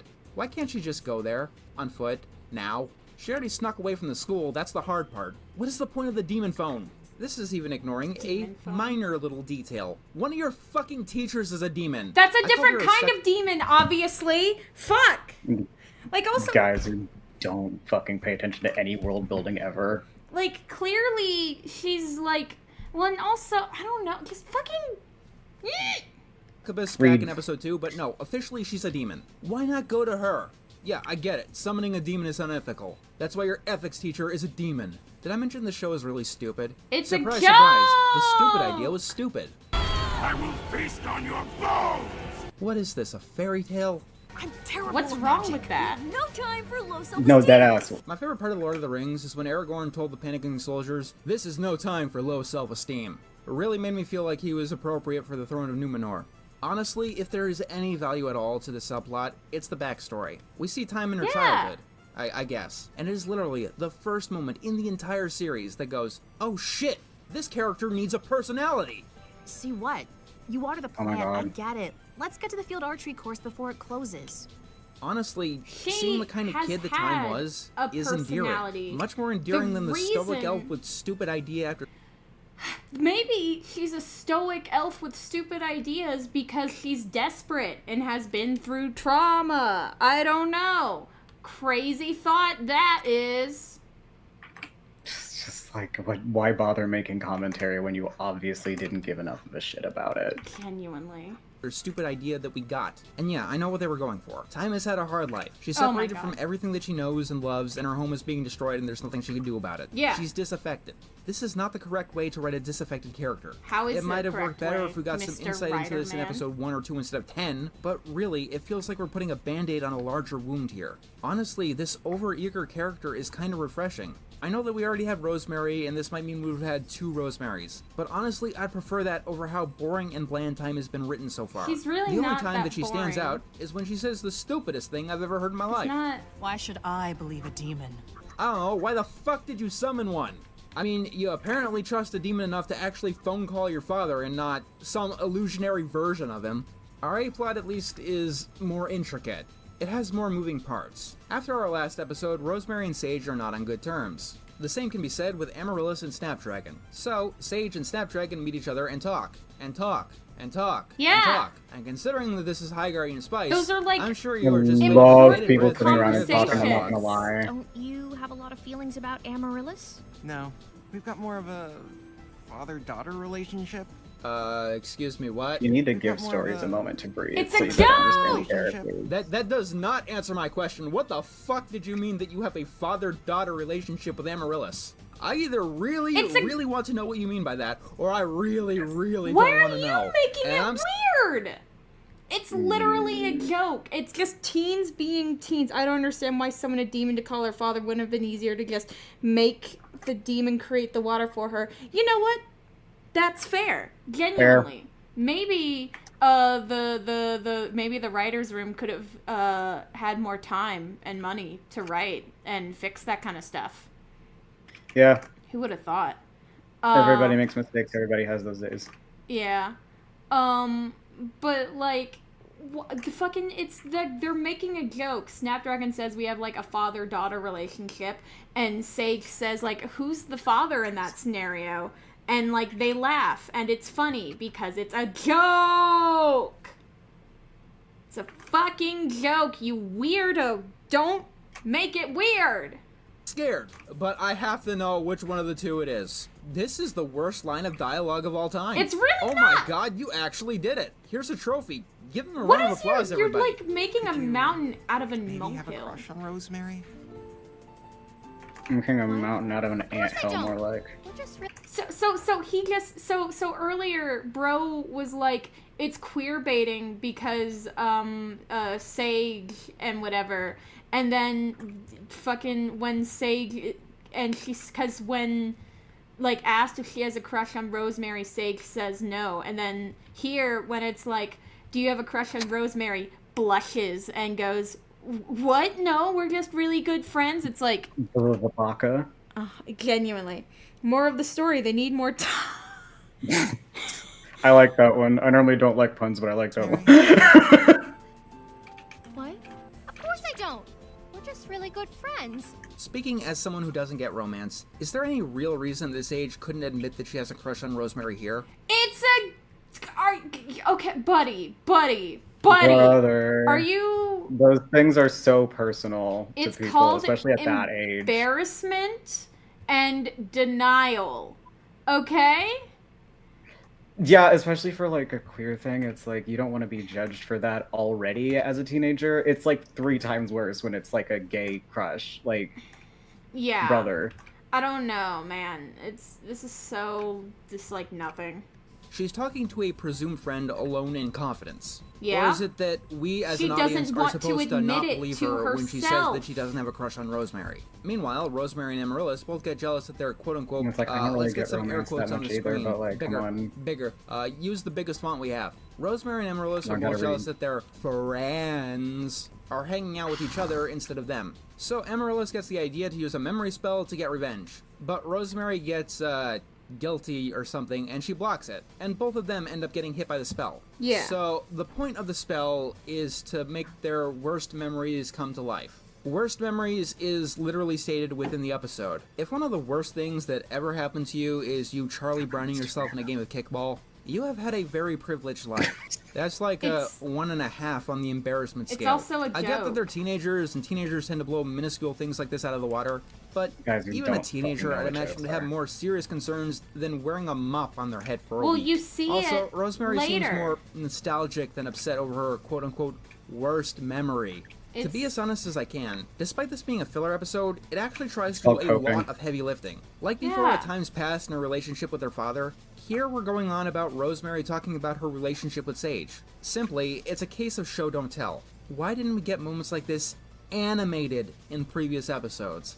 Seriously, I don't know, you this kinda alone would have did, improved the but show so much. you It just feels very much didn't like this episode in particular care? does realize the Not paying problems that the attention, previous ones have didn't had, give a shit, and it's trying to do its etc. damnedest to course correct. But it's doing That's that by not putting how that literally works. all of the relationship in this one That's episode. not how it this works. is the only one of the 12 episodes that goes into the history of Sage and Rosemary, our main characters' best friends. We were denied an episode of these kinds of shenanigans. Seriously, why couldn't this episode be cut, and instead us be given a full episode of Rosemary and Sage living in Pebble? I guarantee you. I hope Ray can get the rights back from Crunchyroll and start over at Glick. Fuck yes. That would be great. No, I know, right? I want that so badly. Especially, like, hoping that people are, like, more mature and not just, the disaster that was yeah. Seriously. Fucking kill, just, oh my god. Is anyone gonna go see the Amazing Digital Circus Yes. finale in theaters? Yes. Yeah. Yes. I already got my tickets. Yes, so do I. So does my roommate. Fuck yeah. I can't do fucking tassels. God damn it. Wah. I can't do hair. Tradesies. Tradesies. But yeah, in a heartbeat. Oh my fucking god. Oh my god. The Academy. What more can I even say about this? Also, oh yeah, what I was gonna say is, like, if High Guardian Spice had spent an episode in Pebble to establish characters and whatever, you know that instead of saying they spend so much time, like, that his complaint would have been, why are we in Pebble? We're never gonna see these people again. Like, there's no winning. You're just complaining. Yeah, it's supposed to be in theaters, I think in, like, what is it, June or... Next month. Yeah, it's like, June. 4th.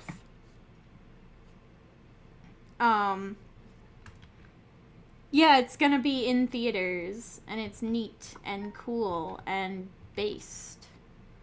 I want the Digital Circus to be as much of a box office hit as Iron Lung and just make Hollywood, like, keel over. Did you hear about how fucked up it is that Markiplier fucked the director of Iron Lung's wife?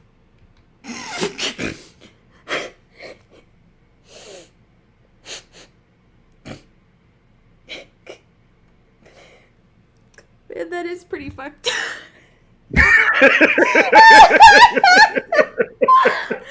Oh my god!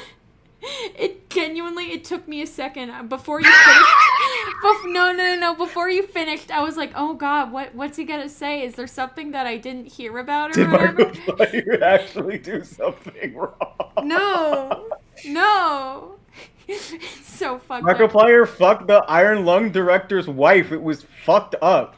Dude needs to get canceled like yesterday. What the hell?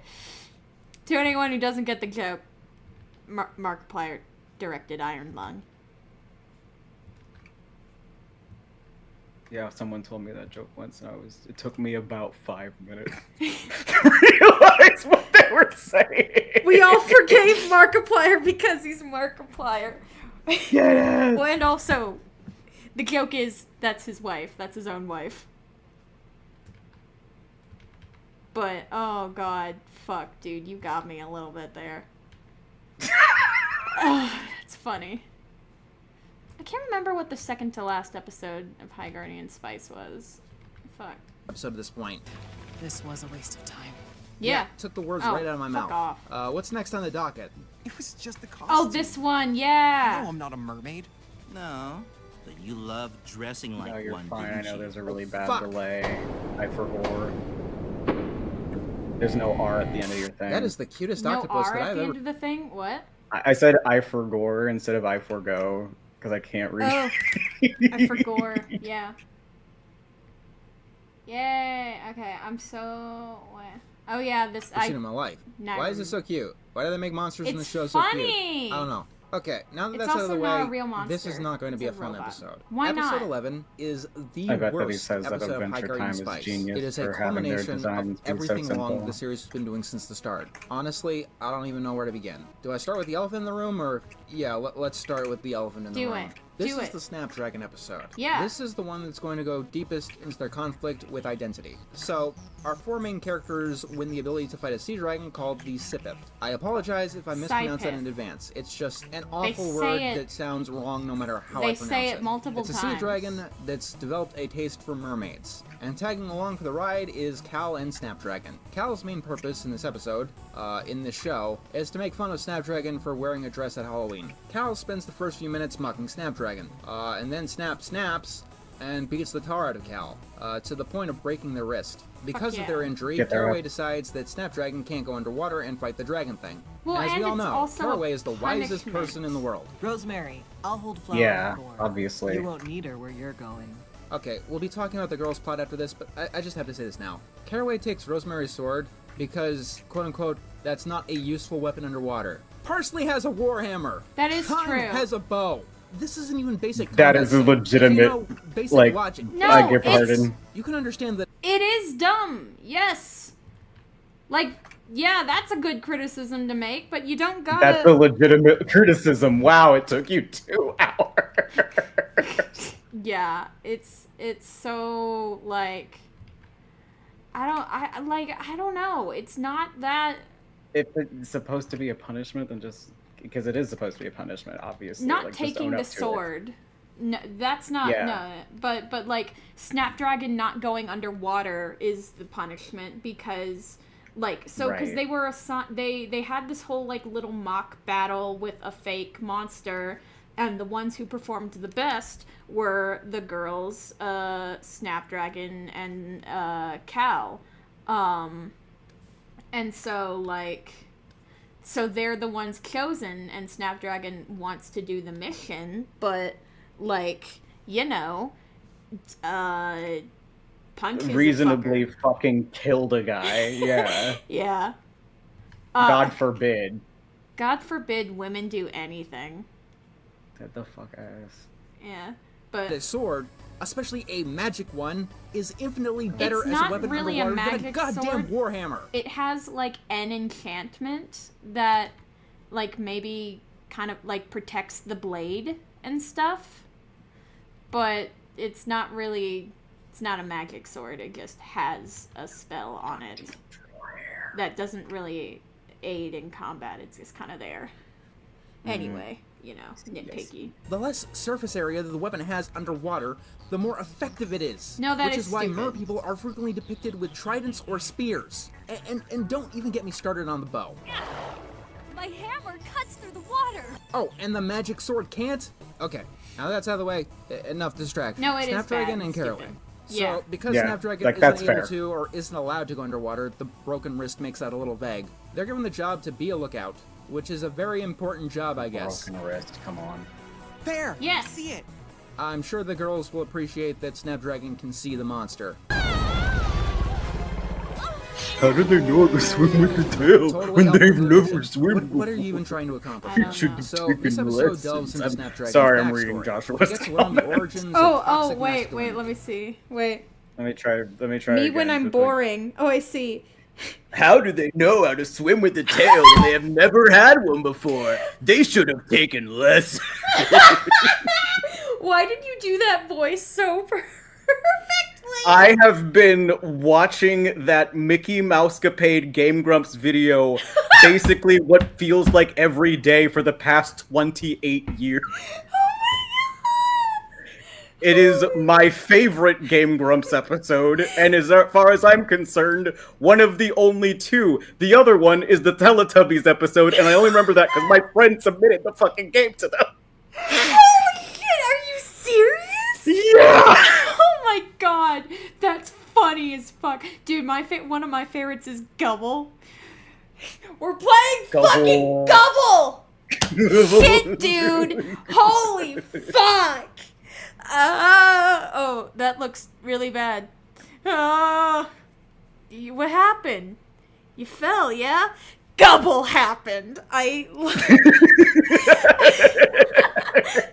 love it so fucking much, dude. Anyway, back to this bullshit. We have a flashback to Snapdragon's childhood, and in it, Snapdragon's brother takes a rabbit that they found. You sound like a girl. And then their father comes in and goads Snapdragon into trying to take the rabbit back from him. Then Snapdragon gives their father a good thrust to the stomach. And it's Psychology 101. Snapdragon learns violence from Dad, and so they're violent in the modern day. It all makes sense. No? Snapdragon is in a school that teaches the students combat. Isn't that what the point of this whole thing is? There's clearly Learning a to fucking fight, difference, learning to defeat dingbat. adversaries to protect those who are weaker than you and can't It's defend clearly themselves. different. Isn't that what the girls are doing right at this very second? Or are they trying to tame the sea dragon with... doesn't know what discipline is. There's literally a difference between... Oh, I forgot I drew that. Between, like, Snapdragon... Or between, like, the girls fighting to, like, calm the Psypith or, like, trap it or whatever, and Snapdragon just fucking wailing on a Bic. Totally Yeah. deserved, though. Like, goddamn. Yeah, for real, get their ass. Get their ass. But, like, there's a difference there. Are you fucking dumb? flowers and laughter. What They is try to this keep the thing someday? alive and try to defeat it without any violence, but it doesn't work. This is a setting with dragons, goblins, a demented cat girl who turned an entire city to stone. You It's can't- clear what they're going for. You can't just make assumptions of a world and be like, it has dragons. It's like, yeah, Avatar: The Last Airbender had dragons, but those dragons were, like, vastly different from a lot of other dragons are one in of media. the most fucking ubiquitous things in fantasy that people have done so many different things with that it's impossible to just say, like, yeah, you should have done it like this. Like, no. No. Dragons can be done so... Like, the way that dragons are done in, like, Wales and the way that they're done in, like, Japan are two completely different things. Yeah. As an example. It's so weird that he's like, this is a fantasy world with dragons. It's like, that tells me nothing. That doesn't mean actually. anything. That doesn't mean Are the jack dragons people shit. like Dragonborn? Like the D&Ds? Or can they talk? Are they just like lizards? There's a lot of questions that could be answered Are with they that. just, like, animals? Like, what the fuck? Do people keep them as pets? Can people keep them as pets? Can I have one as a pet? Can I have one, please? Asking for a friend. Men are the ones who are encouraged to fight and be violent and use violence to get what they want. It's the generational curse of toxic masculinity. It's an issue that a First of lot of all- shows are trying to explore as of late. But this is the wrong setting to do this particular idea. Why? In a modern society No, with it's modern not. sensibilities and modern safety, yeah, sure. In a fantasy world where even the Academy says you're gonna die, it doesn't make sense. There's clearly a fucking difference between, like, just fucking attacking someone and then, like, battling to protect a village or something. are you, like, that stupid? I don't like directly calling people stupid, but I feel like at this point, it's like... I mean, I call people stupid because I'm mean. I know! You're like, I call people stupid because I'm mean. I'm like, I don't want to be mean. You're Dead like, ass. I will. Yeah, my boss was just like, so what's your problem with this person at work? Like your project leader, because like we're on different projects right now. Mhm. And I was just like, don't even get me fucking started. That goddamn idiot moron has been running the side of the site is bad at her job, and I could do it better. And I was just, Oh my god, that's really funny. Yeah, I'm not gonna get into it in case people at my job recognize me. I doubt they would, but Yeah, like, fucking people at your job are like my #1 fans. they are. We are friends on Discord, so there's always a possibility. But that's still just like a funny thought. Anyway. This episode is going to try and get into Snapdragon's identity, and Yeah. it's the closest the series comes to in trying to establish that they are trans. Yes! But this This isn't a gendered thing in the world of High Guardian Spice. If the girls, Parsley and Time, didn't fight the demon in the last episode, they'd be dead. End of story. They're not saying all violence. Oh my god, there's a clear fucking difference. And there's literally an there's literally Snapdragon says, I don't want to be strong like my dad. I want to be strong like the girls are, like beautiful and graceful and whatever. The problem is not violence. The problem is like gendered expectations, I guess, on how to inflict said violence, okay? There's a lot in this world that didn't get fucking explored, and like, yes, that should have, because I think it's interesting in a fantasy setting, like, how do you explore like that particular aspect of like gender and gender identity? There are so many ways to explore it in a fantasy setting. Oh my fucking god! Like Uh-huh. with fucking polymorph. You know, the spell where you change, like you transform someone into something else. Oh yeah, that's apparently like this dude. Okay, wait. This dude, instead of for the Caraway I'm transgender scene, this dude suggested that instead of Caraway just saying I'm transgender, we have like a flashback where he, when he's younger and like still a girl, gets hit by a curse that that transes their, like, changes their Gender. sex, and then like they're trying to find a cure, but like eventually he's like, hey, actually I'm okay with this. And it's like, that is a far more intricate and complicated plot line than like... There's a lot of questions that would need to be answered if they went that route, yeah.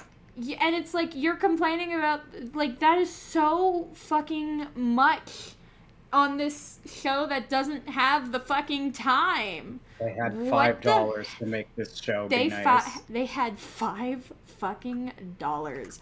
And no, you couldn't do better on the budget of a shoestring. If anybody says that, I will commit...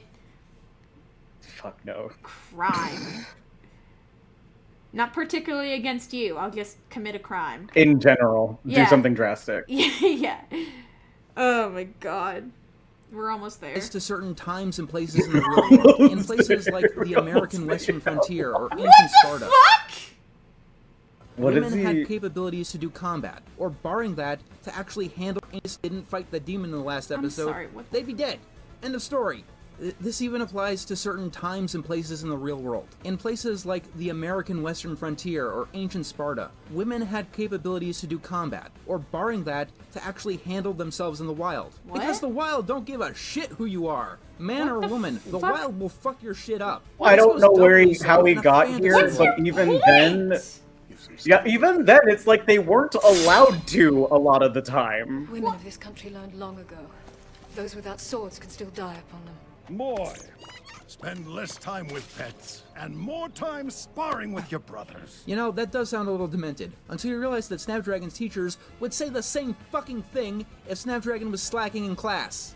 You know, if the teacher... There's a difference between going to a school to learn how to be a guardian adventure person and your father just telling you, hey, beat up your brothers. That's how you be a man. Like, are you demented? What the fucking cishet white man is showing so much that I think he needs to put on a pair of pants. God damn, dude. Holy shit. You got him. You got him. That was nothing! I don't even know what I said. I blacked out. Oh my god. You said, like, the cishet white man is showing so much he needs to put on pants. That wasn't good enough. This cishet white man is showing so much that he needs to put on a little loincloth. Is that better? I don't know. I feel like that was better. I don't know, but like the vitriol in which you said... a small teeny dick. Now let's not make fun of people for their anatomy. No. But... I don't mean it. I just thought that it would be funny to say.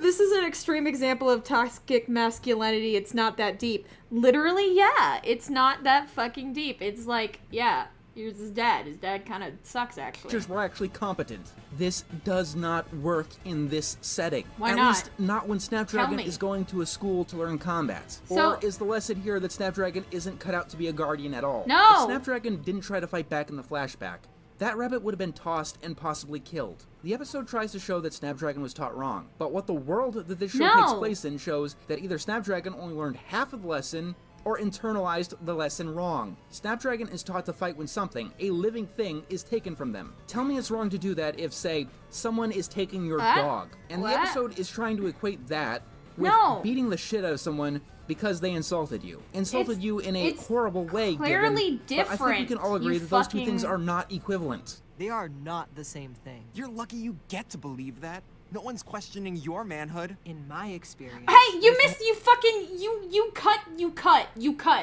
cut.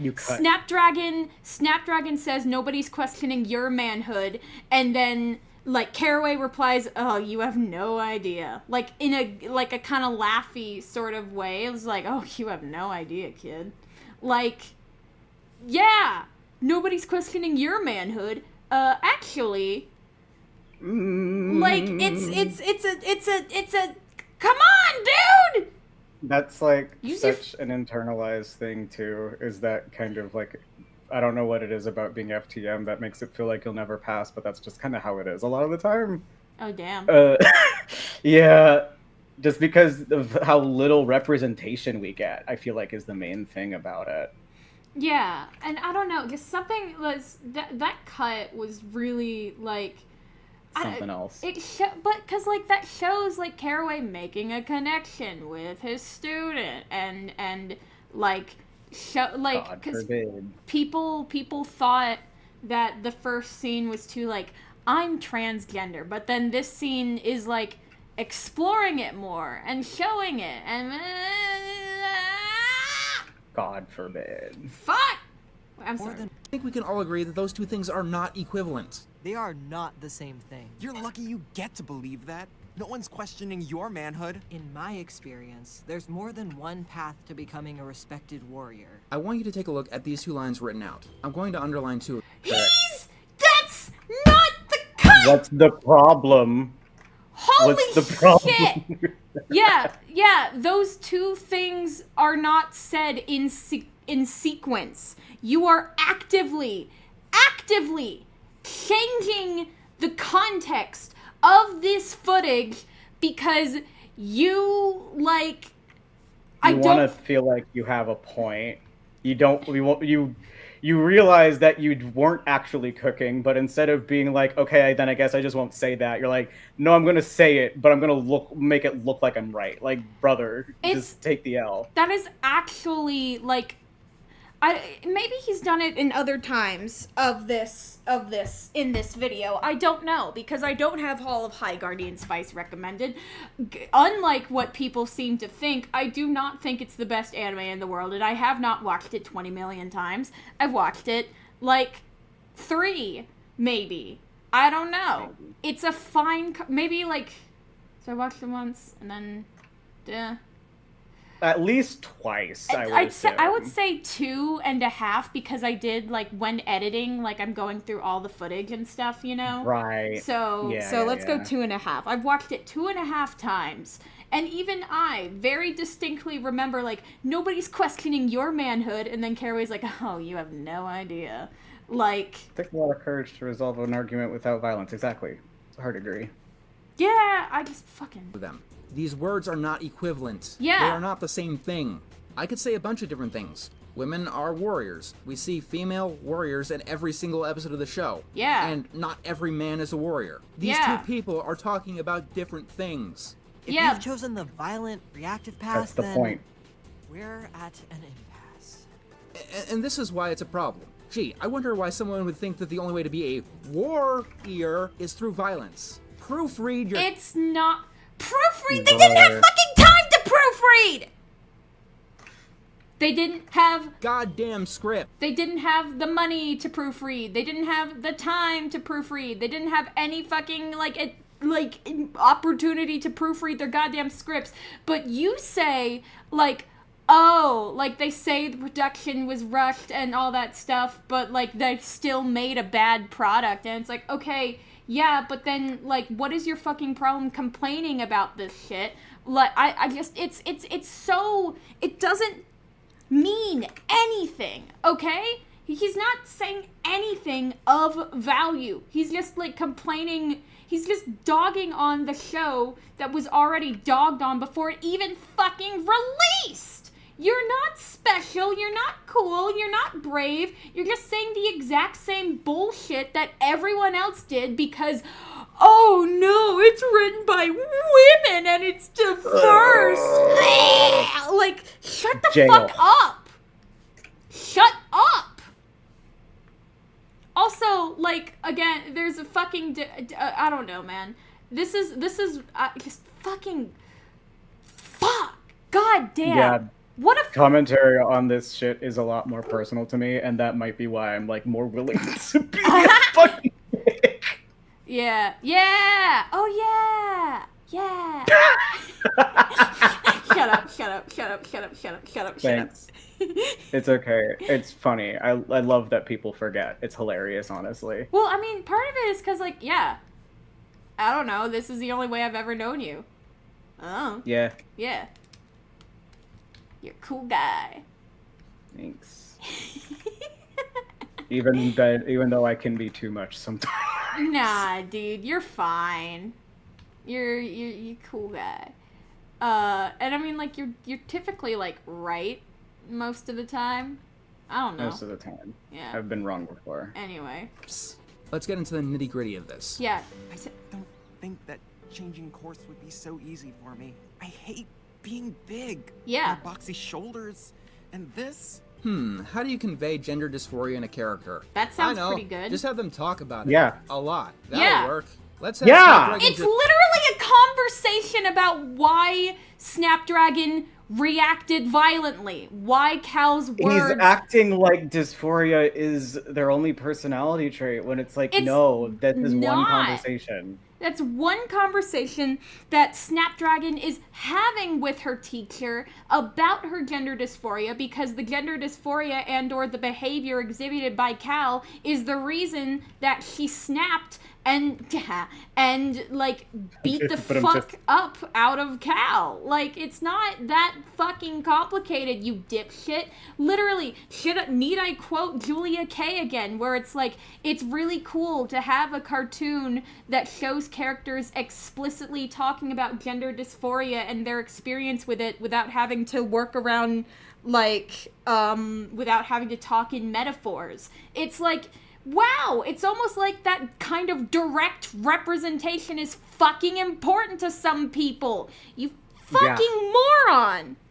And this was also, I think I remember you saying this. It might be either you said it or I deduced it, but when High Guardian Spice came out, it's not like that kind of thing was very well known at the time. I mean, so they kind of needed to be explicit, because otherwise people definitely weren't going to get it, because that kind of representation was just relatively unheard of. I don't think it was the fact that it was relatively unheard of. I don't know. I can't quite remember. I can't remember everything that I said. But I do also love a cis freaking white beard dude trying to talk about that stuff. Oh God, I love. Oh man, you're so right. That's also another thing is that like everyone experiences dysphoria differently as well. Yeah. And if that's how you want to write your character to do it, then that's how you want to write your character to. Yeah, it's almost like a trans person made this character, and a trans person voiced this character. Oh no! It's actually really funny. I remember I was like, Raven, you are trans. Watch this scene. Tell me what you think. Oh God, this actually looks really good so far. I'm surprised with myself.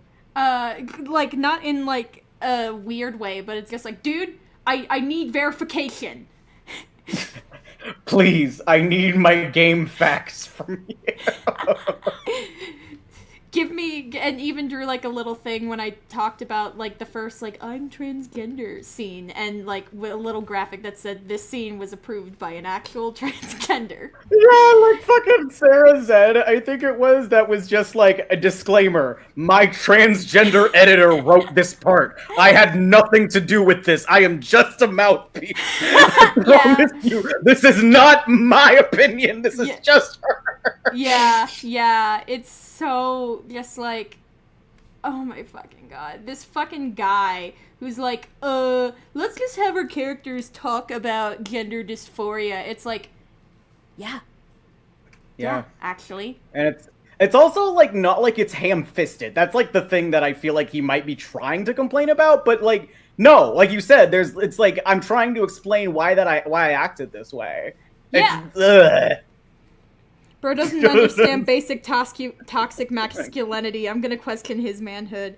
The toxic masculine man is not understanding the toxic masculinity more at 11. Talk about the parts of a male body and how they don't like those. Yeah. This is a scene that we're going to be talking about for a while, so fucking God. Let's start with something that I have to establish. What? To some people here, this is enough to establish that Snapdragon is trans without any conflict and confusion. Personally, I don't think so. I mean, I don't know. Take into account literally every other fucking episode. Did you just forget? The Halloween night where Snapdragon takes the opportunity to dress more feminine under the guise of it being a costume. Or when Snapdragon, snapped, at Sage for saying, really gender essentialist stuff and getting frustrated, and clearly something more is going on with her. Are you fucking that stupid to think that, this character explicitly saying, I don't like boxy shoulders, I don't like hair growing on my chin, I don't want to be strong like my dad or brothers, I want to be strong like the girls. You think that's not enough coming from the trans man who made the character and the trans woman who voices the character? What the fuck is your goddamn problem? You are not the goddamn authority of this, you dumbass! Do you remember that part in Yuri on Ice where Yuri went into Victor's arms and they definitely kissed, but they didn't show it because their arms were covering each other's lips? Mm-hmm. I bet you good money that he didn't think that was a kiss. Holy shit. Now wouldn't that be something? Sorry. Next time. I turned southern for a moment, as I am, but... How'd I say, aren't you from New Orleans or something? Aren't I from what? New Orleans? I might be thinking one of my other friends. No, I mean Alabama. Alabama. Oh my God. I'm so glad that you got out of there. No, dude, the other day, or not the other day, but a while back at work, somebody was complaining New Mexico, and I was like, I like it here, and they're like, oh, well, you're the exception. But then my coworker was like, ask her where she's from, and then so I said, yeah, I'm from Alabama, and then the person went, oh, that's why. And I'm just I don't quite know, the full context of, what they're talking about, but, yeah, Sure. I have a friend that lives in Cullman, Alabama, and they're just like, I have never wanted to leave a place so badly in my entire life.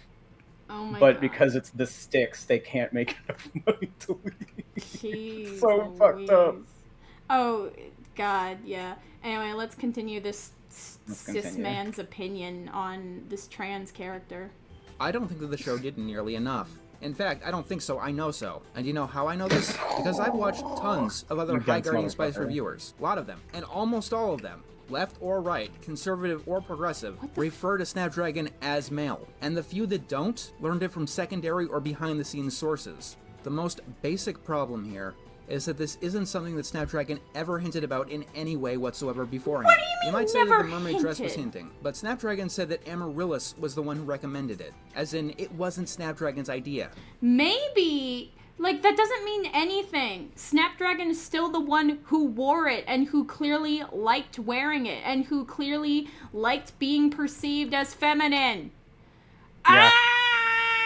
And maybe Amaryllis is a fucking bro and was like, oh girl, I got you.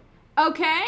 Like, there's a really cute scene where he's like, we're like, Snapdragon, I do, and it is hard. It is actually hard to keep in mind, like, Snapdragon and, like, using she, her for the character, because the entire show so far is spent referring to her with he, him. Because that egg hasn't cracked yet. That's kind of the whole point. Like, women have character arcs. Like, that's kind of the whole point of Snapdragon. Girl hasn't realized that she's a girl and is struggling with that. You know that theory that, like, I mean, it's pretty confirmed, like, the reason Jax is such an asshole in Digital Circus is because, I've like, definitely in seen it denial, around. like, trans. Yeah. Like, that's what fucking Snapdragon is for most of the series. Like, Snapdragon doesn't like themselves very much and is kind of an asshole at the beginning of the story, but then mellows out and learns, oh, hey, I can be myself. Wow. Fucking Christ. Honestly, I will a lot laugh of if this scene Goose here Works just... is just like, well, that wasn't the intention with Jax, but we're just gonna do it anyways. Because everyone just kept saying it, and we're just like, sure, what the fuck? I mean, man, Gooseworks can do, like, anything, and it's neat. Yes. I love, yeah, anyway. Recommended it, as in it wasn't Snapdragon's idea. Honestly, a lot of this scene here just comes right out of nowhere. My dad had a full beard by the time he was 12. I don't want that. He had smooth skin. If I may be so bold, I'm sorry, that's really fucking funny. That sounds like a Gravity Falls joke. My dad had a beard when he was 12 years old. Yeah, it's almost like the show. Wendy would say about her dad. Yeah, it's just, I don't want that. Right out of nowhere. My dad had a full beard by the time he was 12. I don't want that. I want smooth skin. If I may be so bold, a lot of cis guys don't want facial hair. That's why they shave. Also, Snapdragon isn't... Are you fucking ridiculous? Are you, like, actively stupid? Like, is this a choice? Did you choose to wake up and be stupid? Like, hey, it's called, like, coded language, you fuckhead. There's also, like, a difference between, like, men shaving their beards because they just don't want them, and, like, a woman shaving her beard because it feels actively wrong on her skin. Yeah, and it seems pretty fucking clear that Snapdragon was saying, I don't want a beard because I associate that with manhood, and I don't want to be a man. It's, wow. I forgo. I'm specifically laughing at the... Okay, so what I envisioned when she said that was like a 10-year-old with like a lumberjack beard that went down to his chest. That's why I thought it was funny. Yeah, no, I just see the image. Like, there is a difference. There is a difference between, like, just growing facial hair and then, like, full beard, and also, like, it's a fucking Whatever. Yeah, that's just like it's such a straw man to be like, well, fucking cis men don't like having beards, and it's like awkward. Honestly, teenager. I don't always like having a beard either, but I just fucking awkward, it's not like teenagers. it's something again, it doesn't damage my view of myself. Like I don't like get scarred when I see myself with a beard. It's just like, oh yeah, I should probably do something about that. And that's what cis men feel. That's different between that and a Oh fucking my trans god, you're woman. so right. Like, there is a difference between, I should do something about that, and then, like, feeling deep discomfort in your own body. Yeah, because also with trans women, it's very much well, I can shave it, but it's just gonna come back, and that's where like the kind of level of body horror comes in. Yeah. Yeah, man, it's fucked. Didn't or don't like being awkward, lanky teenagers. They wouldn't use these exact words because these exact words are very clinical, so clinical that it's almost out of character for Snapdragon to be using them. Not really. I'm not like my father or my brothers. I hate being big. And this is not something that should have been mentioned. Let's start with the fact that some women are big. I mean, yes, men are usually bigger, but big women do exist. 1 out of 100 women in the US is 6 feet tall or taller. If that's not your definition, they're also female bodybuilders. Even taking the real word out of context, Time is just about as big and tall as Snapdragon, and she's a girl. Okay, Meanwhile, Parnell, a guy, is small. Very, very small. A bigger problem here is that this comes after the scene with the backstory, or honestly, the fact that the backstory exists at all. It's incredibly easy to interpret this as Snapdragon associating these traits with their father. Snapdragon mentions their brothers and their father in this, and it can come across as, I don't want to be like these people that hurt me, that I'm scared of, that made my life difficult. Remember how I said that this episode is all of High Guardian Spice's problems culminating? The male characters that Snapdragon has had the most interaction with is their father, their brothers, and Cal. I.e., most of the men that they've known have been outright jerks. And let's not forget episode 6, where not only do we have the lunkhead Aster, but Sage going on and on about how bad men were. Yeah. Friendship is different. It isn't the same. Guys don't talk about their feelings. Snapdragon's experiences can be read more as an internalized hatred of men, or an internalization of bad stereotypes, gender dysphoria, because that is what we have seen on the screen. If I'm being personal for a moment, it's not a thing that I know happens, and I know that this happens from personal experience. As a teenager, I had a lot of bad male role models. My father was absent. My stepfather I was afraid of. And even in the media that was my escapism. The boys were always idiots. They were getting into trouble, while the girls were there presented as the proper and smart ones, never debasing themselves like the men did. Or alternatively, the males weren't too far off from what my parents were. As a teenager, I knew that I wasn't that, and I knew that I didn't want to be that, but I did want to be the smart and down-to-earth one. And because of this, I was questioning for a time. When the dialogue isn't because of this, I was questioning for a time. Okay, yeah, this isn't exactly right.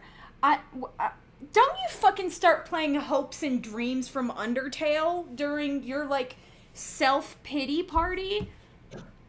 Like, if I may, okay, wait, let's just hear him out. Let's hear him out. When the dialogue isn't so vague that it could be interpreted in several different ways. It's so on the nose that it comes across as forced and unrealistic. Okay, but you can't change what you were born into. You say I can change paths? But it's not like I can just stop being a guy. It's like the writers want to say something, but at the same time, they don't want to say that thing. Snapdragon goes on and on about body parts, when what Snapdragon means is guy. Caraway is going on and on about warriors, when he means guy. Do we really need innuendo or beating around the bush here? It's not conducive. You're not weird. Do you know anything about transition magic? I guess we don't need metaphor. Wait, I thought it was called transformation magic. I had no idea that what did you call it?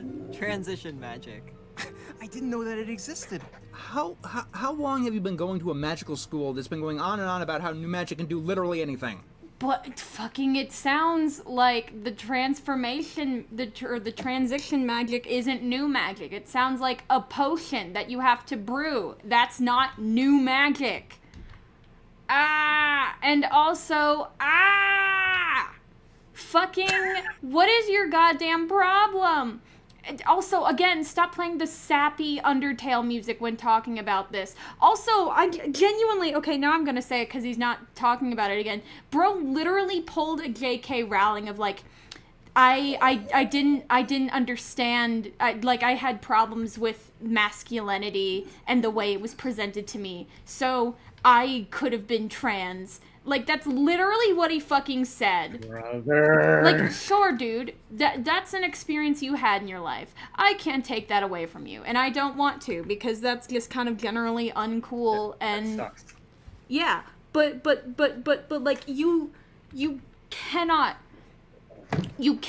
act off like as if your experience thinking you were maybe possibly perhaps questionably like a trans girl does not trump the actual experience written by the actual trans people who made this fucking show. What is wrong with you? Jesus! What is wrong with him?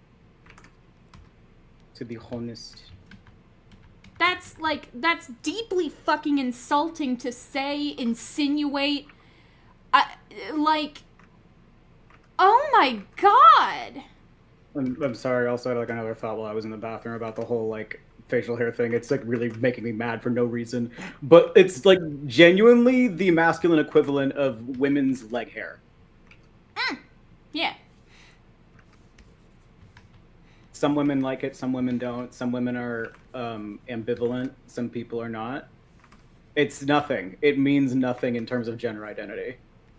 Yeah, I guess this whole thing... But it's like compounding with everything else is what makes it trans representation. Uh-huh. Like the whole rest of the fucking... I fucking... God damn it. I have to draw up Pomfiore's goddamn... Look at this shit! I've been focusing so much on my shit. Oh my god. You poor thing. I'm still doing my line art. Anyway, still suffering through line art. Look at me so far, though. It looks really good so far. Yeah, cause I don't think it's properly occurred to me until now, but that just because someone falls into the LGBT spectrum doesn't mean they're qualified to talk about aspects of that spectrum. Indeed. Very, very true. And just, I don't know. Yeah, like obviously... Sorry to get political, but Clarence Thomas, black people do not own him. We deliberately say fuck Clarence Thomas because he has no right to speak on black people's behalf. Yeah, that. It's just, oh my god. This is, okay, I guess we're fucking... It's like you get to become yourself, your true self, but it seems exhausting and... It's exhausting? Are you fucking, yes! You don't know. You don't know, so you cannot say anything about that. You don't get it. You don't know what masking is as, like, an autistic person either, I bet. It's like... It's just tiring. It can get tiring to mask whether you're a different gender or not, honestly. I mean, from things that, oh, hey, trans people have told me, or at least that I've, seen them, talk about and experience, yeah, it can be tiring because you are going through fucking medical procedures, but, I don't think that's the part of it that he's talking about, but, still. Well, yeah, but, fucking snap cubes, experiences, exactly. Snap Cube's album, that's it's yeah, she went through pain, but in the end it was worth it to be the person she is. Watch my Lonk Homestuck video for more information on gender dysphoria and how gender euphoria can still feel tiring at times. Yeah, no, their Homestuck video is really good. No, you can self-promo here. Yeah, okay. I had a moment of hold on, I really shouldn't have done that. That's important. No, dude, it's so fine. Oh my god. But, yeah, no. I understand... I understand what, Mysterious Mr. Enter is trying to convey. I just think that it's wrong and poorly stupid. Done. Poorly done and just because, wrong. the fucking... I'm sorry that you feel like the trans story written by the trans people wasn't trans enough. Yeah, like... And oh my god, I just realized that he did the thing with this. What thing? Where it's like, the J.K. Rowling thing that I already said earlier? No. I'm trying to think of how to word this. Like, how people will say, like, oh my god, trans people want to shut the fuck up about being trans. And then the second that they try to be, like, a little bit subtle about it, he's like, it's not trans enough. Oh my god, you're right. He literally did the thing. Oh my god. Fuck.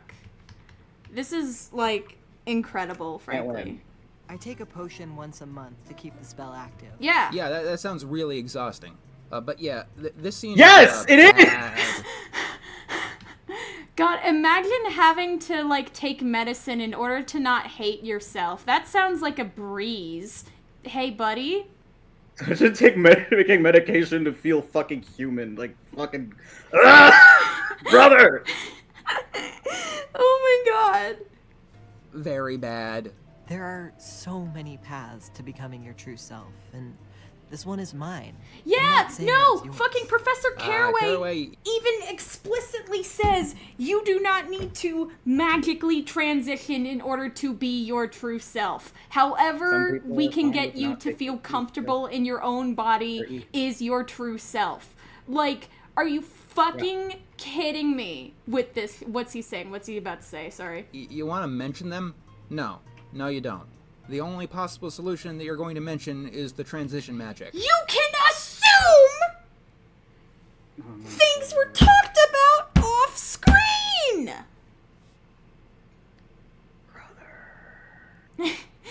Like, why are you just assuming the worst out of fucking everything? What is your goddamn damage? He sucks. It sucks. He just sucks when it comes to talking about this. It's just like, he literally just, like, went to the wrong fucking city council meeting and felt the need to speak anyway. This is, like, a little baffling just how, like, confidently stupid, like, this feels. Yeah, I'm also, like, did you bother talking to, like, any trans people? Because, like, honestly, if you, like, can't do the research, can't be fucked to actually watch the show yourself, if you're gonna talk about this, the least you can do is find someone who knows what they're talking about. Unless you don't respect them, which is what it feels like, honestly. Or find the easily locatable posts that both Julia Kay and Ray Rodriguez have made about the production of the show, and how Julia Kay was really excited about this scene, actually, because it's a trans character talking about gender dysphoria without any metaphors. Yeah. Like, oh no, maybe the trans woman who voiced the trans character who was later confirmed to be trans has a fucking point! You fucking moron, goddamn. That is the only one you can think of or want to discuss before the scene is over. There are always more options than you think. Okay, that does not solve the issue here. There are a million things that I can say about this one scene, but it's not a good look. There are other possible solutions to Snapdragon's mental anguish. Like what? And even if it was gender dysphoria, and Snapdragon was a trans girl, transitioning doesn't solve the violent outbursts. And it doesn't excuse them from fighting in a... As good as I can watching this fucking shit show, there's someone on my stream. Nice. Oh my god, you're streaming?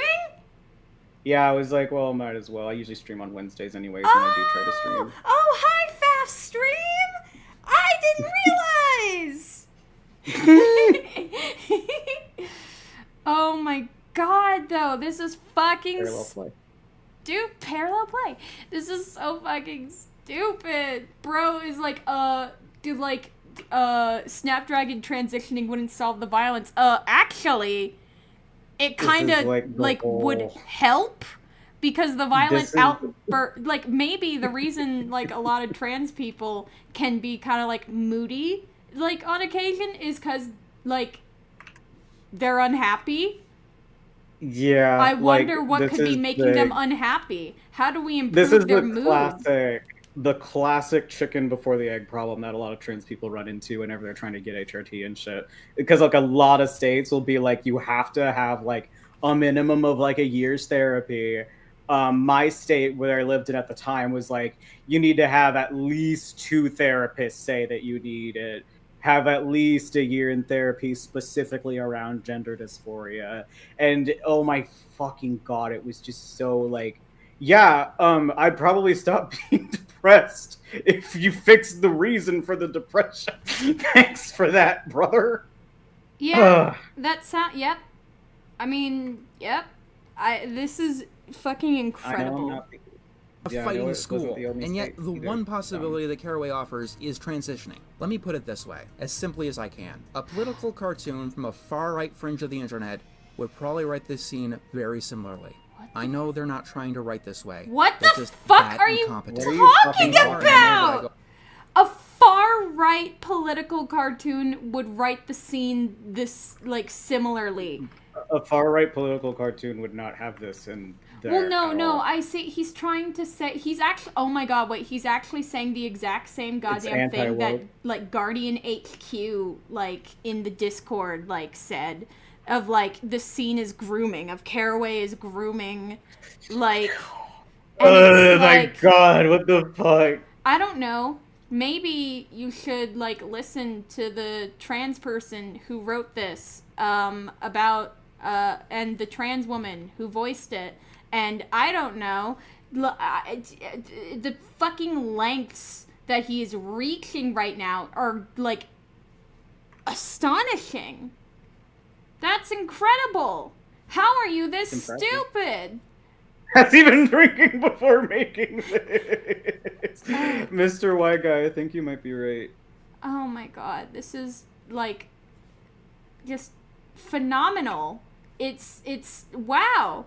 I don't think anyone's ever been this wrong before. Congratulations. It's impressive. It's genuinely just mainly a matter of, like, you just do not have the authority to talk about this kind of stuff. Stupid and moron and harsh words and all, but yeah, someone who subscribed to him, as somebody who subscribed to him, but also aware that not all of his takes are good, this was definitely a case of him being completely clueless. Yeah, look, I do need to stop, like, just making direct insults, but it's... I mean... it is... Be mean. Channel your inner hater. Well, I also have Faf over here encouraging violence. Yeah. But it's also, like, listening to this dude being woefully and on purposefully ignorant for several hours at this point is, like, it's... I am not calling him stupid. I'm saying his actions and words are stupid. He is ignorant and speaking in a symposium that he wasn't invited to. I love that. Symposium. Symposium. I don't know why that's the word that came to mind, but, like, genuinely, no, it's just like like, you do not have the right to talk about this stuff. Yeah. And you don't know what you're talking about. You legitimately have no fucking clue what you're talking about. I still can't believe he did the fucking J.K. Rowling thing where he's like, I had toxic standards of what being my gender was, and I thought I could be trans. Like, buddy? Oh, I love that because I also feel like that's just begging for people to just get on you. Like, oh, go, egg. Oh my God. It's so... Certified egg moment. It's easy to do this when the show is so hated and you know there won't be pushback. Exactly. Yes. That's what this whole fucking like true. Review, like his like episode review feels like. He knows he can say whatever he want about High Guardian Spice because nobody gives a shit about it, and everyone's just gonna be like, haha, High Guardian Spice bad, without ever actually watching the show. And it's like, look, again, High Guardian Spice is not a good show. It's not perfect. It's not anything. Well, I mean, it exists. But, like, it's not a good show. It has many flaws. But guess what? I'm not gonna fucking say that the creators are, like, stupid and terrible writers for, like, frankly, circumstances out of their goddamn control. They were doing their best. Literally. And this dude, earlier, this guy was like, you can't... Earlier, this guy was like, there were all these other things that had troubled productions, but are considered super good, and it's like, that's not the fucking standard. You cannot judge a piece of media based on the fact that, like, others were able to do something magnificent in terrible circumstances. That is not the fucking norm. Because guess what? We don't talk about those other things that were made in, like, terrible circumstances because other things made in terrible circumstances are bad. And we don't talk about them because they were bad. So, like, you can't just be like, oh, this one was good, though. And it's like, yeah, again, that's the fucking exception. Cherry picking. Cherry picking, let's go. Okay. Go on. The more that I analyze this, the more pissed off I get. Why? What were the signs of Snapdragon being trans before this episode? 1. Getting pissed that Sage was denigrating men. 2. Wearing a mermaid dress that Amaryllis recommended. So Amaryllis... And it's a very, very fucking detailed mermaid dress. I Like, know, it'd be right? one thing if it was like, dressed up as a mermaid. Yeah. Well, yeah, and but also, they didn't really make a again, joke out of it. it stated that Amaryllis recommended it, but, like, who put it on and took the recommendation? You can lead a horse to water and can't make it drink. Yeah. Did Crunchyroll pay him to absolve them of their part in jeopardizing the show? Did Crunchyroll pay him to absolve them of their part in jeopardizing the show or something? God, that's my new conspiracy theory. So fucking funny. That's my new conspiracy theory, actually. Mysterious Mr. Enter is a Crunchyroll in the pocket of big Crunchyroll.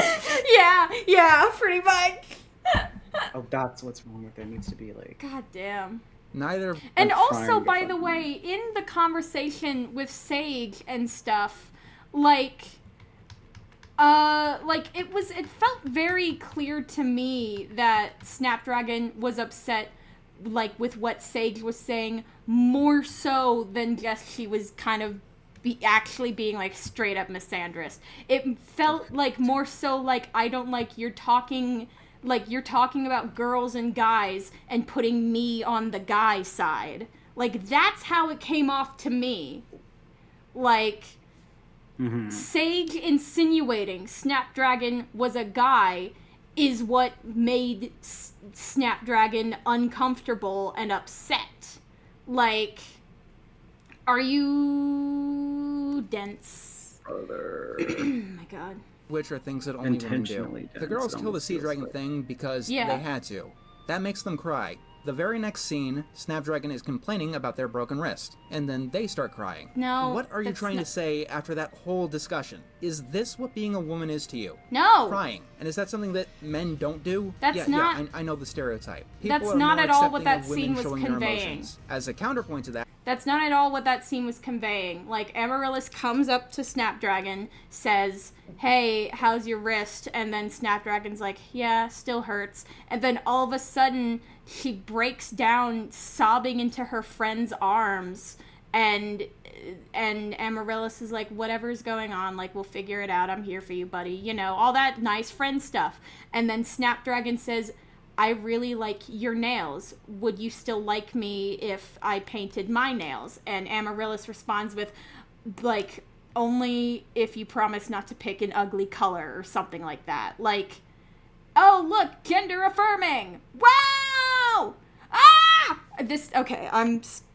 Crunchyroll originals have a reputation for being bad. Funny thing is, people have told me High Guardian Spice is ironically one of their best, for what it's worth. That is true. Like, that's exactly why I made the comparison to X-Arm, okay?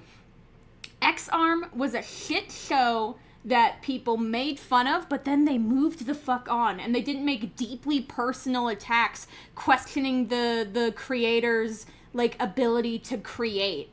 Like, Jesus Christ. It's so upsetting, especially since, like, they had fun at least doing what they could. They absolutely had fun. Oh, I think I'm done with this. Yay. Pomfiore. Fiore. And so the reason I have like a little shrimpy hair clip is because a lot of people, I don't have eyebrows here. I know I don't normally have eyebrows, but like I do draw them like when I draw myself. But like in Twisted Wonderland, Floyd, a character, calls everyone some kind of sea creature, and he calls the main character Shrimpy. And so I've seen a lot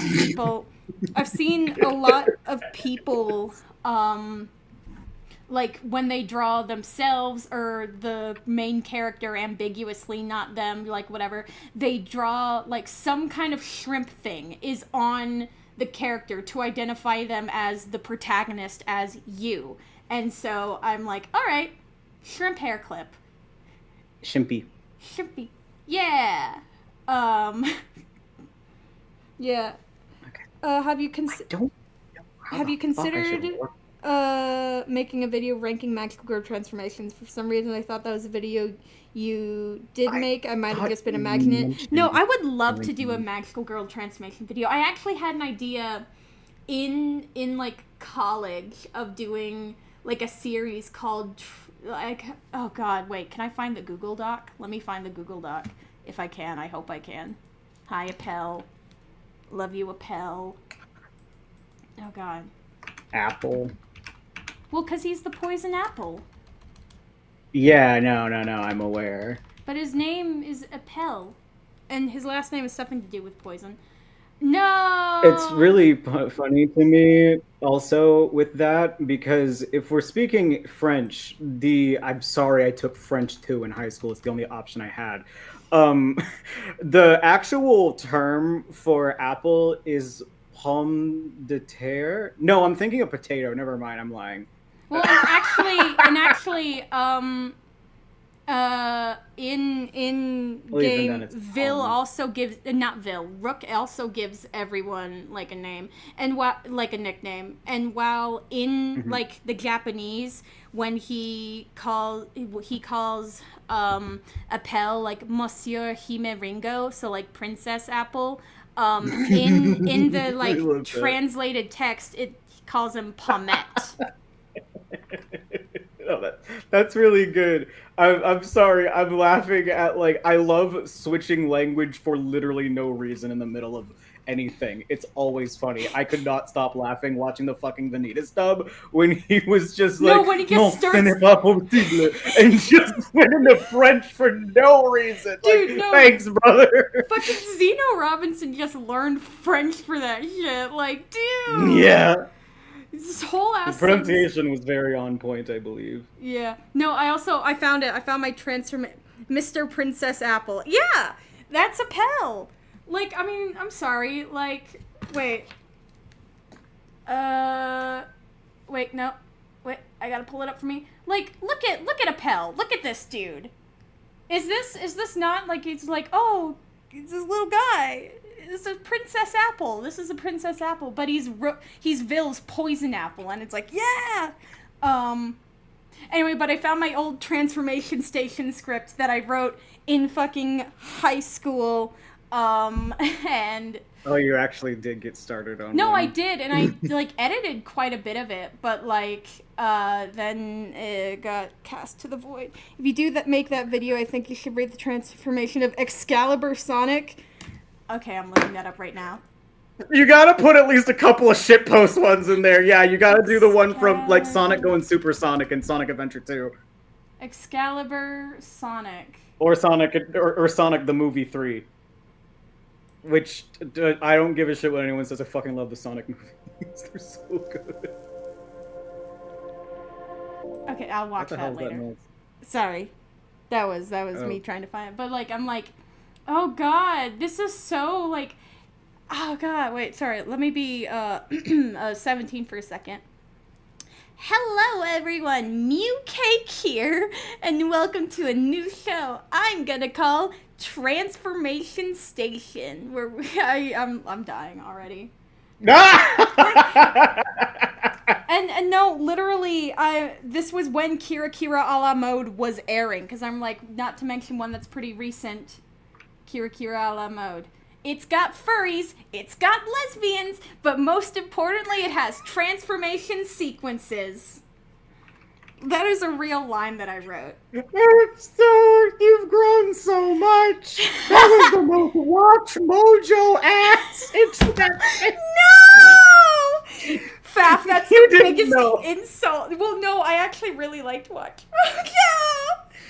Look, I watched The Mysterious Mr. Enter. I watched Watch Mojo. I was a child, okay? You were a child. That's why I was like, you've gotten so much better. Thank you. Oh my god. Oh, that's so funny. I'm so sorry! I wasn't trying to be mean. Like I said, you got better. Please. No, you're fine. Rest in peace, Mew Cake. So actually, the reason I changed my name, like I was like, cause people kept like, it started off as a joke on fucking Skype of all things, with people like calling me. So like it was just kind of a joke, and I was like, Cake of the Muse, haha. But then, like I just kind of kept it, and then I was like, hey, wait a minute, if I put my name like this, then nobody will call me Mew. Because, like, the only reason my name was Mew Cake was because of, like, I was in very specifically a Tokyo Mew Mew, like, sphere where everyone was named Mew something. And so, like, because we were in that community, we all just naturally assumed your name was what came after the Mew. But, like, once I move out of those communities, like, it becomes a different game. So, it's just kind of like, I'm not Mew. I'm not a Pokemon. I'm a cat girl. I'm a Mew You took, like, such a silly ass, like, kind of opposite end, in a way, to my friend.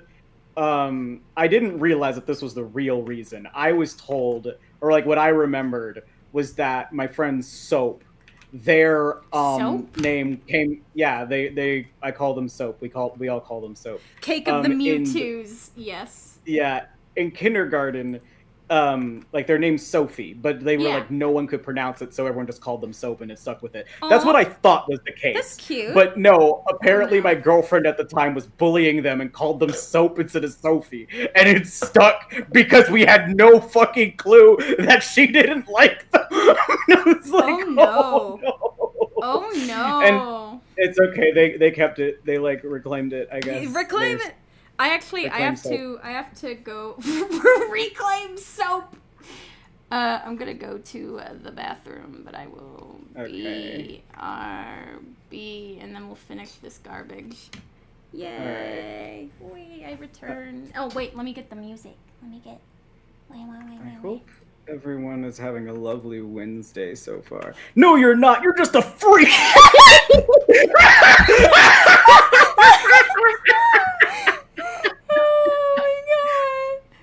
I don't know why that made me think of. I think Coolsville sucks.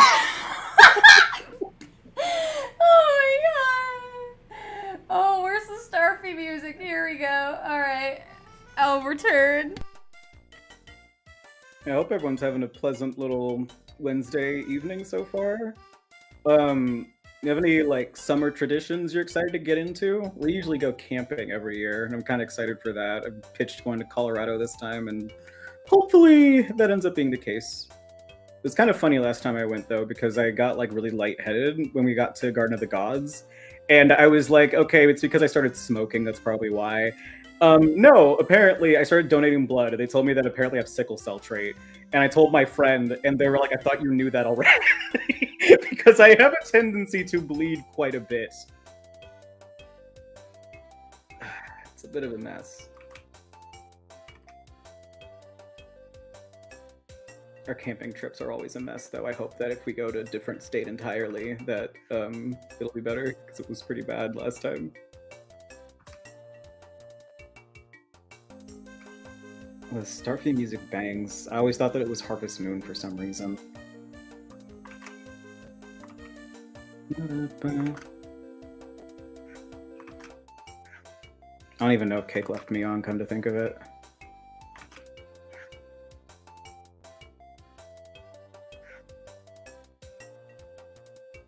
Okay, that's a better base for the fucking suspenders, I think. Wrong layer. I make 800 even for just line art because I know me.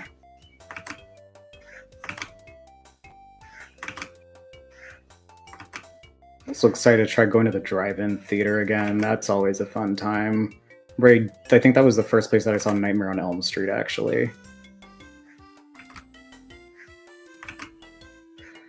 Which was a time, I kind of wanted to go see Rocky Horror instead, but like, I was told that if you're going to watch Rocky Horror Picture Show for the first time, do not go to one of those because you will get fucking hazed for being never watching it before. I'm just like, why the fuck would people do that? It's so fucking crazy. Yeah. Rar. Did you mute me? Because I was trying to fill in the void a little bit. No. Okay. I muted my mic. Alright. People simply do not go camping or do anything special for summer, or just didn't want to share, that's fine. Wait, can people hear? Yeah, no, they can hear you. We have. Alright. What is your character name? Or your my channel name, Fafnir Volos, but if you just put Fafnir VT, that should probably come up. I think I started VTubing so late, and I was like, there's no fucking way Fafnir VT is available everywhere. And it was! I'm just like, what the fuck? It's such a well-known little dragon name term, whatever. That was like a color palette in Gaia Online. I didn't even use it. I just thought that it was cool. You just like the name. Oh, I just like the name. And also, I'm a dragon, so it makes sense. Faf, I see live parallel draw and react stuff cake views. Ah! Yeah. That's us! That's me. It's me! Anyway, let's continue the suffering. Yeah. I was crying here earlier. This seemed like a good place to cry. Also, there's something else that points to Snapdragon not being trans. They refuse the transition magic. And keep in mind, Caraway says... Oh my god. This true scum motherfucker. I'll just fucking type it in chat. Oh my god. Holy shit. Wait, bro just, or you can just click on my name. He just said Happy it. To have new friends. He just said it. He just said it. He just said the true scum thing. It's incredible with his whole ass chest. Snapdragon does not explicitly reject the transition magic. Girl just needs to think about it. Yeah, and even if she did, it's like medically transitioning just isn't for everyone, and there's nothing wrong with that. Yeah. It doesn't make you any less trans if you decide that you don't want to have HRT, or you have HRT and it's like, oh, this just isn't for me. Well, somebody tell that to the mysterious Mr. Enter, the arbiter of trans people. And some people also just literally can't. When it comes to testosterone especially, your cholesterol goes up and your LDL and everything. And I have too much red blood now. The Red Cross is hemorrhaging me like a fucking stuffed pig because I have too much blood. Literally, I have too much blood. And, that's a nightmare for me who has, a family history that's, full of high blood pressure and strokes and shit. But I'm doing it anyways. If a doctor tells me I have to stop, I guess I will. But, oh my god, it's just, not for everyone, and that's fine. Yeah. You don't even need a reason to not just do it. It's I don't want to. That's all the reason you need. Yeah. Doesn't make you any less trans. Yeah. Some people have a situation where they can't do it either. Yeah. Because they're living with their family and shit still. Yeah. I'm just sorry. I'm the cis ally. Why are you not booing? I'm right.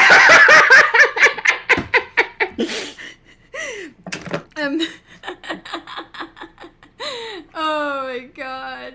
Yeah, anyway. This shit's fucking... Yeah, I get very, very upset about people being you have to medically transition in order to be trans. It just pisses me off, because my fucking dad was like that. He was just because I had a step sibling on his side, and he didn't believe that they were trans, and the reason was because they weren't medically transitioning. And I was just so if I didn't medically transition, you wouldn't see me as a guy. And he's he avoided the question entirely. I'm that's what I fucking thought, you piece of shit white man. What? Oh, is your dad white? Yeah. Ah. Damn. That sorry. explains a lot. That's really, I'm sorry, that's really funny that, you're just about your own dad, you piece of shit white man. Everyone fucking hates either their dad or their mom or both. That's not a unique thing. No, but it's just, I don't know, something about, the specificity of it is funny, okay? Also, I can't even argue with that because it's yeah, I'm not a fan of my dad either. Exactly. Everyone has their own fucking people that they just don't want to deal with. Yeah, fine. but I wouldn't say piece of shit, well, I can't say it because I'm also white, so that doesn't really, Yeah, you can't land the fucking white... You can't land the white plane as a white person. I can do the white woman jump scare. You can do the white woman jump scare quite immaculately. Thank you, I try. That he takes the potion once a month. This implies that the transition is temporary, as in a person could go back and forth. It is also implied that the transition magic has no side effects, because if it does have side effects, Caraway not mentioning them is another bad look. I'm feeling like I'm forgetting something. We'll be safe inside. The Scypeth can't get in. Oh yeah. Oh right. After all of that, the main plot of this episode is just so secondary. The girls put on magical rings because you can't have an anime without a magical girl transformation. It's literally except you not can, and you really should, because this is the wrong genre for that. What do It's you mean episode wrong 10. genre? It's a bit late to start a new romance that will never be resolved. Yeah, also, it's learn just new ways to write romance. This is like the 5th time you've seen characters give each other goo eyes for nothing. Thing. Why not stay a mermaid? We'd get to hang out more.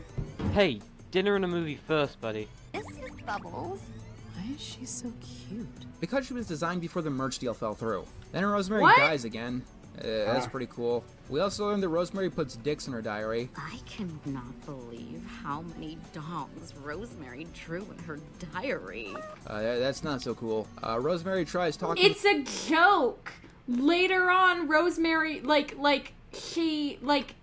Olive says, and you draw so many, dongs in your diary, and Rosemary's like, those are swords! It's really good. This guy doesn't know what humor is. This guy doesn't understand, how to be funny. With your help, we can find a new humor gland to transplant into him, because he obviously needs it. Oh, absolutely. But, his body will probably reject it. He literally cut off part of the dialogue, yes, that... God... Yeah, He's been doing that a lot for this video. Yeah, well, it's... What fucking layer is this on? Sorry. Oh, the struggle. The struggle is, in fact, real, anyway. Into mermaid English, but that is also not cool. Then Sage uses her magic stick, which is kind of cool, admittedly. And then Rosemary puts down the water dragon like Old Yeller, which is very cool. Rest in peace, Duty Dragon the 5th. I couldn't stop the spell. It's not your fault, Sage. The effectiveness of new magic conceals how unmanageable it can be. What the fuck? Oh, the fucking Ace Attorney music. No, you are correct. This is quite, the contradiction. Because, literally earlier in the series, Rosebud was like, new magic can do anything! And, kind of low-key making fun of Sage for, not wanting to use it. But then she's like, no, it's not your fault. New magic does have dangers. But, yes, that is, a plot hole and something that could have been cleaned up if the writers had more fucking time. But, also, I don't know, man. If it's whatever. I don't care at this point. You're doesn't just... fucking matter. I remember the re-upload of the mermaid transformation. The Ty was really condescending. People really hate for no reason. Genuinely. Okay, crazy-ass potions lady. What the hell were you going on about in episode 5? New magic doesn't require the hours of ritual, the reckoning, the effort. New magic multiplies your power and lets you do what you want. Balance schmalance. You've got a terrasphere now, haven't you? Seriously, everyone has been going on and on and on and on about how fucking great new magic is, and how you can do anything and everything, and why ever use old magic ever? Especially— Well, and actually also, if you fucking, I don't know, pay attention, you can see, how new magic is dangerous, and how in episode 3 when fucking Amaryllis is just shooting off spells like a crazy person and like destroying other things. And like I feel like that scene was a pretty big indicator, hey, maybe new magic is dangerous. Like, I don't know. This guy. And then wait, I'm drawing a tiny rook. I've never drawn rook before, but it's like Pomfiore dorm uniform, courtesy of Rook, who knows beauty and fashion. To be honest, I keep headcanon Sage simply got much more magical capacity than your average witch, and new magic was described as you're multiplying your power. So someone, yeah, because Amaryllis is unhinged. That is true, though. That too is true. But like Amaryllis, in those scenes when she was blasting off spells, you could see her kind of like recoil a little bit. Almost like she was using magic that was a little too strong for her to handle. Like, oh, fucking... This is a fine critique of saying that, like, the teacher lady is contradicting herself. Because she is. But, like, I don't know. It's not nearly as, like, upsetting, I feel, as Bro is making it out to be. He keeps doing this, hag lady, making such and a your big deal out psychopathic of stuff that's potions not a big class. deal. The effectiveness of new magic conceals how unmanageable it can be. Literally everything that you established about new magic, everything, all of it, 100% everything, it is gone in one stupid, broken, useless, worthless line of dialogue. I mean, and this line I of don't dialogue know. is so bad that it makes this episode even uglier, and there is really even not that more bad. unfortunate implications within it. I am going to play 2 lines back to back. Oh, God. One from episode 3, and this fucking line of dialogue again. I was born into a female body, but it wasn't the right body for me. Yeah. So I used new magic to change it. Okay, It's so not it is new your magic. fault, Sage. The effectiveness of new magic conceals how unmanageable it can be. What are you saying? What's New the- magic is unmanageable, huh? The new magic that one character has been spending the episode recommending to a student who is a teenager. What? Think! This isn't child's play. This isn't a game. You want to deal with serious subject matter, then don't just fuck around and think you're gonna get a ton of social credit by turning in your first pass work. I get it. You wanted representation. But personally, I think that trans people deserve better representation than this. This episode is really bad. No, What that's the not it. This episode is offensively bad. It's like, really so not. bad, I debated ending really this whole not. thing here. Because It's not. you cannot redeem a series after an episode like this. Why not? After a line like that. After It's- this and this and this and this Why and do this you after an hate episode that like fucking this. After a line expression? like that. After It perfectly What? conveys what it's trying. He keeps like using this fucking frame to say that like the show is bad and the art is bad and stuff. And it's like you have literally used that expression as a reaction in this video. You are Yeah. literally like using it for its intended purpose. I think he's just like doing the thing that a lot of reviewers did at the time, like, oh, Cal art style, and it's like, and it Mr. looks Can't get a cartoon good. produced. this and this and this and this and this. What is No, wrong the with show it? had good intentions. But this is exactly Like, where so- the phrase "the road to hell Oh, is paved shut with." the fuck up. This is okay. Shut the fuck up. I think this is genuinely like I'm getting heated because like he acts like such a fucking authority on this. He acts like I know everything about writing, and also I'm a good and caring person who cares about the messages cartoons put out. So I can crucify whatever show I want if I deem it has a bad message. And it's like, again, you're saying that the trans characters made by trans people are bad representation? What the fuck? And it's like, again, you can't speak for these people. This is another thing. I feel like I have no choice but to bring up things that you could not possibly understand as a white person. The Boondocks. a lot of people were calling racist, even though it was made by black people. For black people, because that's honestly just kind of our sense of humor a lot of the time. Is very Boondocks adjacent. Yeah, so I'm just like, it just drives me nuts when people try to speak on minorities that they just do not have. Like, if they just have experience with them and just know them, that's still like, you didn't live that experience. You just know of it and know what people might have experienced. And it's like, you are making this judgment based on your own experiences, what it means. And you can't make it because like, that's what you think. It's not what you know. And it's always going to be what you think, and it's never going to be what you know. Yeah. I feel like I ended up coming up with a nothing burger at the end of that. But... No, you're right. You're right. I'm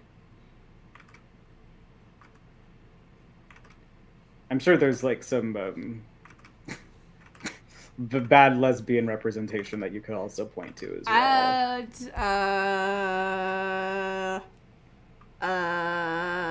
Sorry for putting you on the spot. You can chew if you don't want to use that as an example. I don't know. I'm just here. Anyway. You're just the good intentions comes from. Let's just end this. He just has like this, like, let's just end this. Like, the road to hell is paved with good intentions. It's like, you're not cool. You're not saying anything, like, significant. You're just kind of being a dick. And for what fucking reason? Like, oh no, you didn't understand the fucking... I guess it's kind of offensive how much he takes offense to, like, offensive. A trans person's, like, and again, here's the thing. Could those scenes have been written better? Undoubtedly. Of course. They are a little clunky and they are, like, a little odd. But, like, or, like, strangely worded, I think is a better way. But, like, again, the way he insinuates that the scene with Caraway and Snapdragon was, like, was similar to, like, a far-right person's idea of people transing your kids. That's fucking disgusting to say. It doesn't make any fucking sense either. Mr. Let's make the kids and adults... The adults in my concept. I don't even know, man. Just like, oh, it's getting really late. Oh yeah, good night. Good night. Yay. But like, this is unhinged. He sounds like a fucking crazy person. And I guess he is with the 9/11 comment.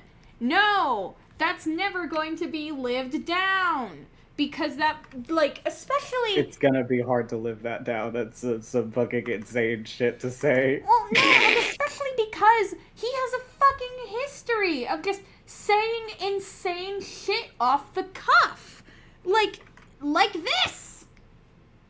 Anyway. That's why I write scripts. I feel like I say insane shit off the cuff all the time. You might be wondering if there's anything more I can say, or there's any way that the final episode could top it. And I'm going to be upfront, episode 12 is not as bad an episode as episode 11. It's not a good episode, in any sense of the word, but it's not that bad. Although I will say, it does present us with an entirely new set of problems. Episode 12 is the climax, Attack on Titan. What? I mean, Attack on High Guardian Academy. This is the episode where we are truly introduced to our villain. Yes, that's episode a bit 12, of a joke. the very last one. We get introduced to Mandrake. He's been hired to finish off the girls after all of his failure that one time. If you can say anything about Mandrake, it's... You're so soft. No wonder they almost killed you.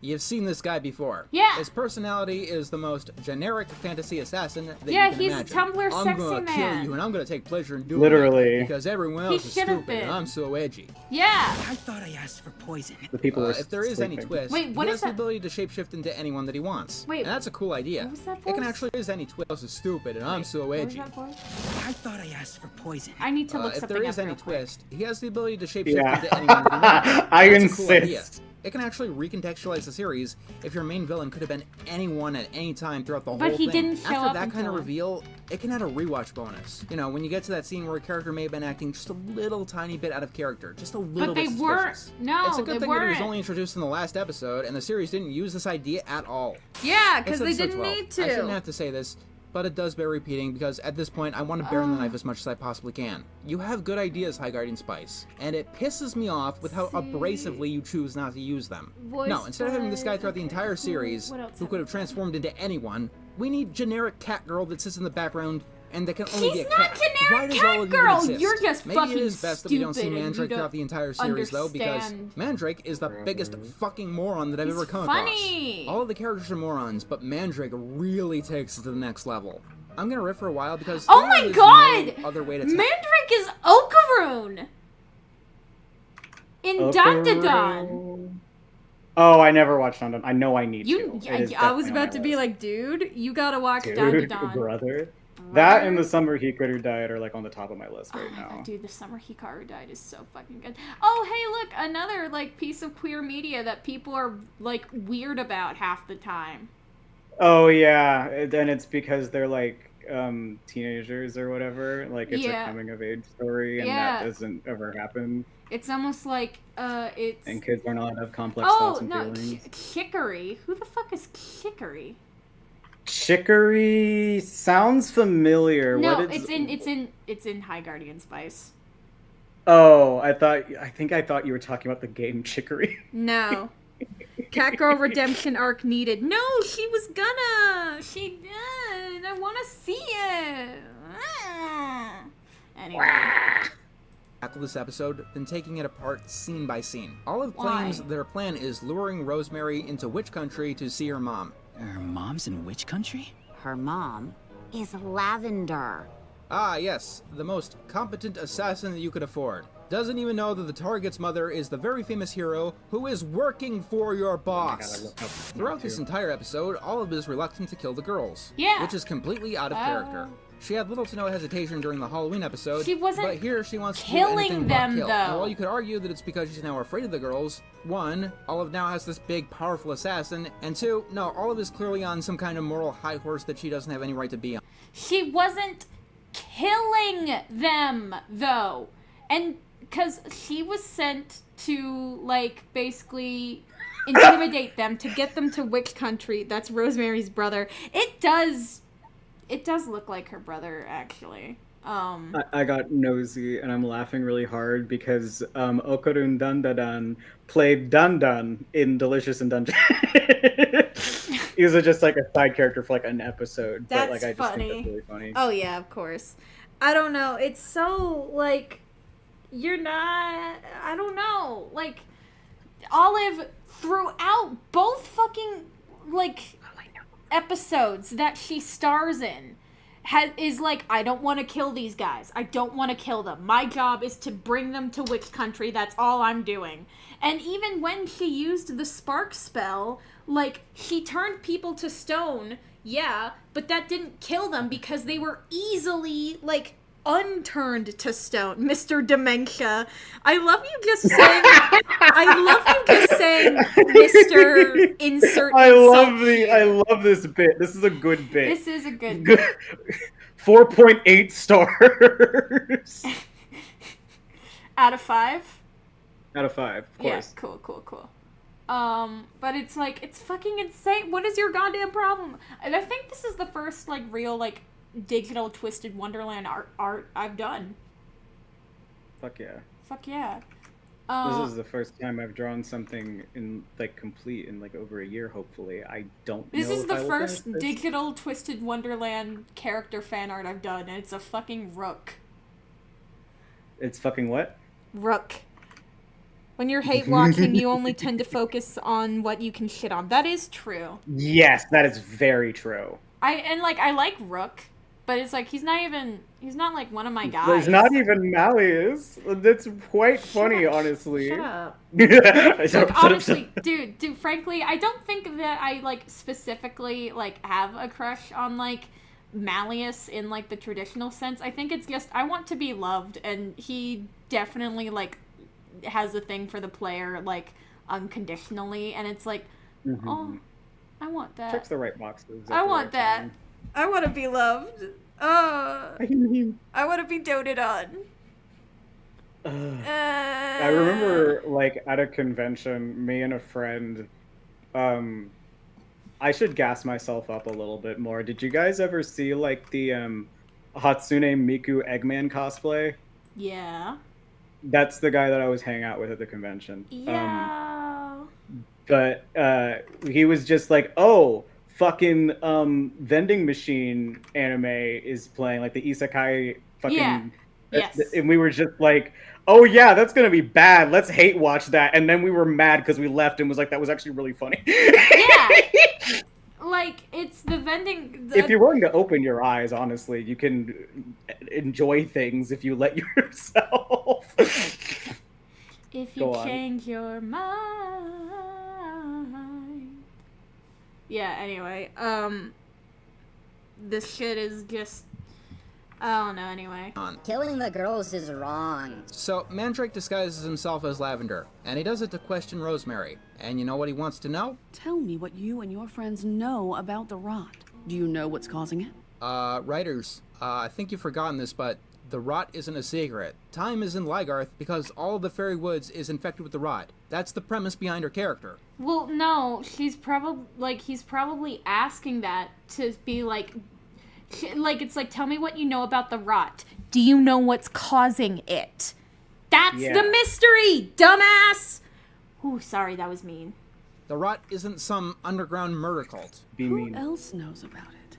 Well, Sage? Oh, she's You gonna only want to have the see devil you. on your shoulder Oh, right and now. Time and Parsley! Rosemary is definitely an idiot going on and on about everyone who knows, not suspecting a goddamn thing, but, like, the rot is not a secret! It's a secret to nobody! Rosemary doesn't even list all the people that she knows. The characters The mermaids, the potions teacher, once again, everyone in the fucking fairy woods. Mandrake is about to kill Rosemary, but Rosemary mentions that Caraway knows. And then, Mandrake just leaves. Okay, so can you tell me why Mandrake didn't just go through with killing Rosemary? He doesn't need her for any more information at this point, and not killing her doesn't speed up his mission, because his mission is to kill her. I Mandrake have hate is trying watched to kill and still Rosemary, found good. You and will just need to continue be to try to kill actively Rosemary seeking throughout for the it. entire episode. But when he has her alone Yeah. and unsuspecting... Yeah, as for my High Guardian Spice Gear, and I actually started with episode 9 since I saw some footage in some hate vid. Then I actually started being interested since Rose vs. Olive was kind of super. Yeah, it's cool. He just doesn't. And cat girls are fucking awesome. I reiterate, Mandrake's mission was to kill the girls. Figuring out who knows about the rot is completely secondary. Actually, no, it's not. Because, once again, everyone knows about the rot. Not Mandrake is looking everyone! in Caraway's room as Caraway. Mandrake doesn't lock Caraway in a room or anything, so no shit, Caraway Well, he enters and we didn't have know. this fucking clone bullshit. It's mercifully brief at least. I will say, some of the magical action they have in this episode is definitely interesting. It's flashy, and the action is apparently one of the few things that the show is competent at, but... You used old and new magic together. At this point, I just don't give a fuck. No, so this is a criticism that I will agree with.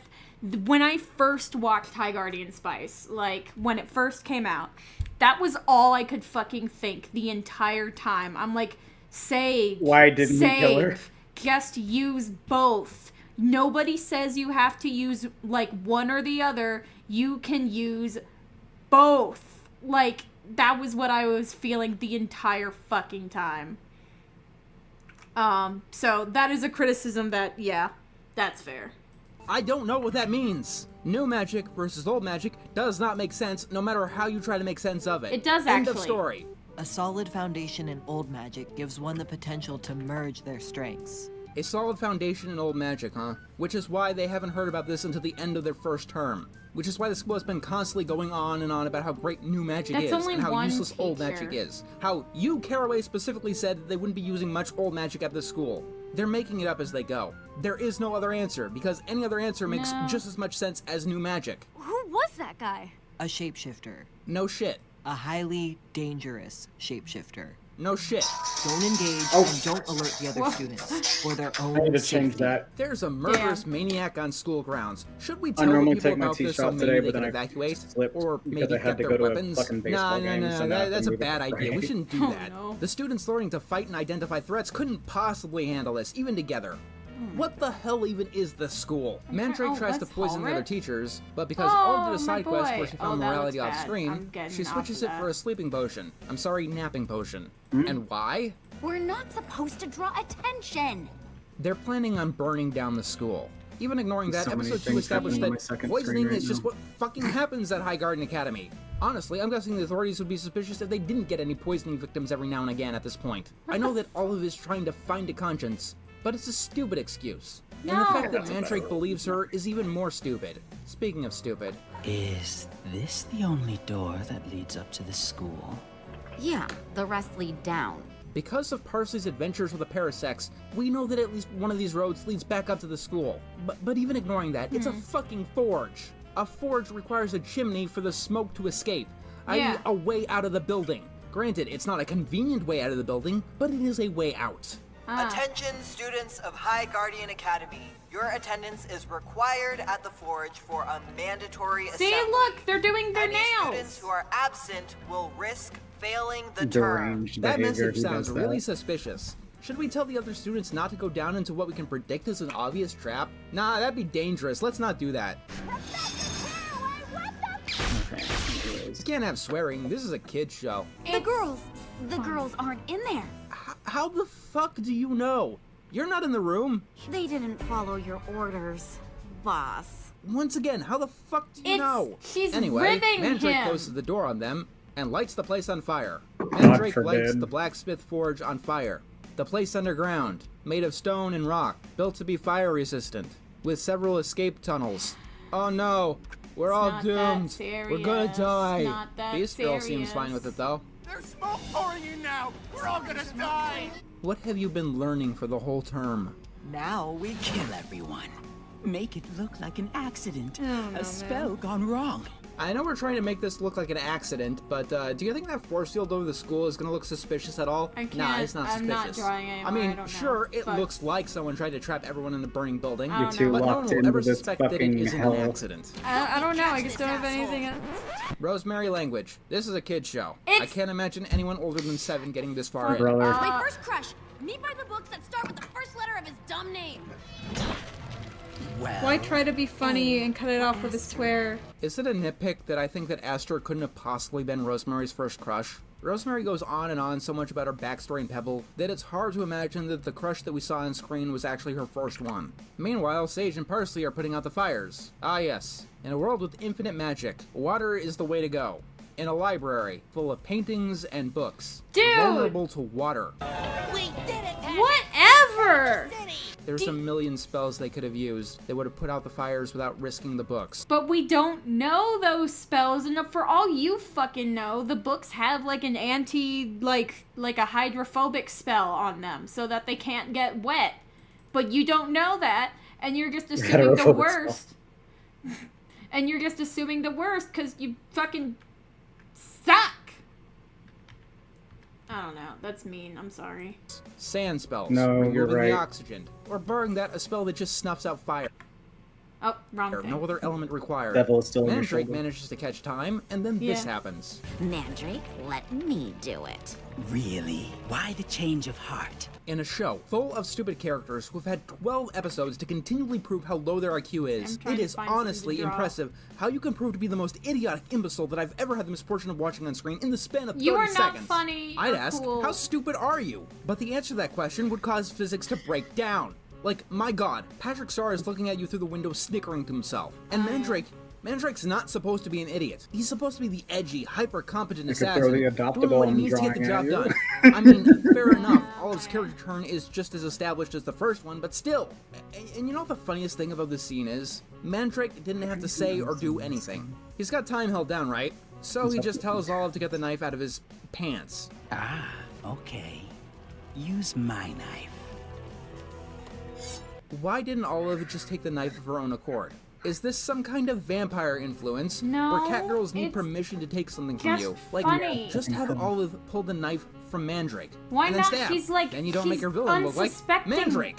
I mean, So imagine, like, if Olive tried to take the knife, Mandrake feels it, and he's like, oh, whoa, and then, like, the situation turns around. She needed Mandrake to, like, think she was like doing it like on behalf. I don't fucking know.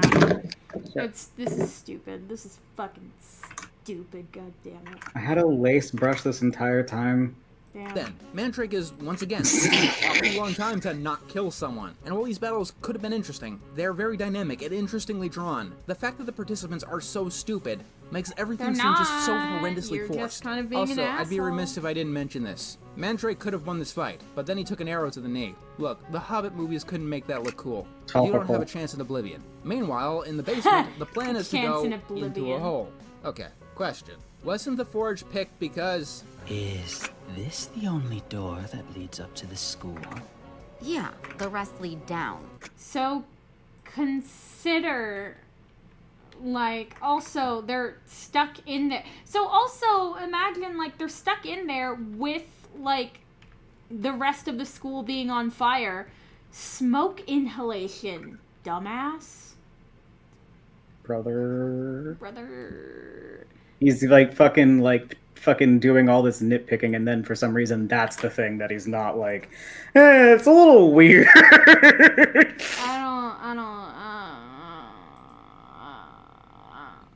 So, who's the fuck up here? Mandrake for not caring the down was bad, or the students for using down? There should be some kind of emotional resonance to seeing bits and pieces of High Garden Academy blown up. Seeing the school get all blasted up, it's supposed to pack an emotional punch, and it feels like High Guardian Spice is trying to cash in on something it didn't earn. Because I don't give a damn about this setting. You had 10 episodes to give this academy some specific obviously we could and tell, yet half of those episodes didn't even take place at the school. It's easy to forget that the setting is a character in and of itself, and when you do your job right, we should feel similarly when the library is set on fire to when Rosemary or Sage get blasted out of the sky.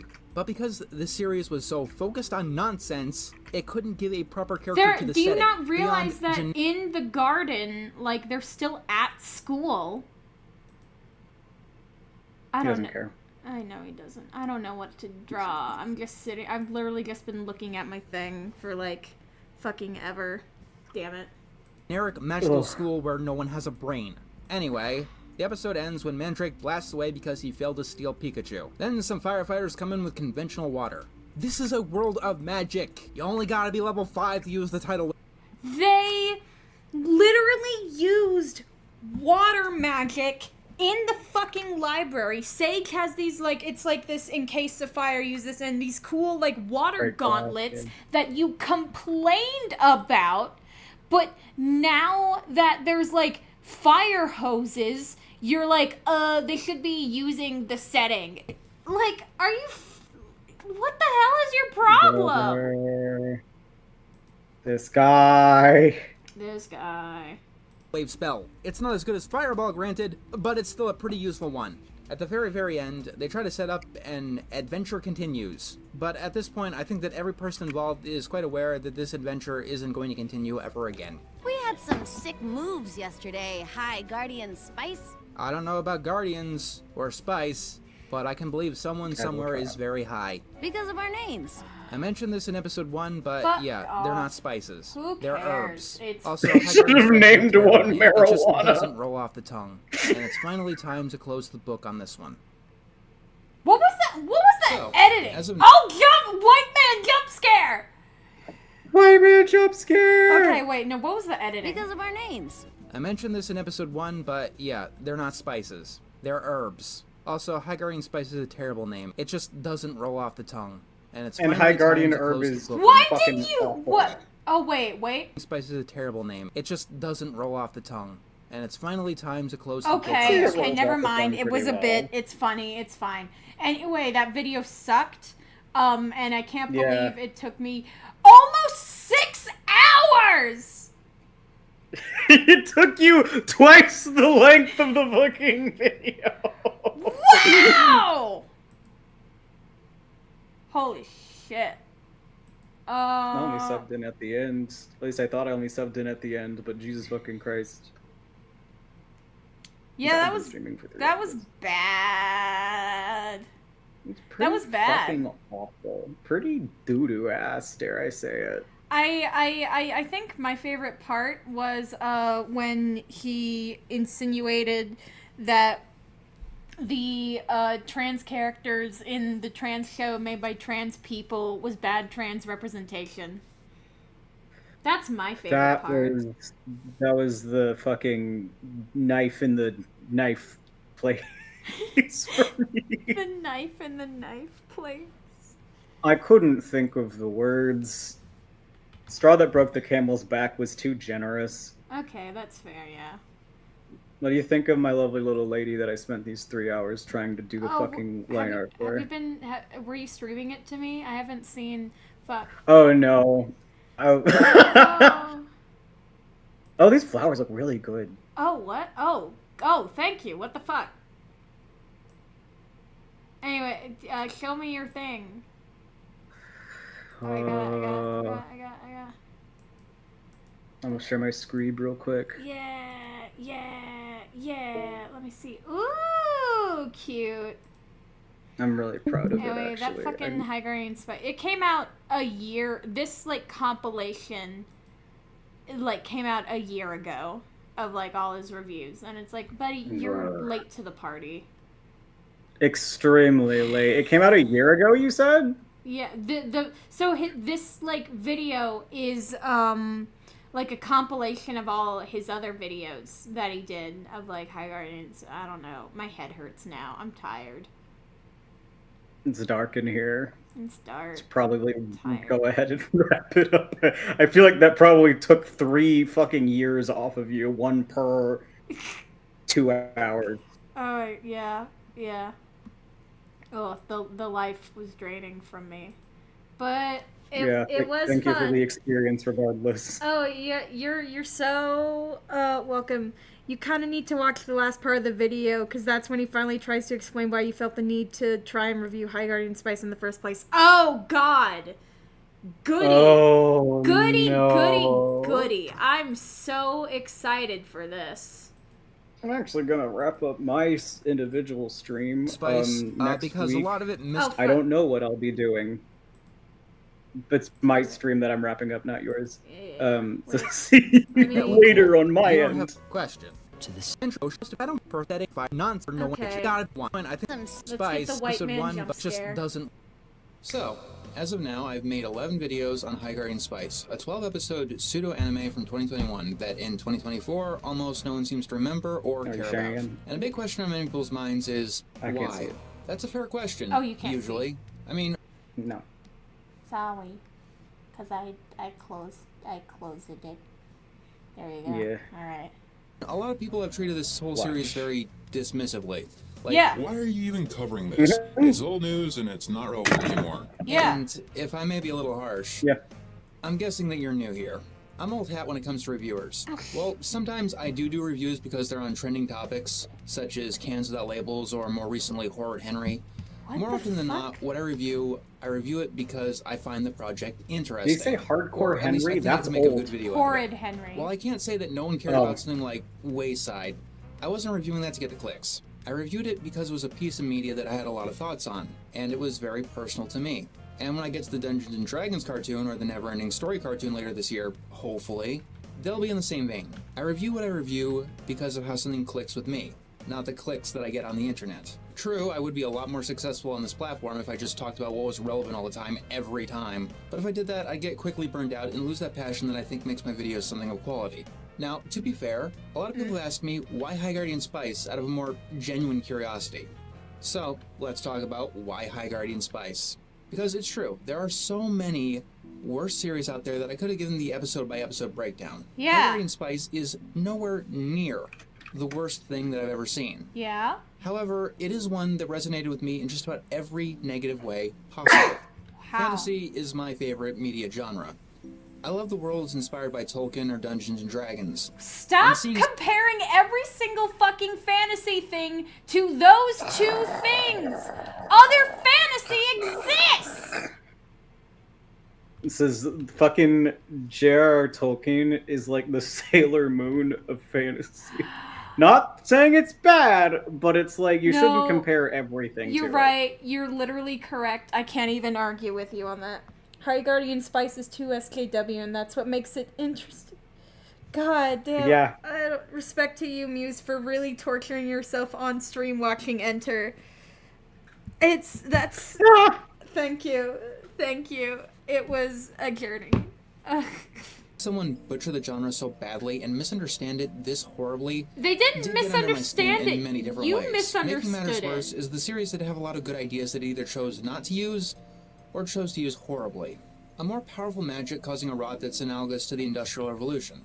That's not a bad idea. That's actually a very good idea. Yeah. True, a lot of High Guardian Spice is fantasy cliche bullshit or anime cliche bullshit. It's not Time even is borrowed, anime parsley is cliche forged. bullshit. But there was something here. I'm sorry Honestly, you're until episode mad at 11, I cat was more girls disappointed existing. with High Guardian Spice than outright angry. Because I saw something here. Characters like Parnell or Slime Boy have gotten fan followings for a reason. Even with all this cliche bullshit that the series has, I do have to respect it for some creativity, more than a lot of other series, especially these days. For one, it's not a fucking remake, it's not an adaptation. Say what you want about High Guardian Spice, but it is its Bare own minimum, IP. brother. It didn't quite form its own identity, at least not in the positive sense of the word, but it manages to stand on its own. It's not the next Milan 2020, if you understand me. Speaking of identity, that's another disappointment with High Guardian Spice. Fantasy is a genre that is very adaptable to themes of diversity. It's more urban fantasy. The traditional honestly. Tolkien West is about peoples of all races and all places coming together for a common goal. And High Guardian Spice is a world that has transformation magic. His show It's would have really been sad tons they of didn't explore the children implications of that cliche beyond bullshit. the Let's be barest of real. senses. Yeah. Unfortunately, the best possible interpretations of episodes like 6 and 11 are that they wanted brownie points for just showing up. They were made by trans people! My god. You can't say, oh, they only added transgenders into the show to get brownie points. And it's like, do you think maybe the trans people behind the show were telling their own fucking stories? You, like, willfully, like, ignorant man! What is your fucking problem? Jeez. Are the brownie points in the room with us right now? Yeah, you seem like you're trying to get brownie points by saying trans people deserve better representation. And it's like, okay, buddy. Who the Wasn't even 6'7". Wasn't even 6'7". Fast. Sorry, I can't hear. Well, someone else said it, not me. So you got it. I will kick you off. I will kick you off this stream. I will kick both of you off. We'll kill us both.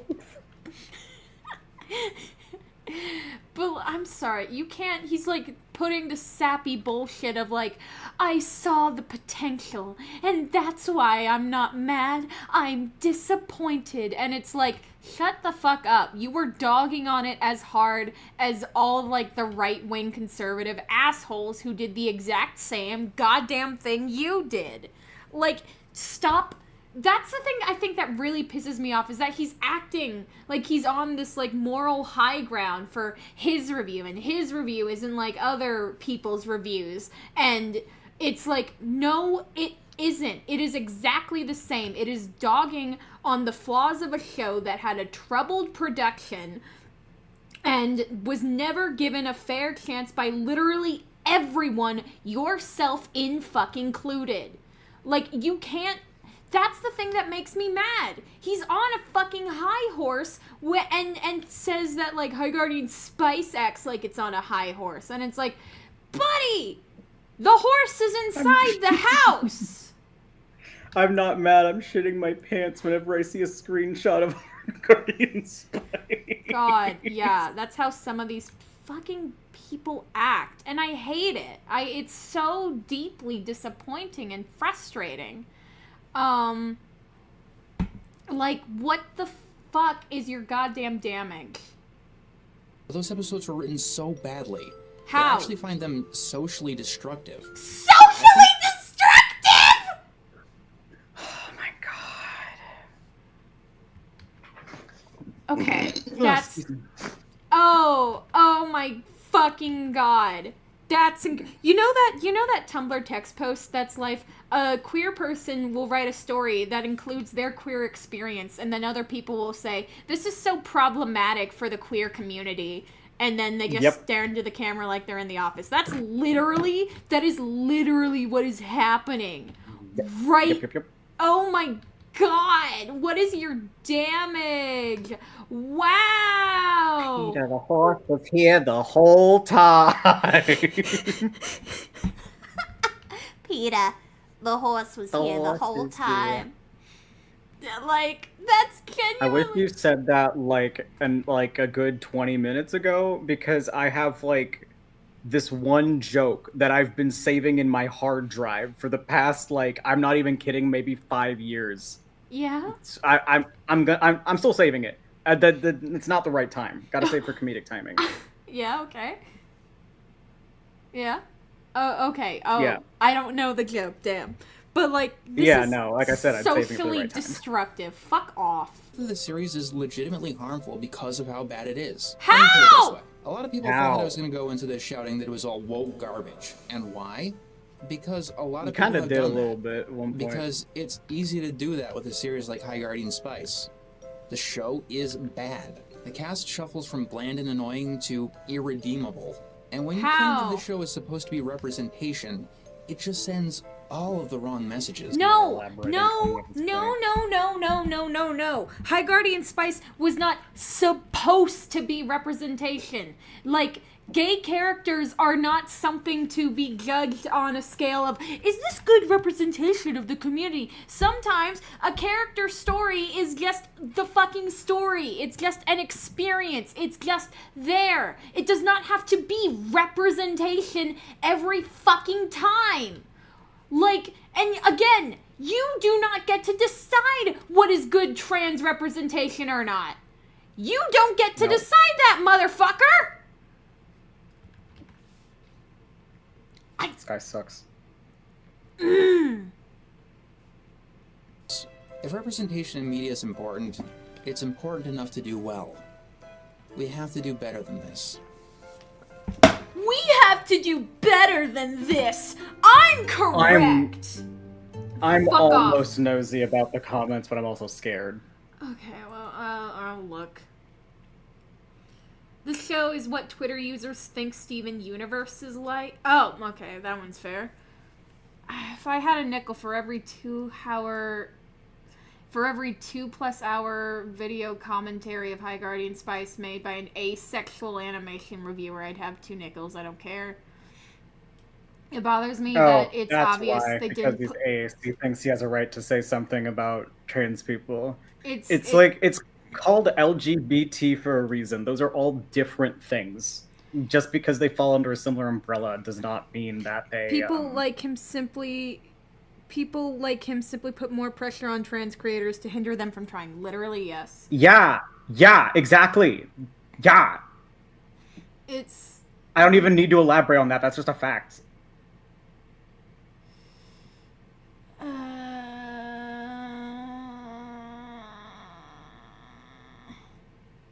I don't know. This was fucking stupid.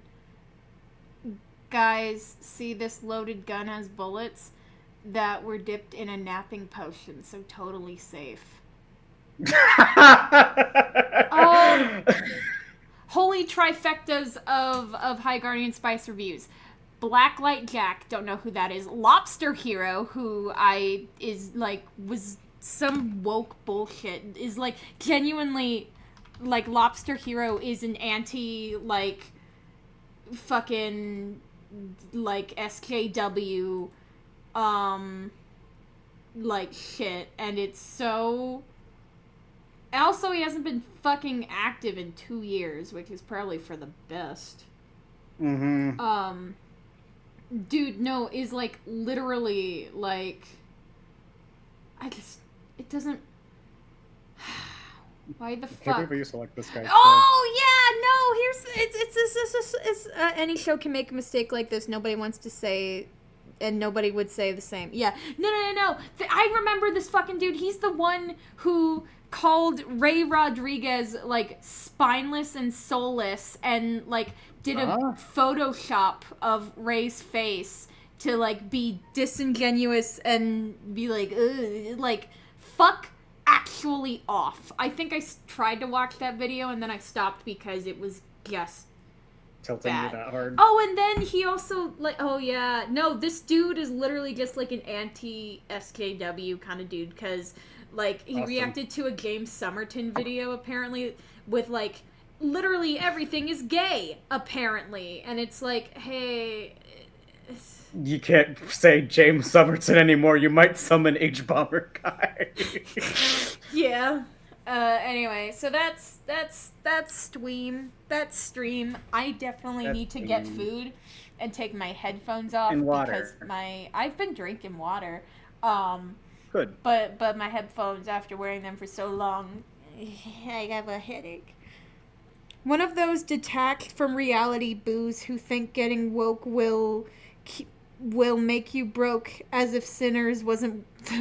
He's keeping Warner Brothers afloat last year's. Yeah, I just... Dude, shit's stupid. Like, these kind of people are, like, anti-critical thinking. It's incredible. And...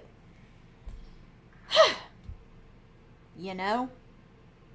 Bozos, I see. I love the word bozo. I love bozo too. Anyway. Alright. That's stream for me, but thank you guys for joining. Thank you for having interest in this. I do hope everyone has a lovely rest of their day and or life. Yay! And also, round of applause. Imagine someone being like, "Is this good straight people representation?" People need to start saying that. Yeah. Yeah. we need to do that straight up. And also give a round of applause to Fafnir, my buddy, and a cool, funny guy. I do my best. My mom was a stand-up comedian. I was forced at gunpoint to be funny. I'm not even joking. My mom used to be a stand-up comedian. Holy shit. Genuinely? Okay, no, but, like, actually, I'm mad about, like, the cat girl comments, because it's, like, literally looks at me right now. It's like, what do you got against cat girls? What do you got against them?